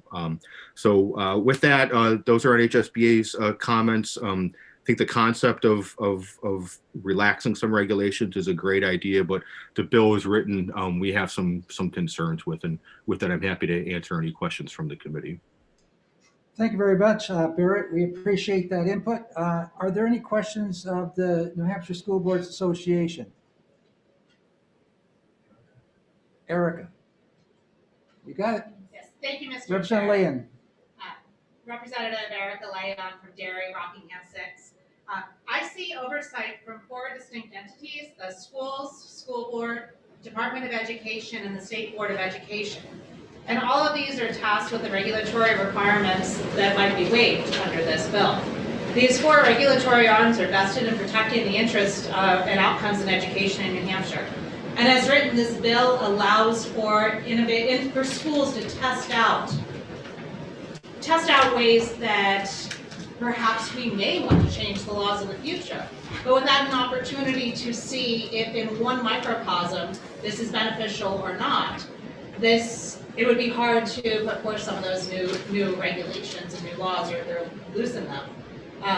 There's a point of review at 2 years, so I don't see how allowing 4 different regulatory groups to have checks and balances on these is such a threat to the education of our children. question. Oh, I'm sorry. Yeah, everything has to be in the form of a question, so. Okay, I was writing it as I was trying to put it as questions, and in my experience in the past, it wasn't that. I'm sorry. So I guess what I'm trying to ask you, Mr. Christina, is if you believe that these 4 levels of regulatory, the school boards, Department of Education, and State Board of Education aren't interested in keeping the majority of these regulations intact. Thank you for the question, Representative. I had a little bit of a hard time hearing you, so I apologize. The clarification was, are the 4 levels of review sufficient to, and I missed the last part of that. To keep the interests of keeping regulations largely intact while trying to provide some flexibility to explore alternatives. Sure. Thank you for the question, Representative. NHSBA's concerns with the bill were not necessarily related to the 3 or 4 levels of safeguards, the local school board, the department, the State Board of Education. Our primary concerns were with sort of how the bill was written and some of the language in the bill that I think would need to be cleared up. And to your point about, sort of the 2-year review or the 2-year cycle that these would be going through to have their innovation school status renewed by the State Board of Education, there's certainly some precedent in the state for running, pilot projects, if you will, before we just sort of opened up a full legislative change without necessarily understanding what the outcomes might be, which is why I suggested might make sense to establish a committee of some sort over the summer and the fall to look at what the educational outcomes in Colorado have been. I believe Colorado was the first state and has been doing this for about 10 or 11 years or so. Maybe look at the states that have been doing this for 5, 6, 10 years and see how their local school districts are faring before NHSBA, before the state of New Hampshire were to move forward with something like this. Thank you, Attorney Christina. Are there any further questions for the School Boards Association? Thank you very much, Barrett, and we certainly appreciate your willingness to work with us over the years on things like manifest education hardship. Thank you, Representative Ladd. As always, NHSBA is here to assist the committee as a whole or any individual board committee members as we can. Okay, thank you. Yes, we have Donchis, Jim Donchis. That's okay. Is there a Rhonda Thomas that wishes to speak?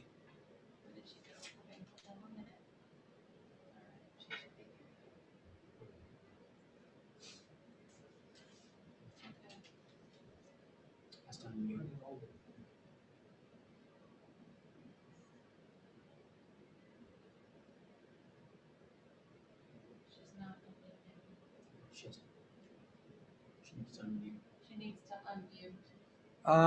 Ms. Thomas, can you unmute, please?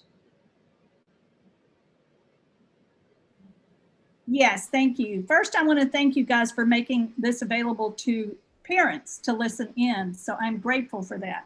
I have a couple of thoughts that I'd like to pass by. These innovative schools seem to be moving away from the regular public school. I see them more as collecting bigger data on our students. They're going to be globally connected, which means sort of a no borders look. But more than anything, there's going to be larger data collection on our students, not only social emotional learning, but so they're going to be, so who looks at that? Who determines the behavior of these students? And so you're going to be tracking them, I'm sure, from beginning to end, all the way through into the business world. So I see these innovative schools as being a replacement for the older way of doing things. And then I want to look at who's making the money off of this. I would say One of those companies would be Bright Bikes. So that concerns me as a parent. Are we going to have access to these records of our children? And what happens to all this big data and who ends up with it? Those are my questions. Where does this big data end up with our children? And who determines who's qualified to go on to college and who isn't based on their behavior? And you know, this is huge. You're really taking a lot into your hands with our children. And I see it moving away from just basic good education. I'm not against technology, but I'm against collecting this big data. So I want to know whose hands that data ends up with, who's making money off of it, and how does that affect our children? Thank you. Thank you very much, Ms. Thomas. Are there any questions that you would for her? Was she gone? Nope, I can bring her back. Are there any questions from the committee? Rick, if I may add, I think as we get testimony from the public, for the record, would it be good for them to state their name and the community with which they're coming from? Yeah, we can do that now. Thank you. You're welcome. I don't see anybody with their hands up, and she's already, Ms. Thomas is already gone, so. No, I brought her back. You brought her back? Well, Sorry. thank her for coming back. Okay, folks, I don't see anybody else that signed up. There's a lot of forms here which I received that are in opposition to the bill. I haven't bothered to count them, but one of these sheets,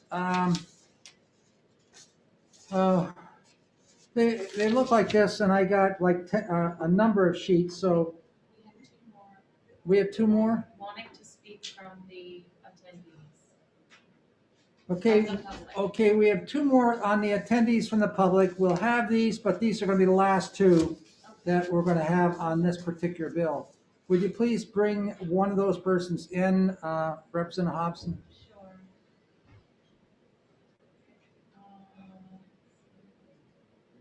The first one is Nashua Mayor. That's what it says, Mayor. Jim Dodges. Oh, is that Jim Dodges? Okay, I'm so sorry.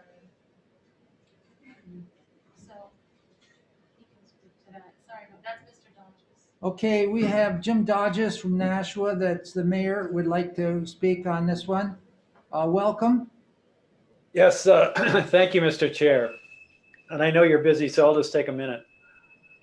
I wanted to speak in opposition to the bill that you have before you for various reasons, but principally because it will reduce the level of funding that is going to our public schools at a time when we need more money, not less. I mean, we're almost 1 year into a pandemic now.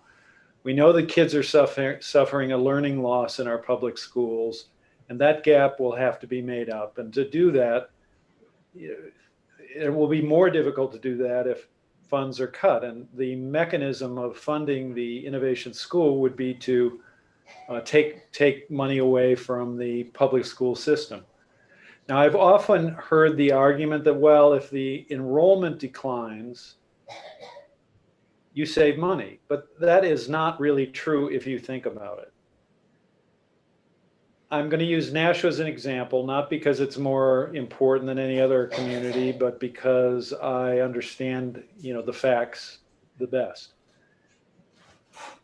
Let's say we have about 350 classrooms, and let's say we started an innovation school and 100 kids joined. Now, that's in 12 grades across 17 schools, 350 classrooms. So maybe 100 classrooms see a decline of one kid. So in the 4th grade at Amherst Street Elementary School, there aren't 21 kids, now there are 20. But that doesn't decrease costs at all, but it does reduce revenue to the school district because school aid is reduced and directed towards the innovation school. One issue problem that has resulted from the charter schools is that they've caused a loss in revenue at a time when we can't afford a loss in revenue. So in the interest of educational quality and sustaining the public schools in New Hampshire, which are obviously very important, I would ask that you either defeat the bill or come up with the money to replace any lost revenue that would go to, school districts, local school districts would suffer as a result of the establishment of a innovation school and the transfer of students to that school. I think that gives, a summary of my thoughts. I don't want to take up too much time. I could do more, but I'll leave it at that and take questions. Thank you very much, Mr. Mayor. Are there questions? I see no hands. Thank you very much for your input. All right, thank you for having me. Hold it, you got a question from Representative Moffett. Thank you, Mr. Chairman, and thank you, Mayor. Your question seems to imply that an innovation school would be a new, different school. My understanding is that an innovation school would be the same school that just gets a break from having to follow some of the rules. Is that not your understanding? Well, my understanding is that there would be a separate school, a so-called innovation school, and kids would go there, just like they do in, for example, a charter school. Again, charter schools do offer a good route for some kids, but there's no question that they result in a loss of revenue and therefore a lower level of service at lower level of education at the public schools. Okay, thank you, Mr. Mayor. That's follow up. I'd like to ask a follow up to the sponsor, if I could. Well, no, the sponsor's sitting down now. Okay, all right. Thank you, Mr. Mayor. We have a different view of that. Thank you. Thank you very much, Mr. Mayor. Thank you for having me. Yeah. Now, do we have one more person? Okay. B. Hawkins, I don't have any more name. B. Hawkins is an email address that I have. Oh, is that Brian Hawkins? I'm not sure. Okay. Yeah, Brian is with the NEA. Yeah, can you hear me? Brian. Can you hear me, Mr. Chairman? Yes, I can. Oh, great. Thank you. I'm not sure why my Zoom gets stuck on my email, but now you all have my email. And so if you have any questions for me afterwards, I'm happy to answer them via that. Thank you very much. For the record, Brian Hawkins from NEA New Hampshire. We represent over 17,000 educators across the state in collective bargaining. And so thank you for taking my testimony. I'll submit some written testimony that Megan Tuttle, our president, had to you, but I'll just sum up a couple points because I know you're running short on time.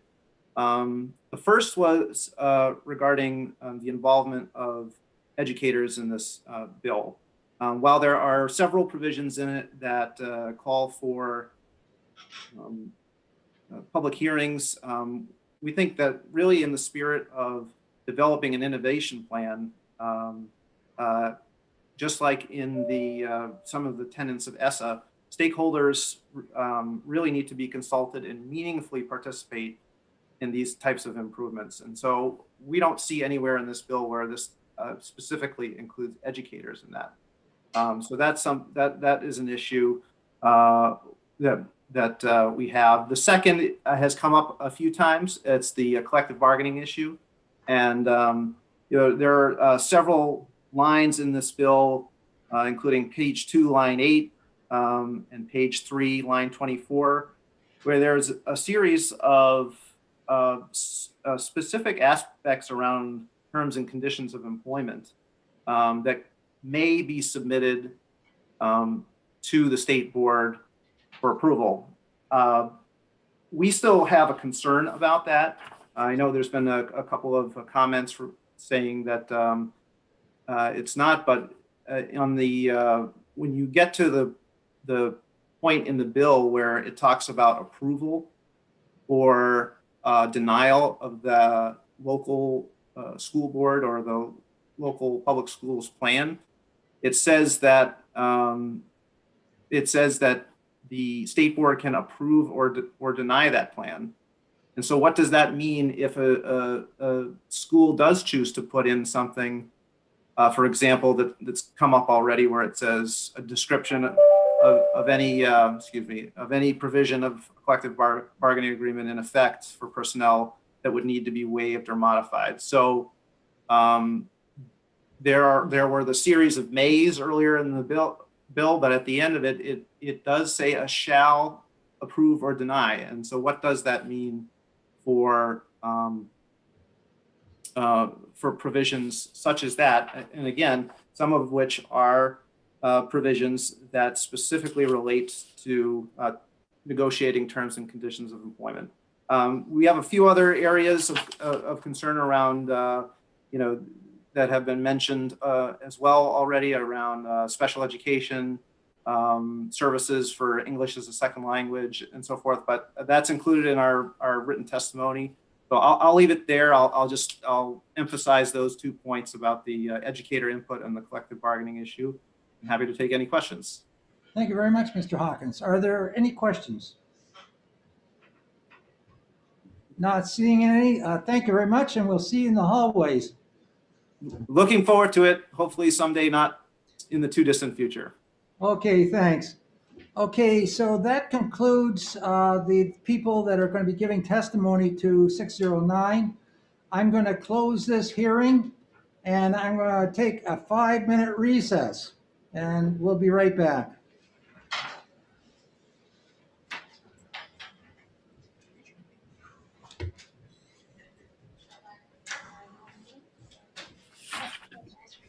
No, that's a good question, and you're doing a great job. So, Barrett's one of the riggers here. He's an attorney. You'll get to know him well. And My hours still writing. Decent guy. Yes. Although he oftentimes takes. I haven't done that much writing in 3 years. Well, I'm so glad. I don't mind. I'm keeping her on. I'm keeping her on. Yeah, that's good, Ralph. I just Do wanted to that. make sure I didn't play public planning here. He's talking about. CEOs are way easier to deal with. Innovative school is a whole new school. That's what. Good. Good. Yeah. I think what you need to do. Amazing. Well, you figure if they take the time to be part of the hearing, anyway. Oh, from the cafeteria. Well, with one right doing, So. Communicative, the people can't understand Well, some of them are all hired to be. We had a guy tonight.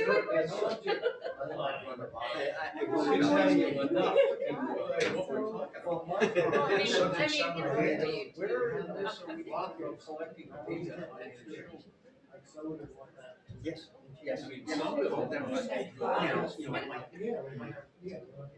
Well, I know, that's something that our side is more, I got one of these. typically is more concerned about. And sometimes the whole stuff in like that, when they say, it's gonna raise taxes, and that president's will go second, or more data. They have different colors. Surveys, You know, I like the handle on mine. My husband's is just a plain. To,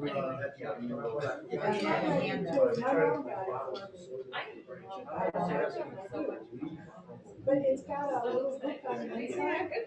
Oh, I never noticed that. I don't know if these guys can watch down, but it's like But some folks, that's always, I'm going to lakes, about taxes, Well, we caucus on this, exactly this. I mean, I think that, Eric was in there, has some reasoned questions. I think I did okay, don't you? There's certain people. You certainly taught me that lobbyists are not. Or if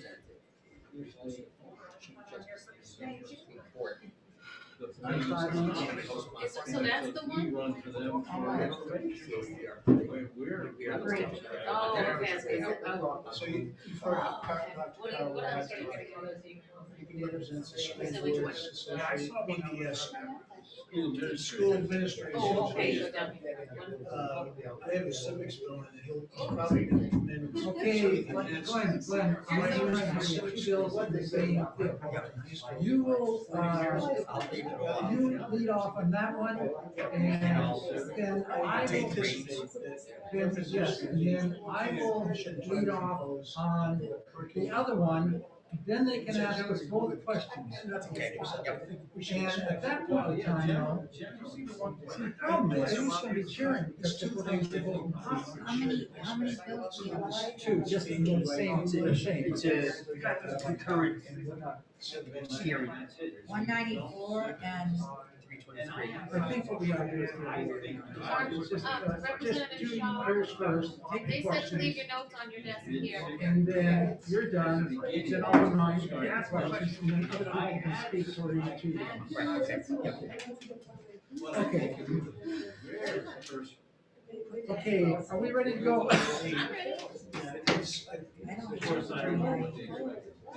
Is there a copy over there on the, what one you're looking for? 393. Is 393 in that file over there, HB 393? Do you need a copy? Barb? 323. Yes, 323. 323 and 194. Who needs a copy? I got that one. 323. 323.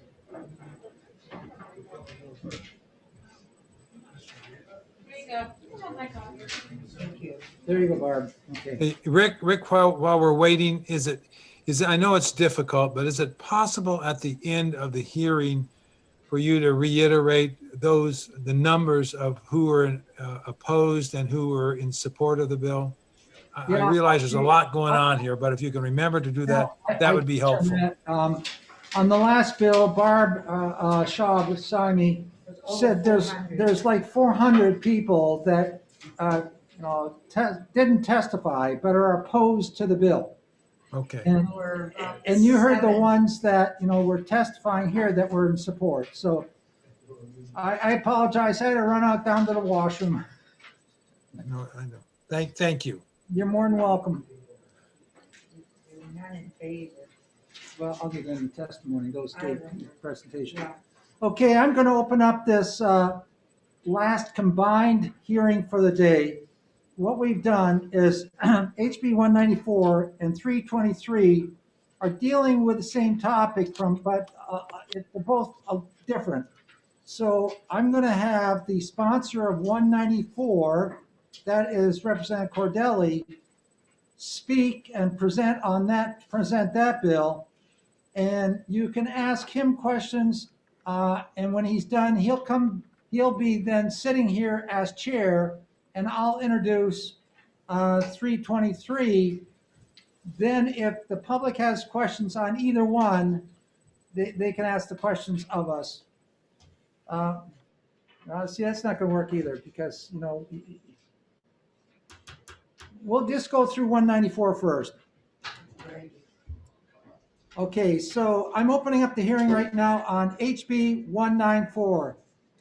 This is a bill relative to the release of student assessment information and data. Representative Cordelli. Thank you, Mr. Chairman. For the record, Glenn Cordelli, representing Tucson Borough, Moulton Borough, and Sandwich in the beautiful Lakes region. This has been a topic of discussion for the past couple of years. And the main goal is to help parents and districts. Helping districts involves making sure that information is getting out on a timely basis to parents with the results of state assessments on their children. If that does not happen, if the results are not provided on a timely basis, districts are in danger of losing federal funds according to the ESSA, Every Student Succeeds Act, and the IDEA. So we want to prevent that. But there are districts we know and have heard testimony about that are not getting information out on a timely basis, and on some occasions they're not getting the information to parents at all. So there has been legislation previously to try and address that, and we try and take it a step further here. Our statewide testing agency has in their contract that they can and will send out the assessment data directly to parents themselves. They do that in approximately a dozen other states already. I think that that would be a time saver, both for the department and for districts, and ensuring that parents get that information on a timely basis, as well as possibly more complete information, including more information related to student growth, which is part of the Every Student Succeeds Act. So that's what we try and address in 194, especially in the first paragraph. I think that also on lines 12 and 13, I think in the last legislation that was passed, there was maybe some better language that we tried to incorporate here in terms of, I think the statutes now say that the information is kept for 8 years, but there's no definition of when that clock starts. Does it start with their first state assessment, or does it start with their last state assessment? So we provide in here the language that the tested agency shall destroy the student data when the student has gone through the 8th grade, when they are finished with the statewide assessment, and now in high school they move on to the SAT as the statewide assessment. So there's no reason for the testing agency to keep the data longer than that. So the intent here is that the state the state testing authority would be able to send out the information. I know that the next bill takes a little different approach, and I think we have a great opportunity. We have a concurrent hearing for the first time this year, but I think we also have the possibility to merge these two bills into one and accomplish something that everybody can agree on. Thank you. Are there questions for Representative Cordelli? Representative Myler. Thank you, Mr. Chair. There's no question in my mind that the need for parents to receive this data, none whatsoever. But when we were dealing with this last time, Representative Cordelli, we raised the question with what is the incident rate of school districts not providing this information to parents? We asked the Department of Education to give us a list of those delinquent school districts, and we did not receive any. So my question to you is, do you have new information that would basically talk about the incident rate of parents not receiving information in a timely fashion? Thanks for the question. I do not have new information on any specific incident rate, but I can see if we can get that information. Please do. Thank you very much. Further questions of Representative Cordelli? Yes, Representative Mullen. Thank you, Mr. Chair, and thank you, Representative Cordelli. My concern, Representative, is in the second paragraph, which begins with 193C12. In this paragraph, the way I read it, the district shall provide student address information for the purpose of distributing results, but the department may provide those results to parents or schools. I'm not sure why the district is going to provide information and the department may or may not request the entity to provide the info to schools. I believe that the department could send out the results with that address, or the, excuse me, I keep trying to say that, the tested agency could send out the results with that student address. But they're not, excuse me, a follow-up, Mr. Chair? Yes, you may.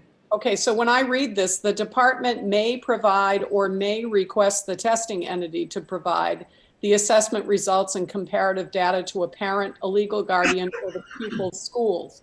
It doesn't say that the department shall provide or request that the testing entity will provide or shall provide. It seems rather optional with, again, with the use of the word may. That's, I have that concern. I will look at that. Thank you. You're welcome. Representative Tanner, then Representative Myler. Okay, I'm going to try it again. Can you hear me? Yes. Okay. My concern is the destroying the testing data, the time limit set to students through 8th grade or when a student is no longer enrolled in the New Hampshire public school. Seems to me that they need to retain that data for at least a year or two in case there is some reason that the student leaves the school, decides to come back. In this day and age, there's a lot of movement back and forth, and then the data isn't there. So I would strongly suggest we at least put 2 years down there.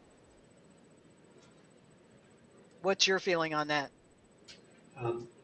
Thank you. Are you thinking of the instance when they might leave the state and then return?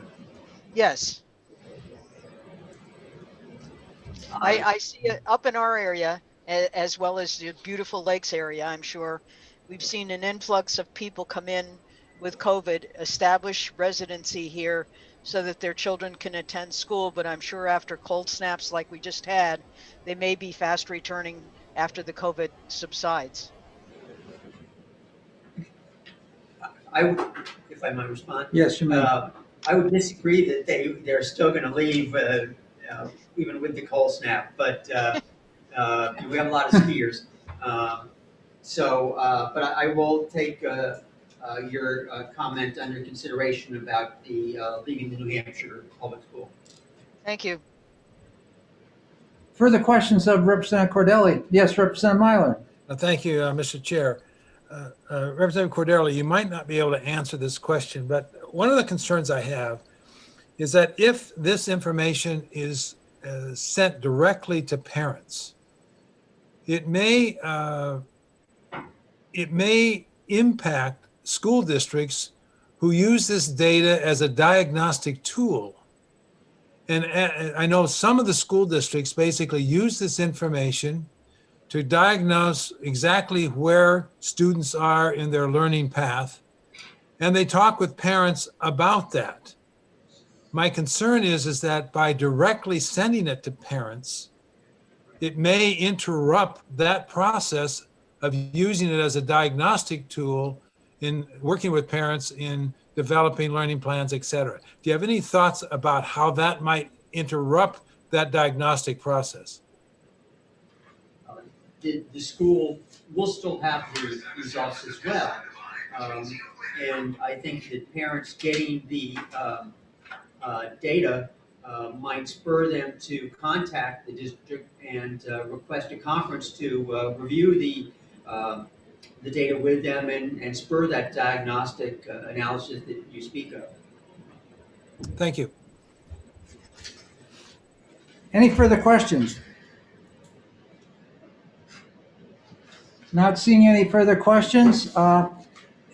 I will go ahead then, seeing that we're in a kind of a split session here. I'm going to start the second bill. Well, first of all, Representative Hobson, are there any people wanting to talk about that specific bill? Not that I can see. Okay, so we don't see anybody in the, waiting in the limbs for this one. Oh, wait. Wait a minute. Of course, as shall receive. Ms. Gibson from the College Board. Oh, yes. Okay, we have one person would like to come on and testify, Ms. Gibson from the College Board.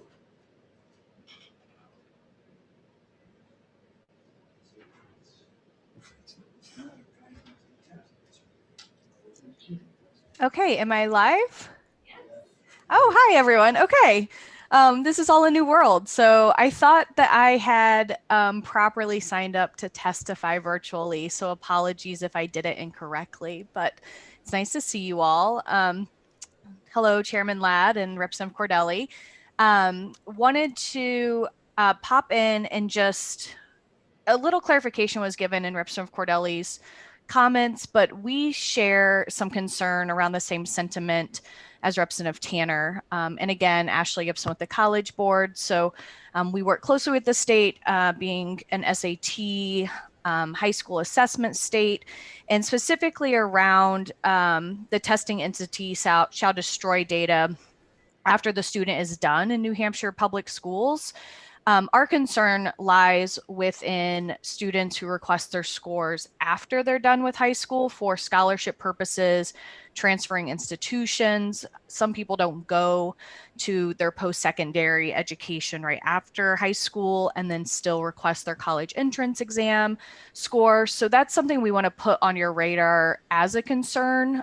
We don't want it to be a barrier to a student opportunity if they are done with school at a New Hampshire public school, have taken the SAT in high school or even on a Saturday, and then come to us requesting their score for some educational opportunity, and we have to tell them that we in fact can't give it to them because of the state statute. So the overall intent of the bill we are in support of, but we don't want any sort of unintended consequences placing barriers to student opportunities. So wanted to come and present that concern to the committee. Representative Cordelli, you have an email in your inbox from me if you haven't gotten to it already, because I did receive feedback from our legal and policy team about this over the weekend. So I'm happy to take any questions, but that's simply our concern. We don't want a student to not have access to their score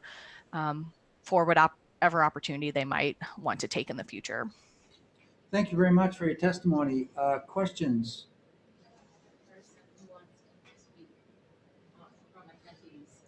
Thank you very much. Mm-hmm. Wait, hold on a second. Yes, what do you? I just wanted to say that there were 11 people who signed in, 5 support, 3 opposed, 3 neutral on 194. Okay, apparently we're seeing one more. Thank you very much for your testimony here, reference SAT. We have one more person for 194 before we get in. Melissa White. Oh.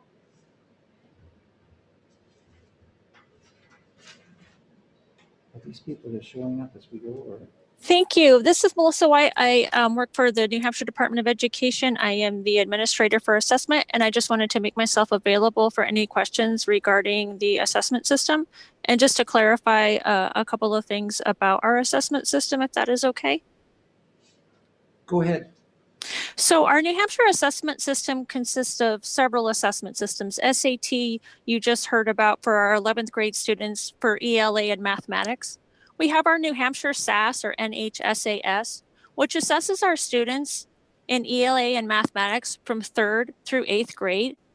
Our NHSAS also assesses our students in science in grades 5, 8, and 11. We also have our dynamic learning maps assessment, and that's our alternate assessment for our severely disabled students that the New Hampshire SAS test is not appropriate for. And they would take that test in ELA, math, and science from grades 3 through 8 and also 11th. Our final assessment that's part of our assessment system is our access test, which is the required assessment our English language learners take to look at their English language proficiency. Our students take that from kindergarten all the way until 12th grade. And so I just want to make it clear that it's not just past 8th grade that we would need that data. For some of our students, we would actually need that data from kindergarten all the way through 12th grade. And that's just the ability to make sure that we're supporting them and providing the services that they need in the school's ability to be able to keep that data. And so when we're looking at an assessment system, it goes just beyond 3rd through 8th grade or just beyond 8th grade. We are looking at kindergarten through 12th grade. Thank you. Thank you. Thank you very much. We will go ahead now and go straight into the other bill, HB 323.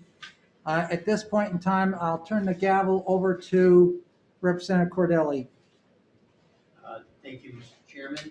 At this time, I would like to open the hearing on House Bill 323, which is similar title, coincidentally, relative to a statewide student assessment report.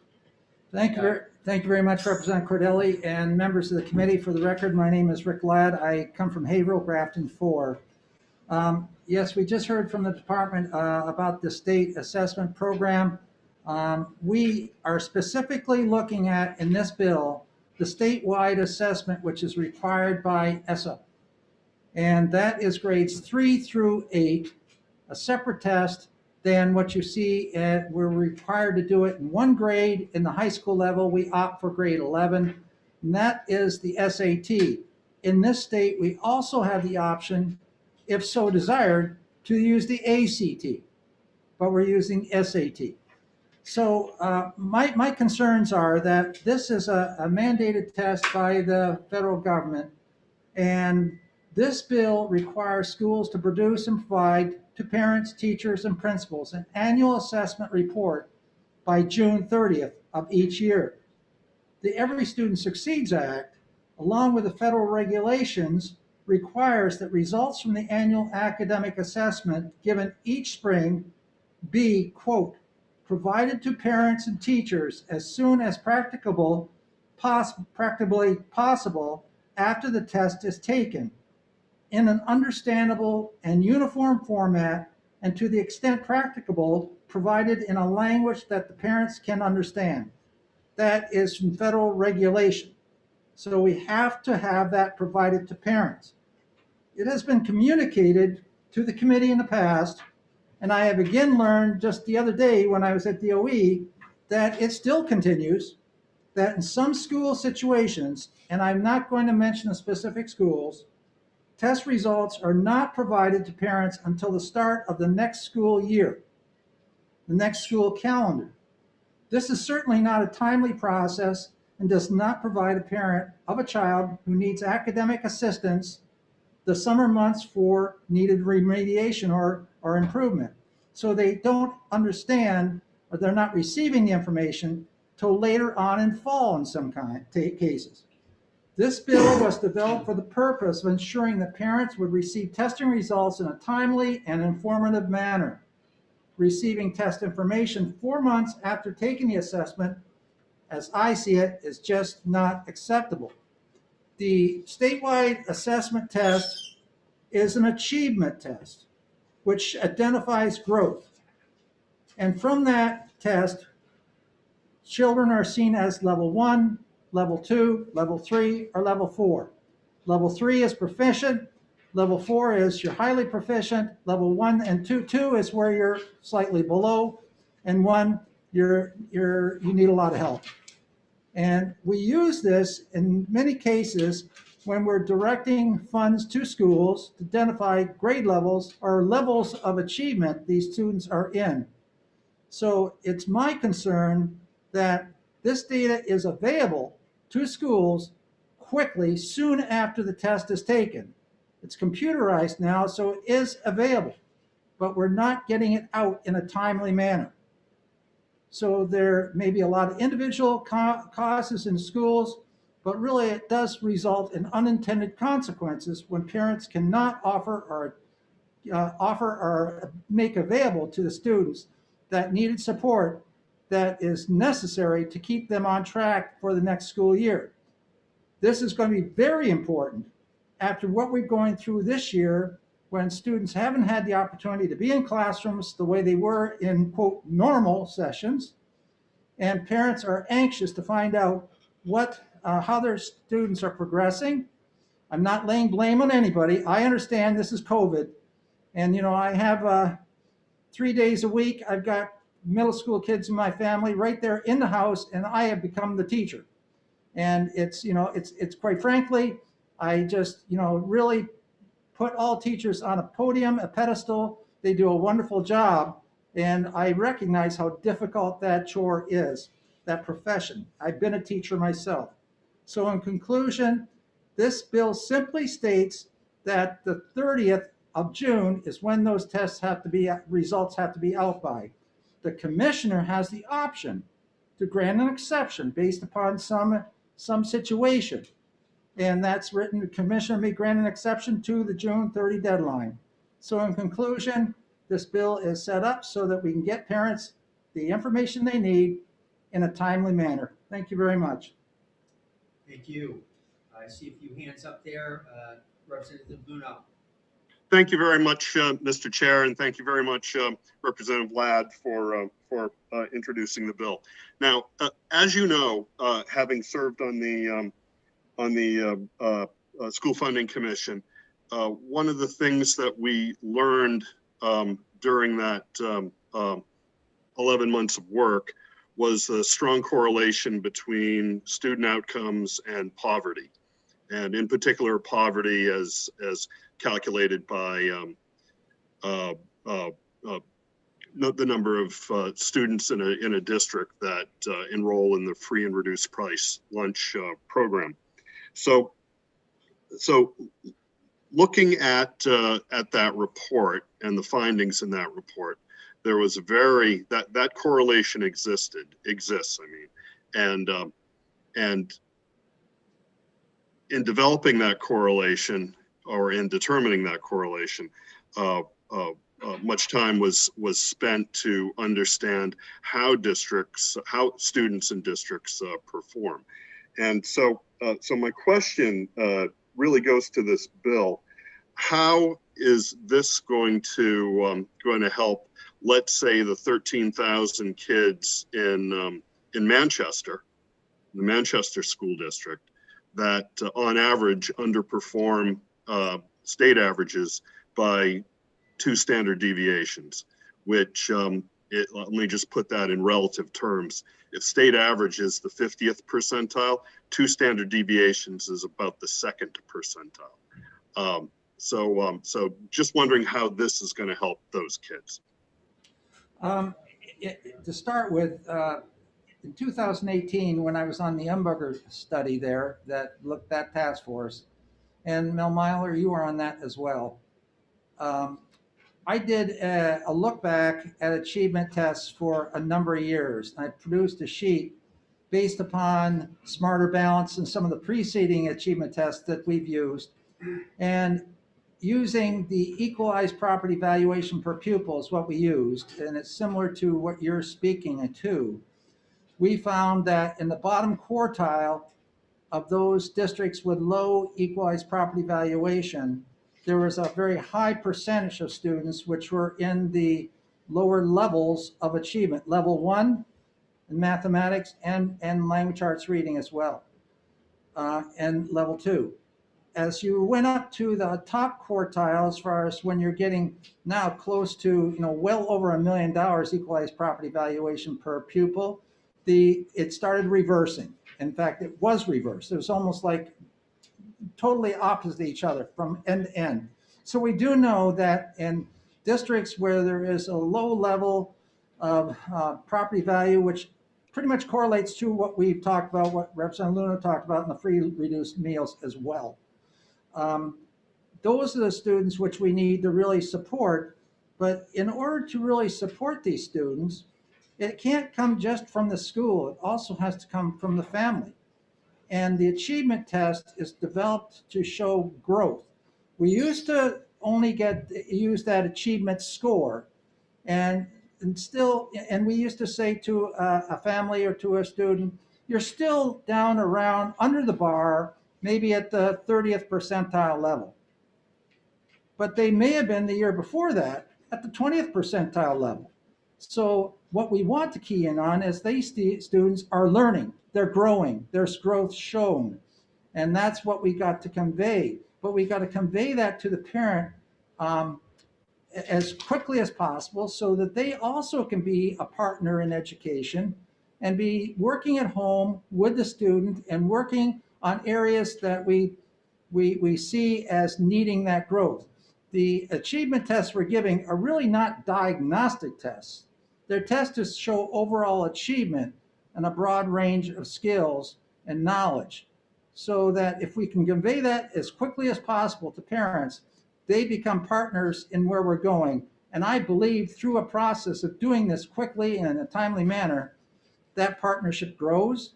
And I know that right now, I wish I had some of that with the kids going to school just 2 days a week, and the kids come home, oh, I'm doing well, but the homework's not getting done.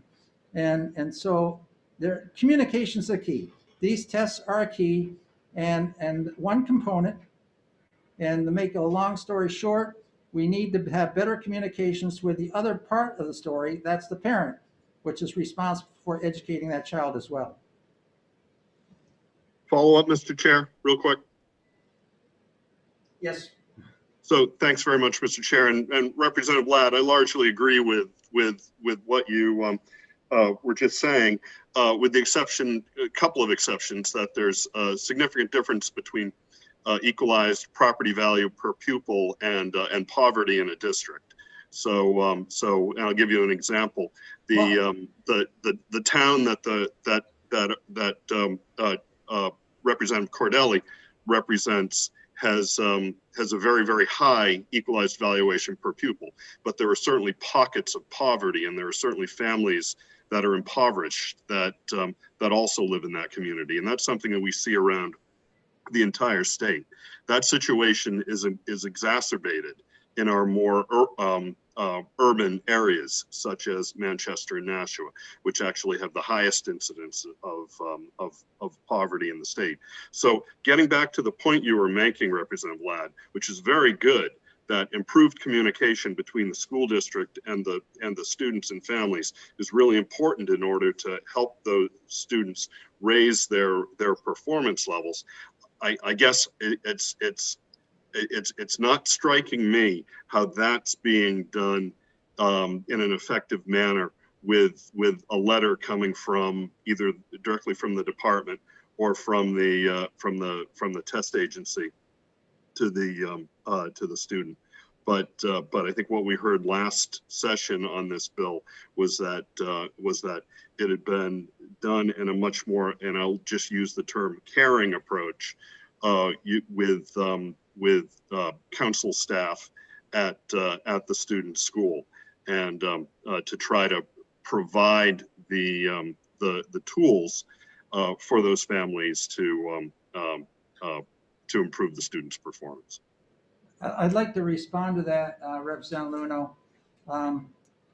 I understand that you have places like Lincoln where the property values are high and you have large pockets of poverty where the locals live. And so there are differences between equalized property valuation per pupil and the number of kids which are, for example, in Title I, Part 4B.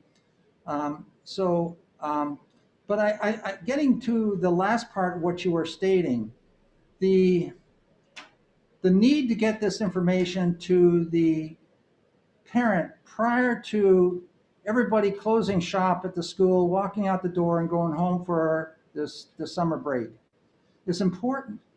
If the parent has that information by the close of school, the parent then has the opportunity to go to school, talk with the teacher while the teacher is still there, and say, okay, I want to work with my child. What do you recommend, Mr. or Mrs. Teacher? And how can I move forward to help my child in this mathematics? So there's no excuse for a school to be holding on to this information and saying, well, we'll just get it out when the secretaries come back to the office here, or et cetera, et cetera. All my years as a school principal, an elementary school principal, we got this information back in a timely manner, and as soon as it hit the school, it was out to the parents. And we had parent conferences before we closed shop. And that's how you get a school to go from level 1 to 2 to 3, is that. So I'll leave it at that. Thank you. Thank you very much, Mr. Representative Vlad. Thank you. Representative Woodcock. Thank you, Mr. Chairman. Representative Ladd, thank you for your comments. I want to just bring back some history and then a question, if I may. Last year, when we heard this bill summarily, some of the school departments that were present to testify in that other world of testifying indicated their concern was that they didn't have a chance to provide students support they needed when the student left June 20th, 26th. They didn't have a program then. And they thought, at least the school administrators were presenting, that they were much better off starting with September with the information and providing remedial instruction, helping them then. I mean, that was the pitch last year that they presented. I understand your June 30th piece. But I think the way the bill is constructed now with just June 30th, and I mean, you can even mail it out by June 30th. The schools are gone. Forget the remote, I mean, in real terms. The school, they're already closed for the summer anyhow. But when you have youngsters who are significantly subpar with their performance or success level, and we tell parents, here's where your youngster's not achieving, have a happy summer. And we have, it's really difficult. If this was bridged with a requirement to provide programming in the summer for these youngsters or those things, that would make a lot more sense. This just seems to me that we're giving them people who are already floundering, no even lifeboat. And it's going to be further amplified this year when we see the learning loss because of the remote learning. So it's going to be, I think there's a lot of issues here beyond just the simplified June 30th giving the information. We're just putting them out there. Students who have been successful, when we look at the scores and we look at the income levels as well, we know that those kids are going to have a much better chance. So we're taking the students who have the most difficult opportunity to start with and making it more difficult. So I just think there's a lot of things, Representative Ladd, about this bill that are unintended and could be further improved to make it a great bill than it sits right now. So just curious about your thinking about making a bridge bill with help and just a notice of, I'm sorry. Thank you, Mr. Chair. That is the question, actually. Yeah, I didn't get the question in there at all, Mr. Woodcock, but it sounds like another principle. I feel very strongly that I'd like to work with you or work with anybody so that we can recognize that we can come up with all the reasons for not communicating early to parents. And that is part of our problem as educators. And I'm putting myself in that bag too. I'm an educator. But it's important that we recognize the importance of the parent. And if we have this information back available, this is the way we're going to show achievement and growth. If the teacher that's got the kids for this fiscal year and in the 4th grade sees something going on, there's a recommendation for summer reading. You might want to do this. You might want to go to your public library and get some assistance. And that's all available. It's a shame that we oftentimes get this data back in the fall, or the parent does, and it's not looked at by many staff members in the school because they're so busy trying to close down. But the test scores can get mailed out. If you wait to give it out in the 2nd, 3rd, 4th, 5th weeks of the school year coming, or as late as October, that's old stuff. It's not current. It's now how many 4 months old. I just don't get it. And that I know that after talking with the Department of Education, the test results are available in the spring. And for folks out in the field say we can't get it out that early, I don't buy into it. Thank you. Thank you. Next is Representative Tanner, I believe. Thank you. It's been a number of years since I've been in the classroom, but I remember distinctly having 4 separate grading periods, having within those grading periods halfway a report that went home. This was at the high school level, a report that went home if a student was not performing up to their potential and getting a D or a C minus. So by the time the end of the school year arrives, the parents have had 8 different opportunities to see what the student is actually doing in school.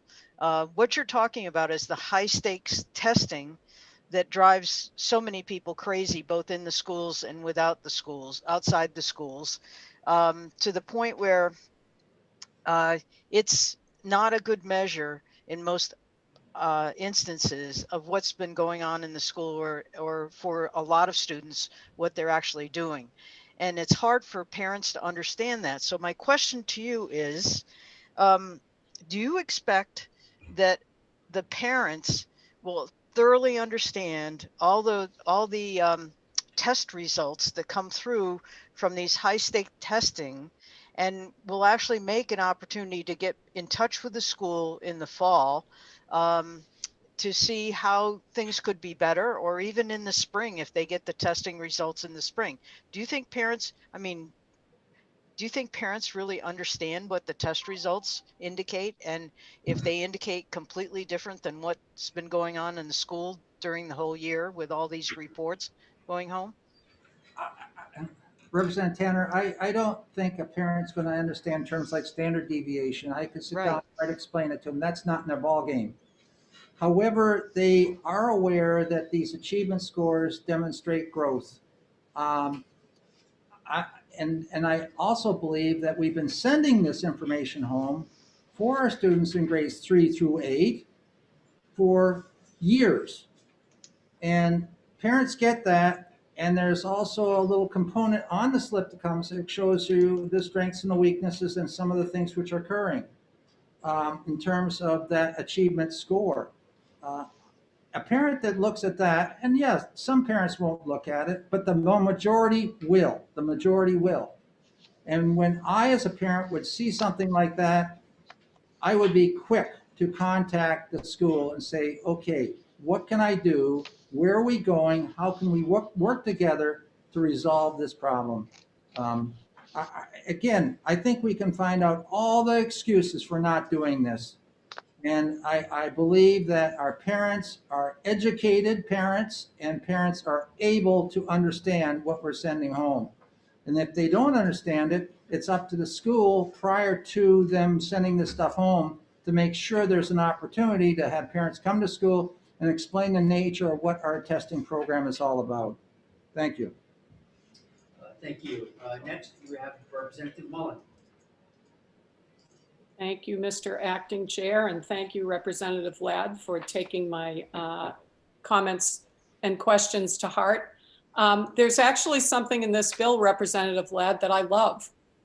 And that is the line that says, the report shall be provided to parents in an informative and instructional manner to help children meet challenging state academic standards and advance student learning. I love that. I love that line.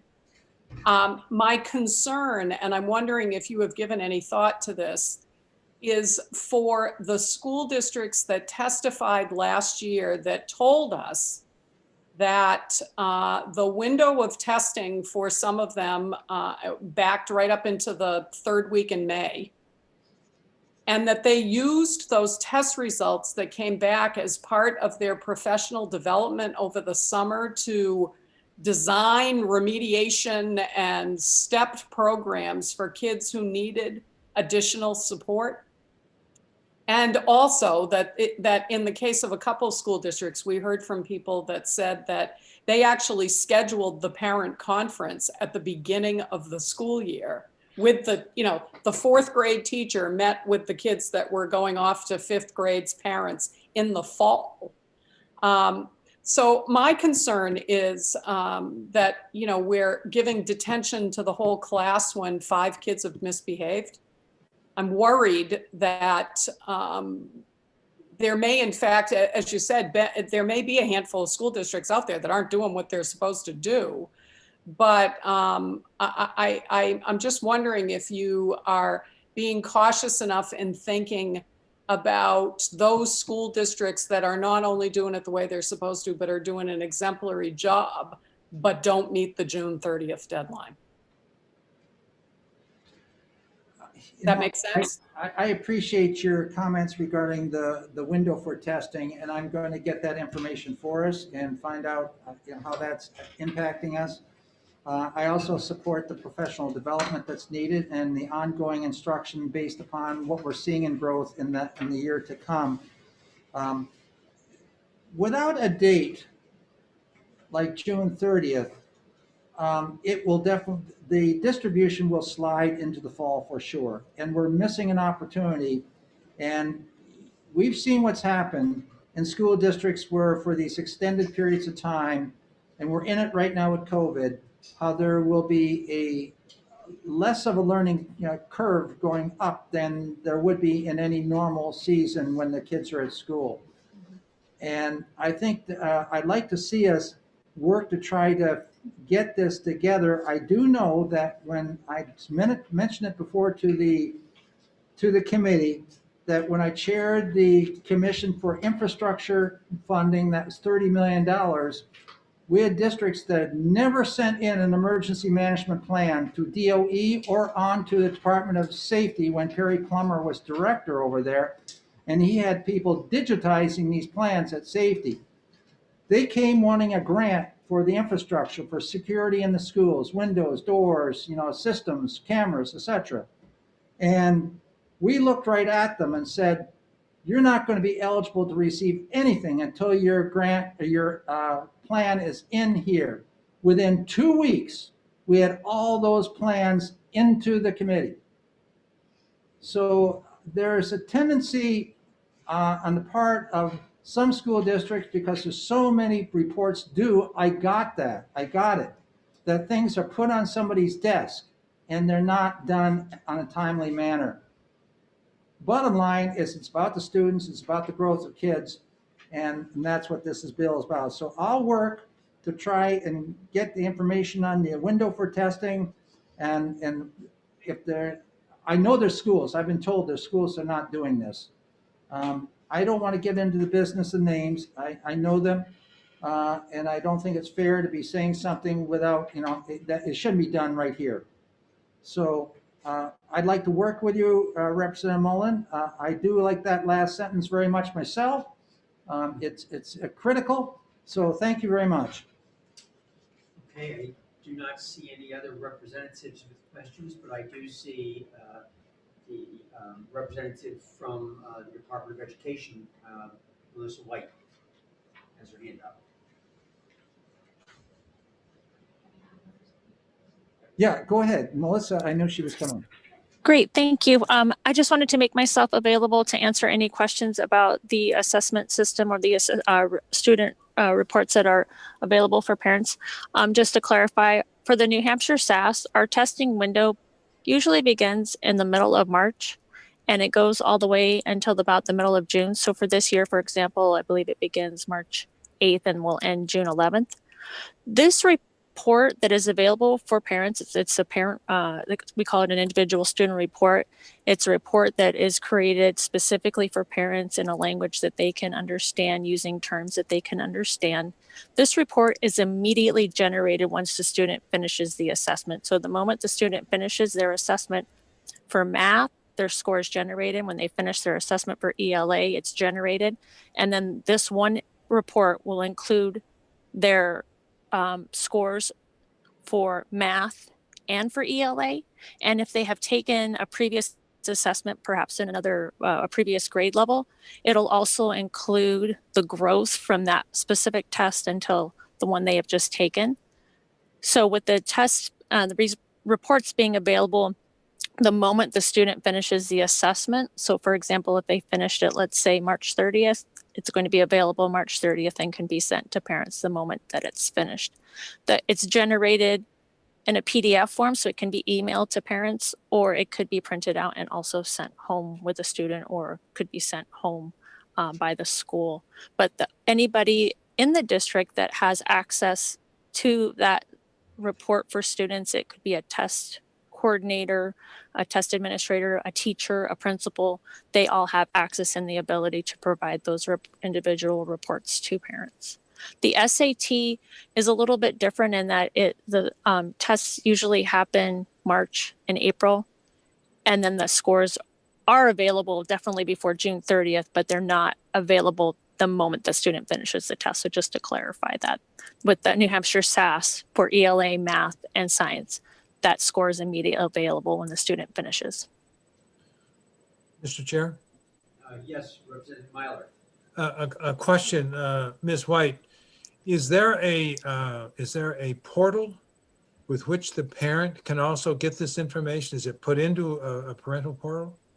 So at this time, we do not have a specific parent portal that's available, but we are working on developing that with our Cambium Assessments, which is our vendor for our assessment system, so that at that point, parents would just have the ability to, give the school permission. The school can provide an email for that student, and then it can immediately be sent. But at this time, we don't have the parent portal option, but we are working on making that available as soon as possible. As a follow-up, Mr. Chair? Go ahead. I'm now chairing. I know. Okay. I don't mean to go back to 194 that we looked at before, but is there a way with which, Ms. White, that the department is contemplating gathering the names of parents, et cetera, so that this could be sent out immediately? So at this time, we don't have the ability to gather up the names and we have parents request that. We don't have that ability to do that internally, no. But with the development of this parent portal through our assessment system, then, we'd be able to, just provide that to parents and they could access it. But at this time, we don't have that capability. Because one of the issues that this committee has dealt with on an ongoing basis, the whole issue of security and names, et cetera. And so that would be one of the concerns I think 194 would have to address too. So thank you very much. Are there any other questions or speakers? We do have one more speaker. Can I also ask a follow-up? Representative Mullen, go ahead. Representative Ladd, just as a follow-up to your testimony while Melissa is still here, what happens to a school that doesn't get their reports out by June 30? Like, who's going to track that information? How are you going to know who didn't get the reports out, and what's the consequence? You want to chair it right now? Yeah. Ms. White? No. Okay. Would you like to take it? Yeah, I'll take the question from Representative Mullen. There really isn't a way to catch this right now. We hear about this when the parents saying, I just didn't get anything. You've hit something that we all have to be thinking about: accountability and oversight on all these programs we have. The DOE is really limited with staff. When you have just one individual maybe in testing and a couple people in finance, we're shallow. And so I think what the oversight really has to come from the district. We have leadership in the district. We have principals in the district. And I think that leadership and best practices has to come from the local level. I don't think we need to say to the department, you have another deal you got to take care of. Fair enough. Thank you. Representative Cornell has a question. Representative Cornell. I think Melissa said that the testing window in some districts went right through the middle of June.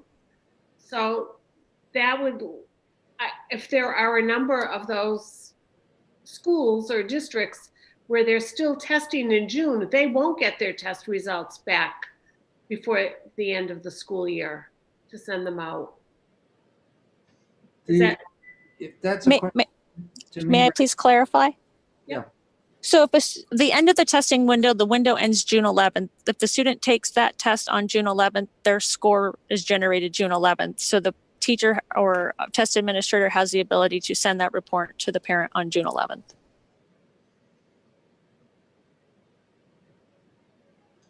Okay. are done the questions to me? Can I take over again? I have a question For whom? the lady who was just speaking. Okay, we have Representative Likas would like to talk to Melissa about the, Melissa White, are you still there? Yes, sir. Okay, we have a representative on the committee, Alicia Likas would like to ask you a question. Thank you for taking my question. I'm just trying to understand, so when the test is done, the results are there, what then is happening at this point between the results are there, the school having the results and the parents are having the results? What is actually happening and what is causing the delay? I'm not sure what that might be on the school end, but I myself was recently a classroom teacher, and so I would have that report. I could look at that report. I could save it as a PDF and immediately email it to a parent the moment that the student has finished the assessment. Thank you. If I chose to print it out, I could just print it out and then send it home with the student as well. So you could do this, so you could do that the very same day that the test was done, you as a teacher could Yes. send the results home? Okay, thank you.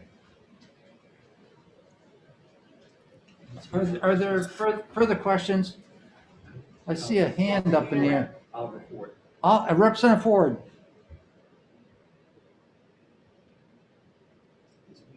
Are you muted, Oliver? He's trying to get it.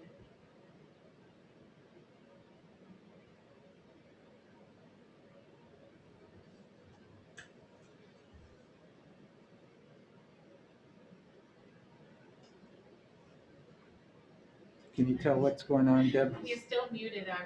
It looks like you're still muted, Representative Ford. Okay, now. There we go.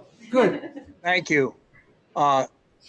Thank you for taking my question. Many of us in this conversation have been in the classroom. Some of us at various levels, and we've also been administrators. What concerns me about this is that we're asking for information that is basically put on a shelf and not used. And we're all aware of how kids are losing progress, achievement over the COVID problem of just that kind of delay. And then I hear us talking about we've got to get the information and we don't act on it until next September. And I'm thinking, as I hear that, why are we doing that? Why don't we link perhaps some of the remedy to getting the information and tie it closer together and look at this as a two-step thing rather than a one-step thing? And just think about it, because we know that most kids learn to read within certain age groups. They learn to do math within certain other age groups. This is something we all know. Then why not say do a concentration on reading in the summer or on math in the summer and link that to these data that we get and work toward the solution so that when they come back in September, they haven't slid backwards, they've moved ahead. So I'm just thinking that maybe this bill needs to be bigger. I suppose that's my question. Well, I can respond, and it's, just not as chairman. Now, I'm away from that bill, but I think that you're talking about a parent also assisting and teaching too, and I concur. We're all in this together, and you have these opportunities. You let 2 or 3 months pass, you're letting, a quarter of the year pass you by. And in terms of the lifespan of a student in school, we can't afford to do that. So I think this bill has a lot of wonderful merits in it. We're just going to have to work to try and figure out how to get it the way we feel we should. I appreciate Melissa White's comments and information. Melissa, do you have anything else to offer us right now? No, I don't think so, but I'm available for any questions. Thank you. So I think what we're going to do is now go on to other presenter, because we have one presenter left, and then we're done with this bill. We're done for the day. So who do we have on the doc? I think we're all done. Oh, we're all done. We're all done then. So if there's no more questions, and I don't see any hands, good. And no hands here either. So I'm going to close the hearing for 194 and 323 and call it a day here. We are now done our docket. Some words of advice for everybody. Set aside Tuesday and Thursday of next week and of the following week. The calendar will be out. We have to get all that scheduled. The calendars are released. Information has to be in by 1 o'clock on Wednesday, and they should be out to you all sometime on hopefully thereafter, Thursday. I'm not going to guarantee, but that's the clerk's office business. So are there any comments now? It's an opportunity for some feedback from those that are online or from the room right here. I just want to tell. Okay, we have, okay, Representative Woodcock. Just a quick one, Representative Ladd. Thank you. Is being home on Zoom, depending on who is speaking in the LOB, some we heard very clearly and some faded away. Representative Cordelli was a great example. At some point, I don't know if he moved, he close to the mic, whatever it was, he came through loud and clear, but when he's starting his opening and stuff was really, you could really hear it. So I don't know if that's a technical piece down there or up here, or just a FYI. Just if I could, the microphones are actually on tables in front of us. I guess sit up as close as we can in our desk area, but that's where the microphones are. So they're a good 6 feet from us. When we started today earlier, we started a little bit late because we had folks from technical side, computers coming in here and juggling these mics around, moving them around. And so perhaps what we'll do next time is we'll make sure we're in here early, turn this system on, and try to see if we can, zoom in from another location of the building if things are clear and can be heard. But I think for our first time, we got to our bills, and I appreciate everybody sitting tight.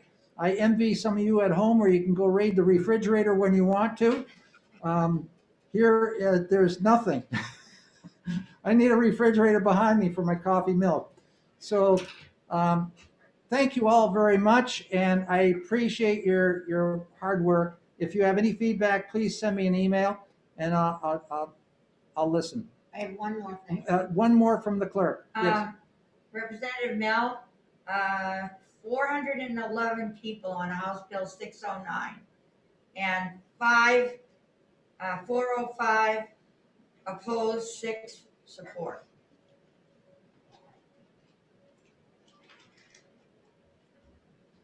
All righty. So thank you very much. And is there a motion to adjourn? So moved. And we got a motion made and a second to adjourn made by Representative Cordelli and Representative Hobson. Just show your hands and we're out of here. Thank you very much. Have a good evening.